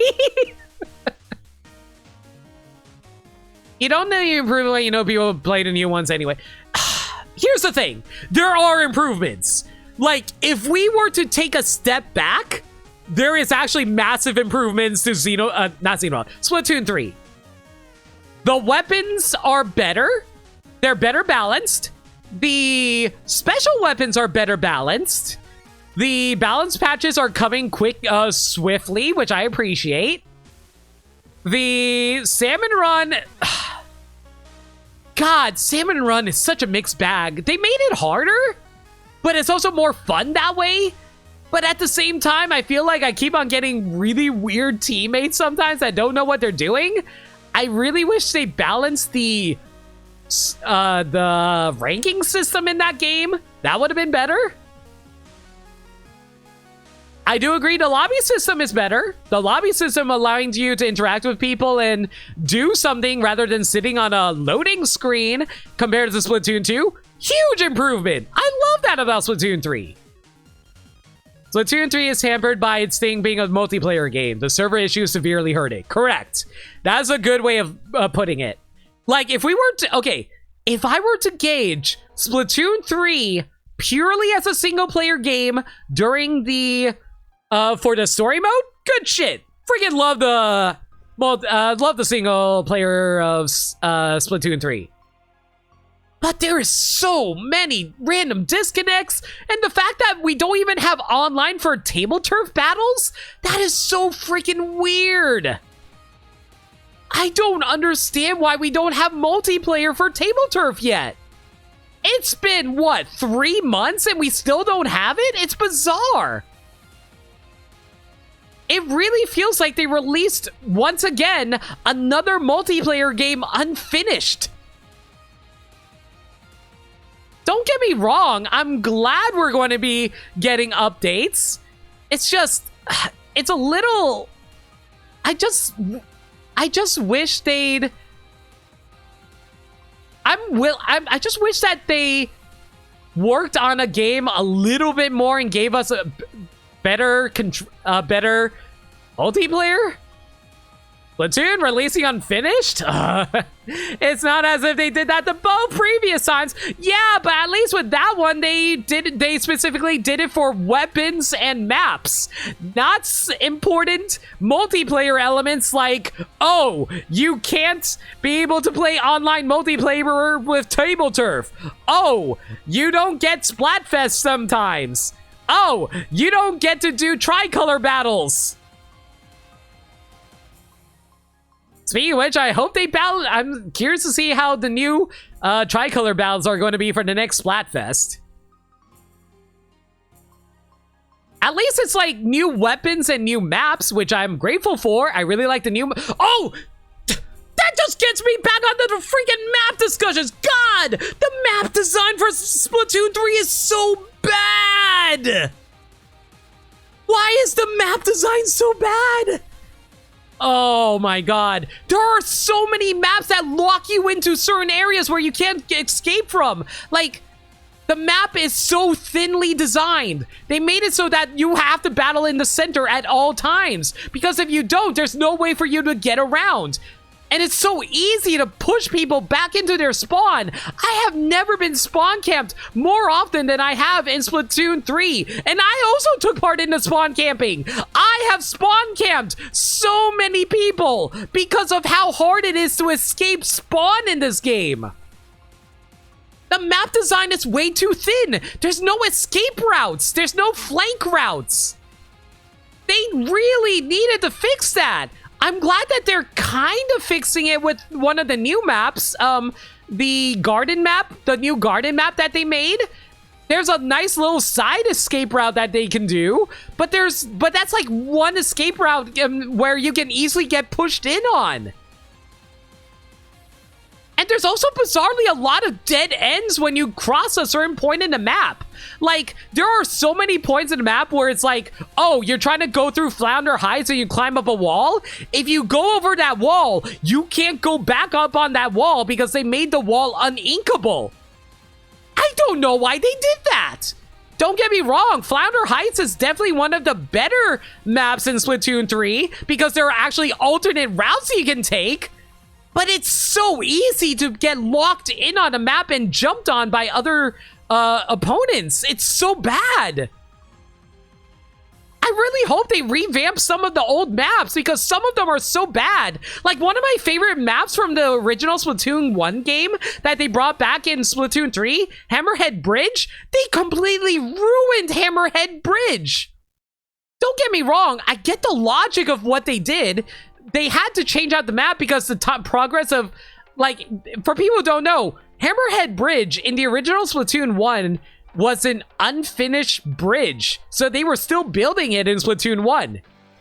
I get the idea is that they were trying to finish the bridge in Splatoon 3, but when they did that, they locked away so many alternate routes. It's so easy to be spawn camped in Hammerhead Bridge. It has become the new Walleye Warehouse. And for people who don't know, don't get me wrong, I love Walleye Warehouse, but Walleye Warehouse is so easy to get spawn camped in because it's literally a straight line. Splatoon 3 has interesting ideas of, like, let me put it like this. Splatoon 3 has amazing quality of life changes. They made the lobby system better.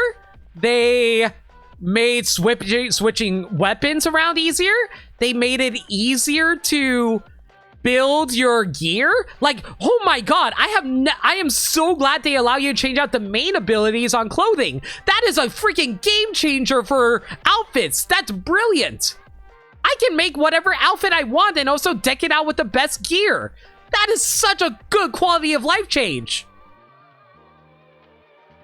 But, man, there's just so many bad design decisions that they went with, and I don't know why they did it.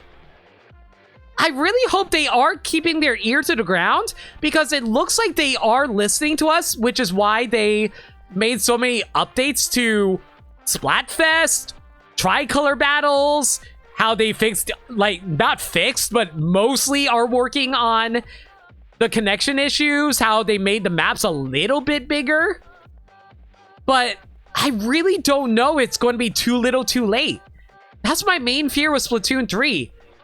I'm worried that it might push people away from the series. But yeah, Splatoon 3, it's fine. I'd give it a 5 out of 5 if it, actually functioned. But as it is, 4 bordering on 3. 4 out of 5.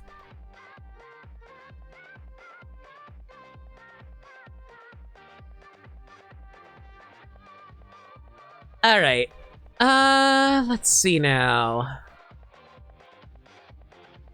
Next up, after Splatoon 3, I did, oh god. Next, I did Metroid Other M. Okay, Metroid Other M. It is a game.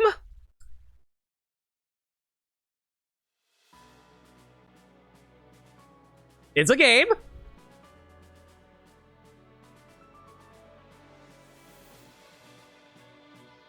Okay, if I'm going to be perfectly honest, I will talk about it a little bit. I love the idea of Other M. I love the idea of exploring Samus's past. I love the idea of cinematic cutscenes. I love the idea of Samus talking more. I love the idea of a 3D, 2D Metroid game.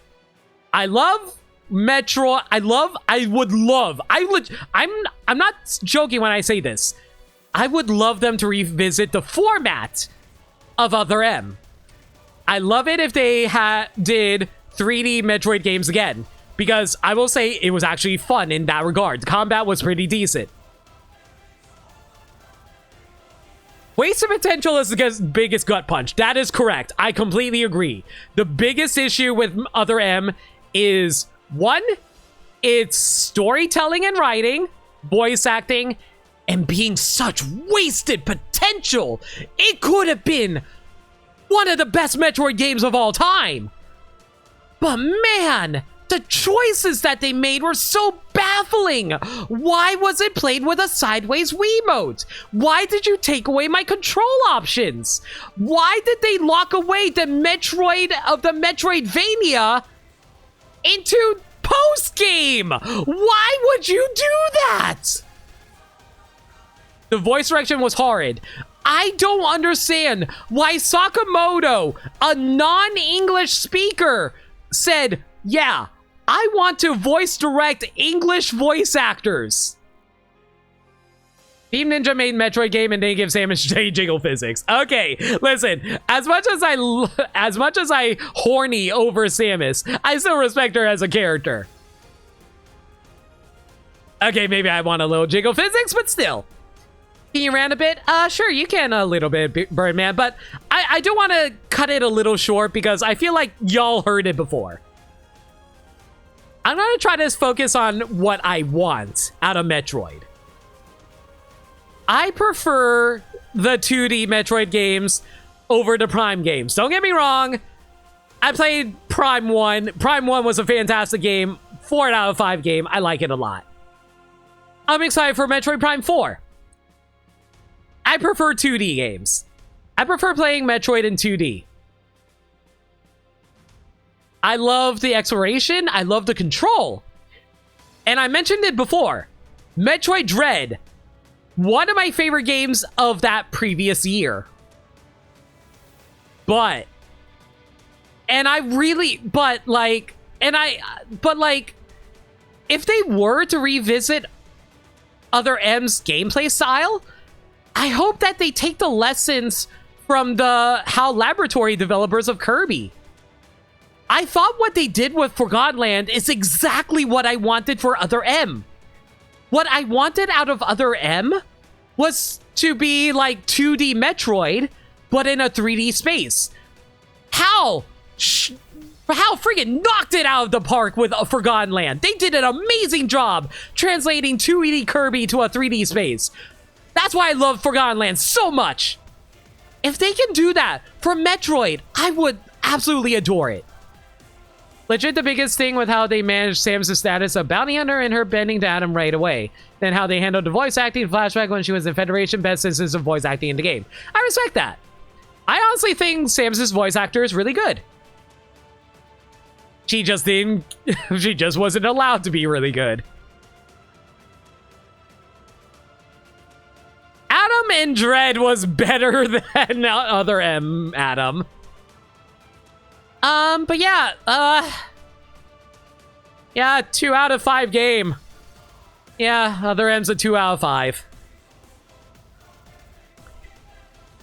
And then, after Other M, we dived into Pikmin 1 as a revisit. Not much to say about Pikmin 1. Still holds up pretty damn well. I wish the Pikmin AI wasn't so stupid. I really like the time-based stuff. I still like Pikmin 1 more than I like Pikmin 2. I can't wait for Pikmin 4. I love Pikmin. Pikmin. 4 out of 5 game. And finally, we get to my current playthrough, which I still haven't beat yet, so I'm not going to give it a rating. Pokemon Scarlet.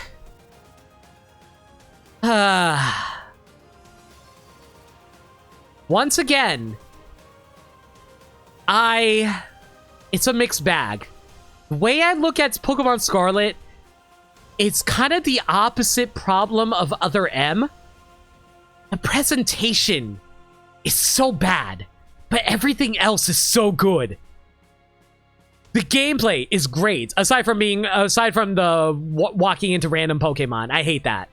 That's something they could have fixed, like Legends Arceus style.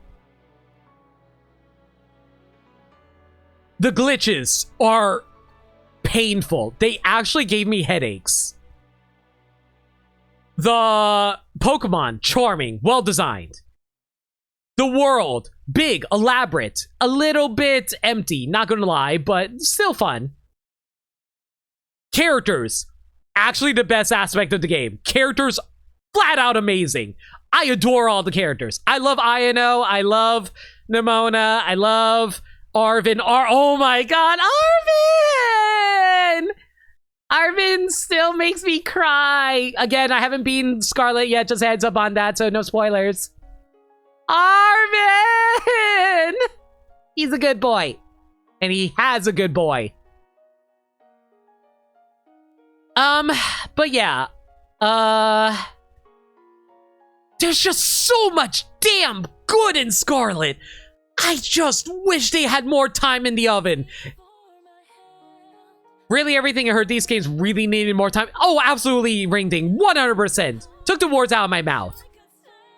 Like, I wish with all my heart, they could have just let Legends Arceus be the Pokemon release of this year. We didn't need a Pokemon release this year aside from Arceus.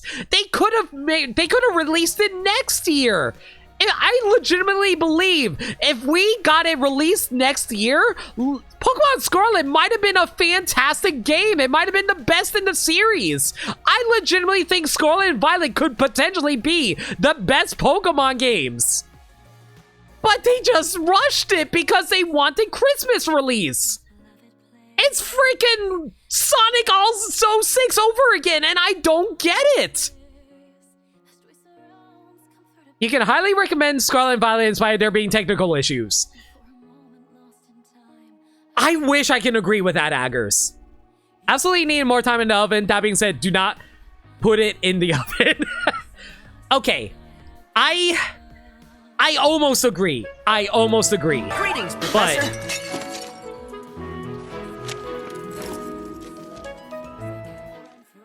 Fun fact, if it was delayed next year on April, it would coincide with the new Pokemon anime featuring Liko and Roy. that would have been amazing. Yeah. I think that would have been amazing if they timed up the release with the anime. That would have been actually perfect timing, Shadow. I agree. Thank you for the 3 bits. You liked Scarlet and Violet more than Legends, but you cannot get past the tech issues the game has. That is true. Scarlet and Violet is a lot of fun. Yes, I agree. I do want to be clear on this. As much shit I'm giving Scarlet and Violet, I am enjoying the hell out of the game. I love Pokemon. I will never stop loving Pokemon. I wish Scarlet and Violet was delayed. Took the words right out of my mouth. Completely right about that, Lindea.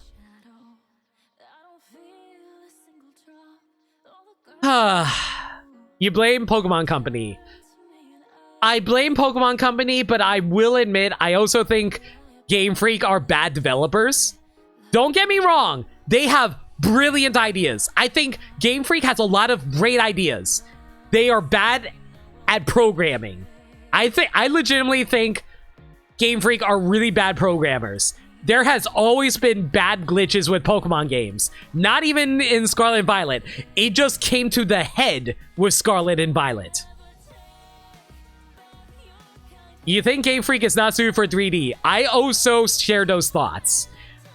I think Game Freak are brilliant idea people. They just cannot program. They need more talent on board and need to allow the new guard in. I also agree with that as well. They need more programmers. They are a tiny ass company. Like for a company that makes the most profitable franchise in the world, they are tiny for a AAA developer. They do not have a big enough team. They need a bigger team. I legitimately believe if Pokemon Scarlet and Violet got delayed, it would have been the best Pokemon games ever made. As it is, I will not give it a rating until I beat it, but I really enjoy Pokemon Scarlet as games. That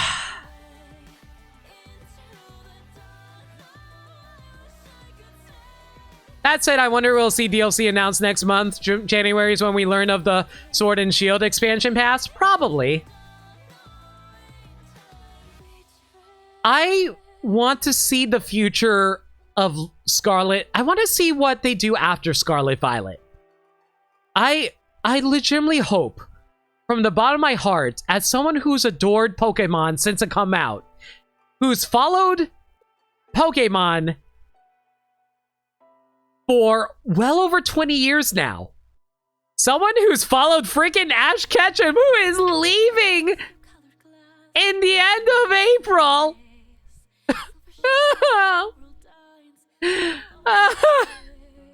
Who's followed Pokemon as a franchise for 25 years. I want Pokemon to be great. To be the series that I know it can be. And I also wouldn't mind if you also got rid of Dexit. Please and thank you. Broke Ash Ketchum dies. Woke Ash Ketchum retires.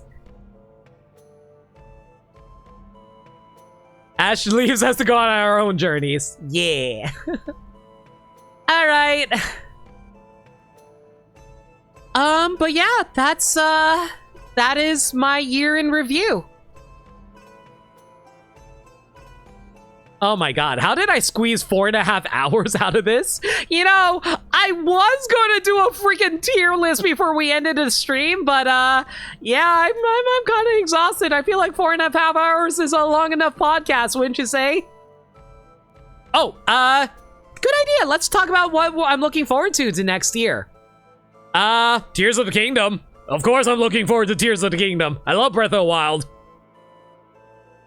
Fire Emblem Engage. Oh god, guys, I hope you're looking forward to Engage with me. I'm definitely going to do Engage as soon as I can. For people who don't know anything about me, whenever there's a new game, I usually wait at least a few days before I stream it. For Engage, I think I might wait a week or two. I don't want to wait too long because I'm going to get spoiled on it, but I definitely want to make sure everyone gets to play the game before I do. Just so you guys can get a head start on me. Yeah, I have this Engage Special Edition pre-ordered too. I got it pre-ordered at GameStop, so I'm actually going to get those tarot cards for Fire Emblem, so I'm really excited for that. What else is coming out next year? Tears of the Kingdom. Like I said, we've been waiting for, like, what? How many years now? 1, 2, 3, 4, 5. We waited 5 years for a brand new Zelda game. Oh god, we waited half a decade for a Zelda game. Ugh. You're not big on Fire Emblem? That's a shame, Max, but like, if you don't want to check, if you don't want to be around for those, that's fine too. Dude, always tune in whenever you feel like it. Oh god, please. Please let next year give us Advance Wars. I also feel that, Gaddy. I've been waiting so long. You need some kind of soundtrack to hold you over? That's fair, KV. I'm a big Fire Emblem fan, so I'm excited for Engage. Given how Scarlet Violet turned out, you're okay with the 5-year wait? You know what? That's fair. I'm like, rather than rushing Tears of the Kingdom, rather they didn't. You want playable Zelda? Playable Zelda would be sick. Didn't Link's Awakening happen? Okay. New Zelda game that's not a remake or port. Boom. Oh, right! Return to Dreamland is coming out next year, too! Yeah, the port! I definitely want to play that on stream. Man, another annoying thing! Why does Return to Dreamland not have online multiplayer?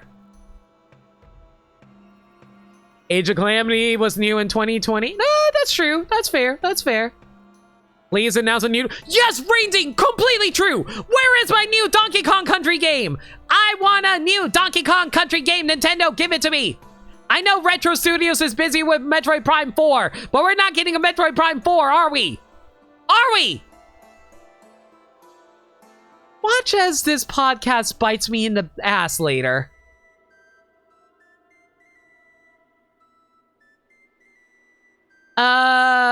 You want a Pokken 2? Pokken 2 would be sick. Trying to think. Oh, Pikmin 4, duh! Pikmin 4! Yeah, I freaking adore the Pikmin games. Pikmin 4 is probably my most excited game for next year, personally speaking.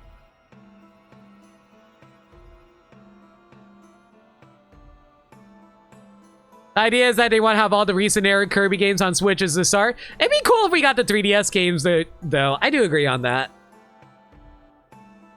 Alright, what else is coming out next year? I know Dragon Quest 12 isn't coming out anytime soon. I don't think we're getting any Mario games. I don't think we're getting Kingdom Hearts 4 yet. Can we get a new Ace Attorney? I'd be down for Ace Attorney 7. That'd be cool. Oh, Mario movie! Yeah, let's go Mario movie! Yes, I am so excited. Guys, I have never turned around on a project before in my life. I was so damn cynical about the Mario movie when I heard Illumination was working on it. I was like, ugh, Illumination? The Minions people? The company that it had a CEO that freely admitted that they work on the cheap and that's why they are able to make so much money? That company? Of course they get Miyamoto wants to work with someone who works on the cheap. And Miyamoto, being Miyamoto, is like, he's very weird sometimes. Sometimes he turns out brilliant, sometimes he makes, well, Wii music. Well, that's not going to be a good movie. And then the first trailer dropped. And then I lost my shit, and I was like, yep, that's my most excited thing about next year.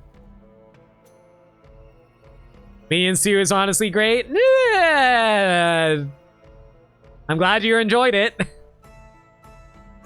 Then Jack Black came on screen and you forgave everything. Exactly, KV and Gaddy. Oh yeah, Final Fantasy 16 is coming out next year. I'm not getting it because I don't have a PS5. Mayo!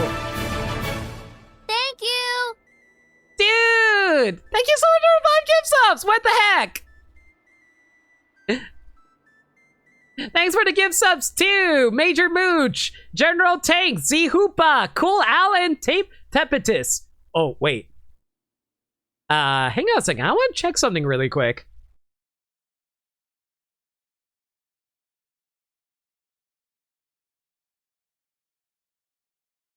Oh.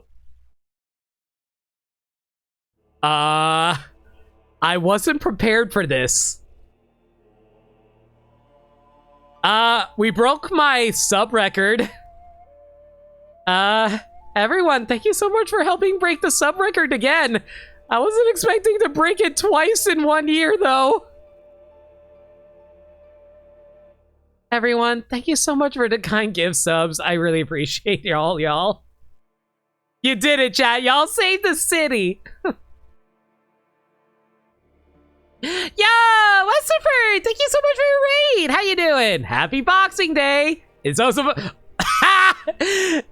I get it. It's because you were playing Punch-Out. Cute. Thank you.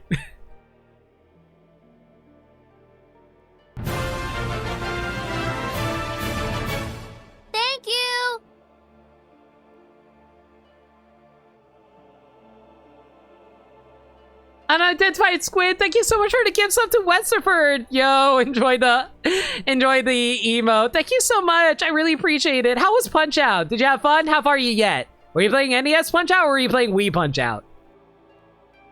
Thanks for the sub, but how dare? How dare? But yeah, hi everyone from Westerford Stream. I'm a blind variety streamer playing through games they never played before. I'm actually doing a podcast for my birthday right now, though. We got the Great Tiger rematch this year. Nice. KV? No.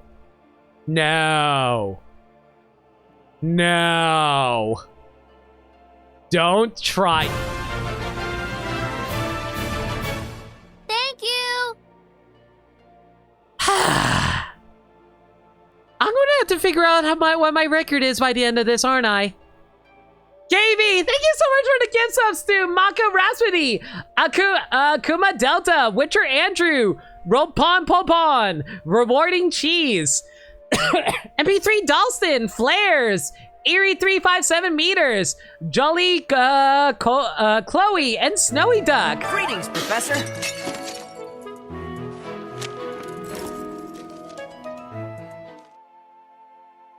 Guys. Thank you for the 300 bits, Max.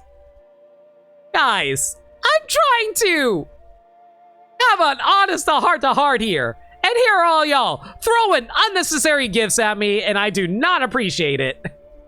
I'm gonna be honest, your huffy face of your motto is adorable as heck. I think that's why people are doing it.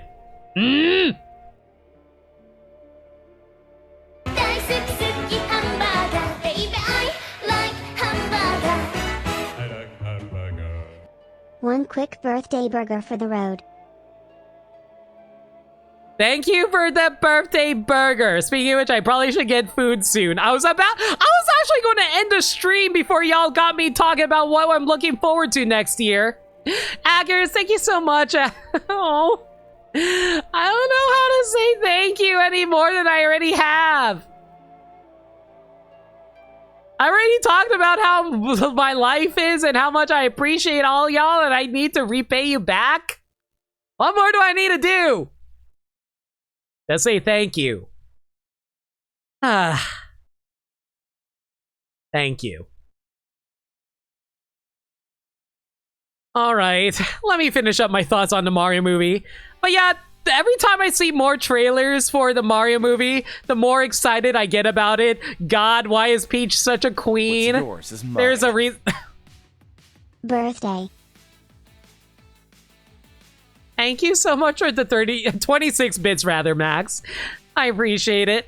And yeah, I adore Peach. Like, some people, I'm not going to get into it today because I want to save it for a topic for another podcast. I really love Peach as a character. And I know a lot of people who hate Peach as a character. And I will explain why I feel the way I do another time, but oh my god, Peach is such a queen in the trailers, and I can't wait to see her more in action in the movie. Oh my god. And her freaking biker outfit. Ah! I have so many strong, good feelings. You just want to see her kick ass in a dress, but that's a taste thing for you? No, I agree. I want Peach to kick ass in all her finery. Spam those want emotes. I love that. There is a reason why I got that Peach want emote. It's so freaking cute and I love it so much. Shout outs to Cece, by the way. I forget if I shouted her out already. Shout out to her again. Divine intervention. Here's a cake for a happy birthday. I hope you enjoy my cake gift in ACNH no leave me one want. Shadow, thank you so much for the divine intervention from Palutena. All right, guys. I think that's about it. I don't think there's any other topics I can really talk about right now. Like I said, I was going to do a tier list before we ended the stream. Like, that was something I wanted to make a regular thing for the podcast, but, oops, ended up talking for almost 5 hours. Maybe we should actually call it here. Everyone, again, from the bottom of my heart, thank you so much for making this such an awesome a tier list for each hour of the podcast. No. Talk more. My throat's tired. I need a drink. I need to go sip like this. Sip. Sip. That's right, boys. Mondo Cool. Mondo Cool Streamer.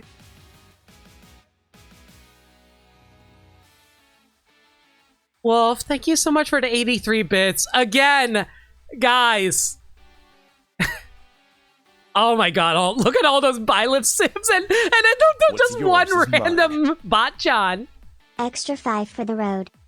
Max, thank you for the 5. Hype train successful. Everyone, enjoy your level 4 emotes. Oh my god. Everyone. I want to say it again. And I want to shout it from the heavens. Thank you. Thank you so much for supporting me through this year. I said it at the beginning of the stream. This past year has been really hard on me for many reasons. I wanted to make sure I was able to bring the best for you guys. And I never wanted to let myself get in the way of that. I didn't want my own issues get in the way of being able to bring on the best possible show I can for you guys. And it's only because of you guys, of moments like these, where you guys show endless, bottomless love and kindness, that I am so grateful to have all of you here. I say it at the end of all my streams all the time. Love always. That it goes both ways. When I say love always, I say love always because I love all of you always, but I also am telling you all to also love always. Love what you love. Love what you believe in. Share that love. Show why I love you by sharing that love with others. Be the best possible you can be. Love always. That's why I always say that at the end of my streams.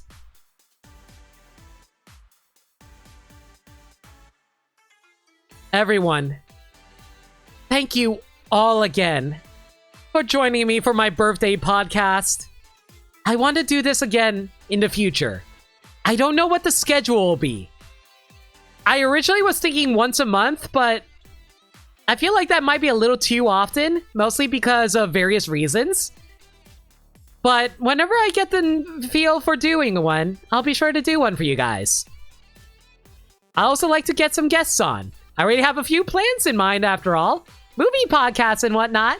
Oh god, I gotta do a movie podcast for the Mario movie! Oh my god, that's gonna be so fun to talk about!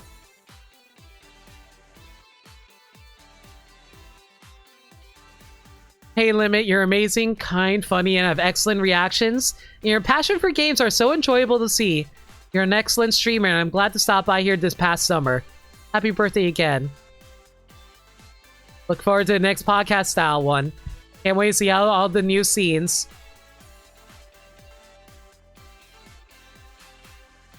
Thank you, everyone. Again, like I said, you guys are what keeping the lights going. Y'all keep me going for the streams, and I just want to keep on growing for you guys. I want to keep growing. I want to keep getting better. Let's try to make 2023 a better year than this one, all right? Thanks for being chill. Thank you for being chill. All right. Let's do our sign-offs. Everyone, thank you all for coming out tonight. Thank you for being here. Next stream will be tomorrow. You know what? I might take tomorrow off. I'm not gonna lie. This stream took a lot out of me. I might have to take a few days off. But if I... You know what? Hang on. Let me get the schedule up. I do have my schedule. Thanks. Where the heck's my schedule? Yo, Eat Booty Activist. Thank you so much for your follow. I'm glad you're enjoying the stream. Okay, so... I know I said I'm going to do a stream tomorrow. I'll be real. I might have to take the day off. I'm a little tired from talking too long. And if I talk too long, I lose my voice. So I might shift the Tuesday stream to Thursday instead. But I will guarantee I will 100% stream on Friday because that will be the final stream of 2021. 2022. What am I on? But yeah, Friday will be the last stream of 2022. I hope you guys look forward to that.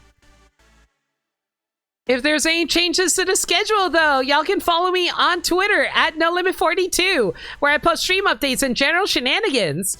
Alternatively, y'all can hit up the Discord server, where we talk about anything and everything. We are a very friendly bunch there, and we're always welcome to any new faces. We also do movie nights every single Monday night.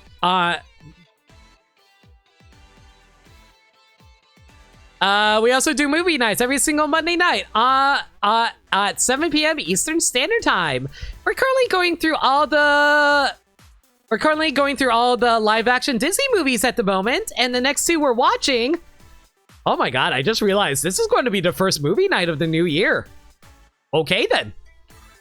But yeah, the next two movies we are watching, if I can pull it up really quick.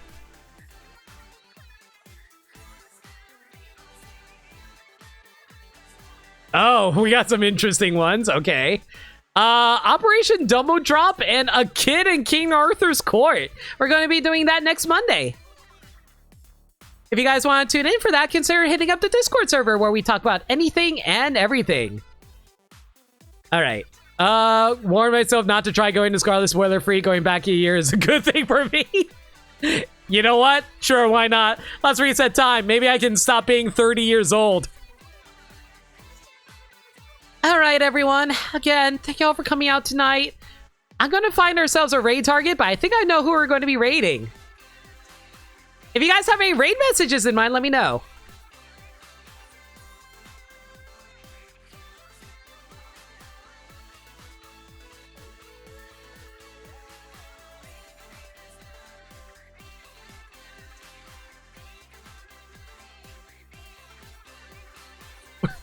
No fee, no problems. Limitless potential. We made Limit cry. Oh, God.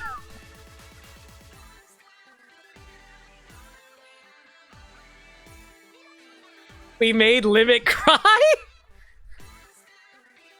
Breaking the limit. Comfy Lina's cast? Okay. 6 holes at any given point. Limit is a weenie. No! Stop it! Is that meds? Is that meds? Comfy crying. Softcore comfort.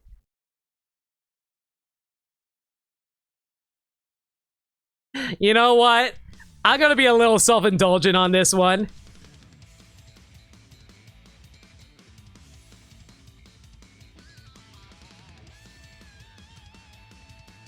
This podcast needs a body cast with how we broke Limit. It's all good. I don't know who came up with this name. I think it was Rainding who came up with this name. But we're gonna go with this. Actually, no. You know what? I'm not gonna go with that. That's a little too self-indulgent for me. You know what? Screw it. We're going to go with the no fee, no problem one. And you know what? I would really appreciate it if you... I also really appreciate it if you guys also rated with the emote if you're subscribed. I really want to show that off. And as for who we're going to be rating...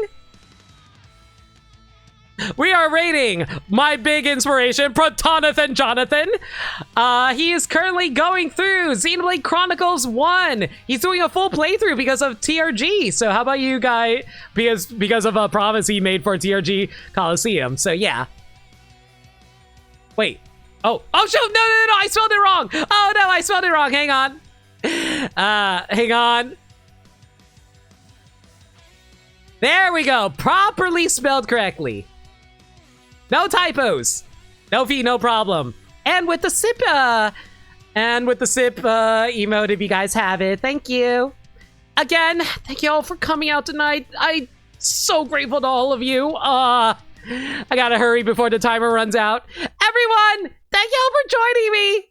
I'll catch y'all later. Stay safe. Take care of yourselves. And remember, love always. Have a good night, everyone.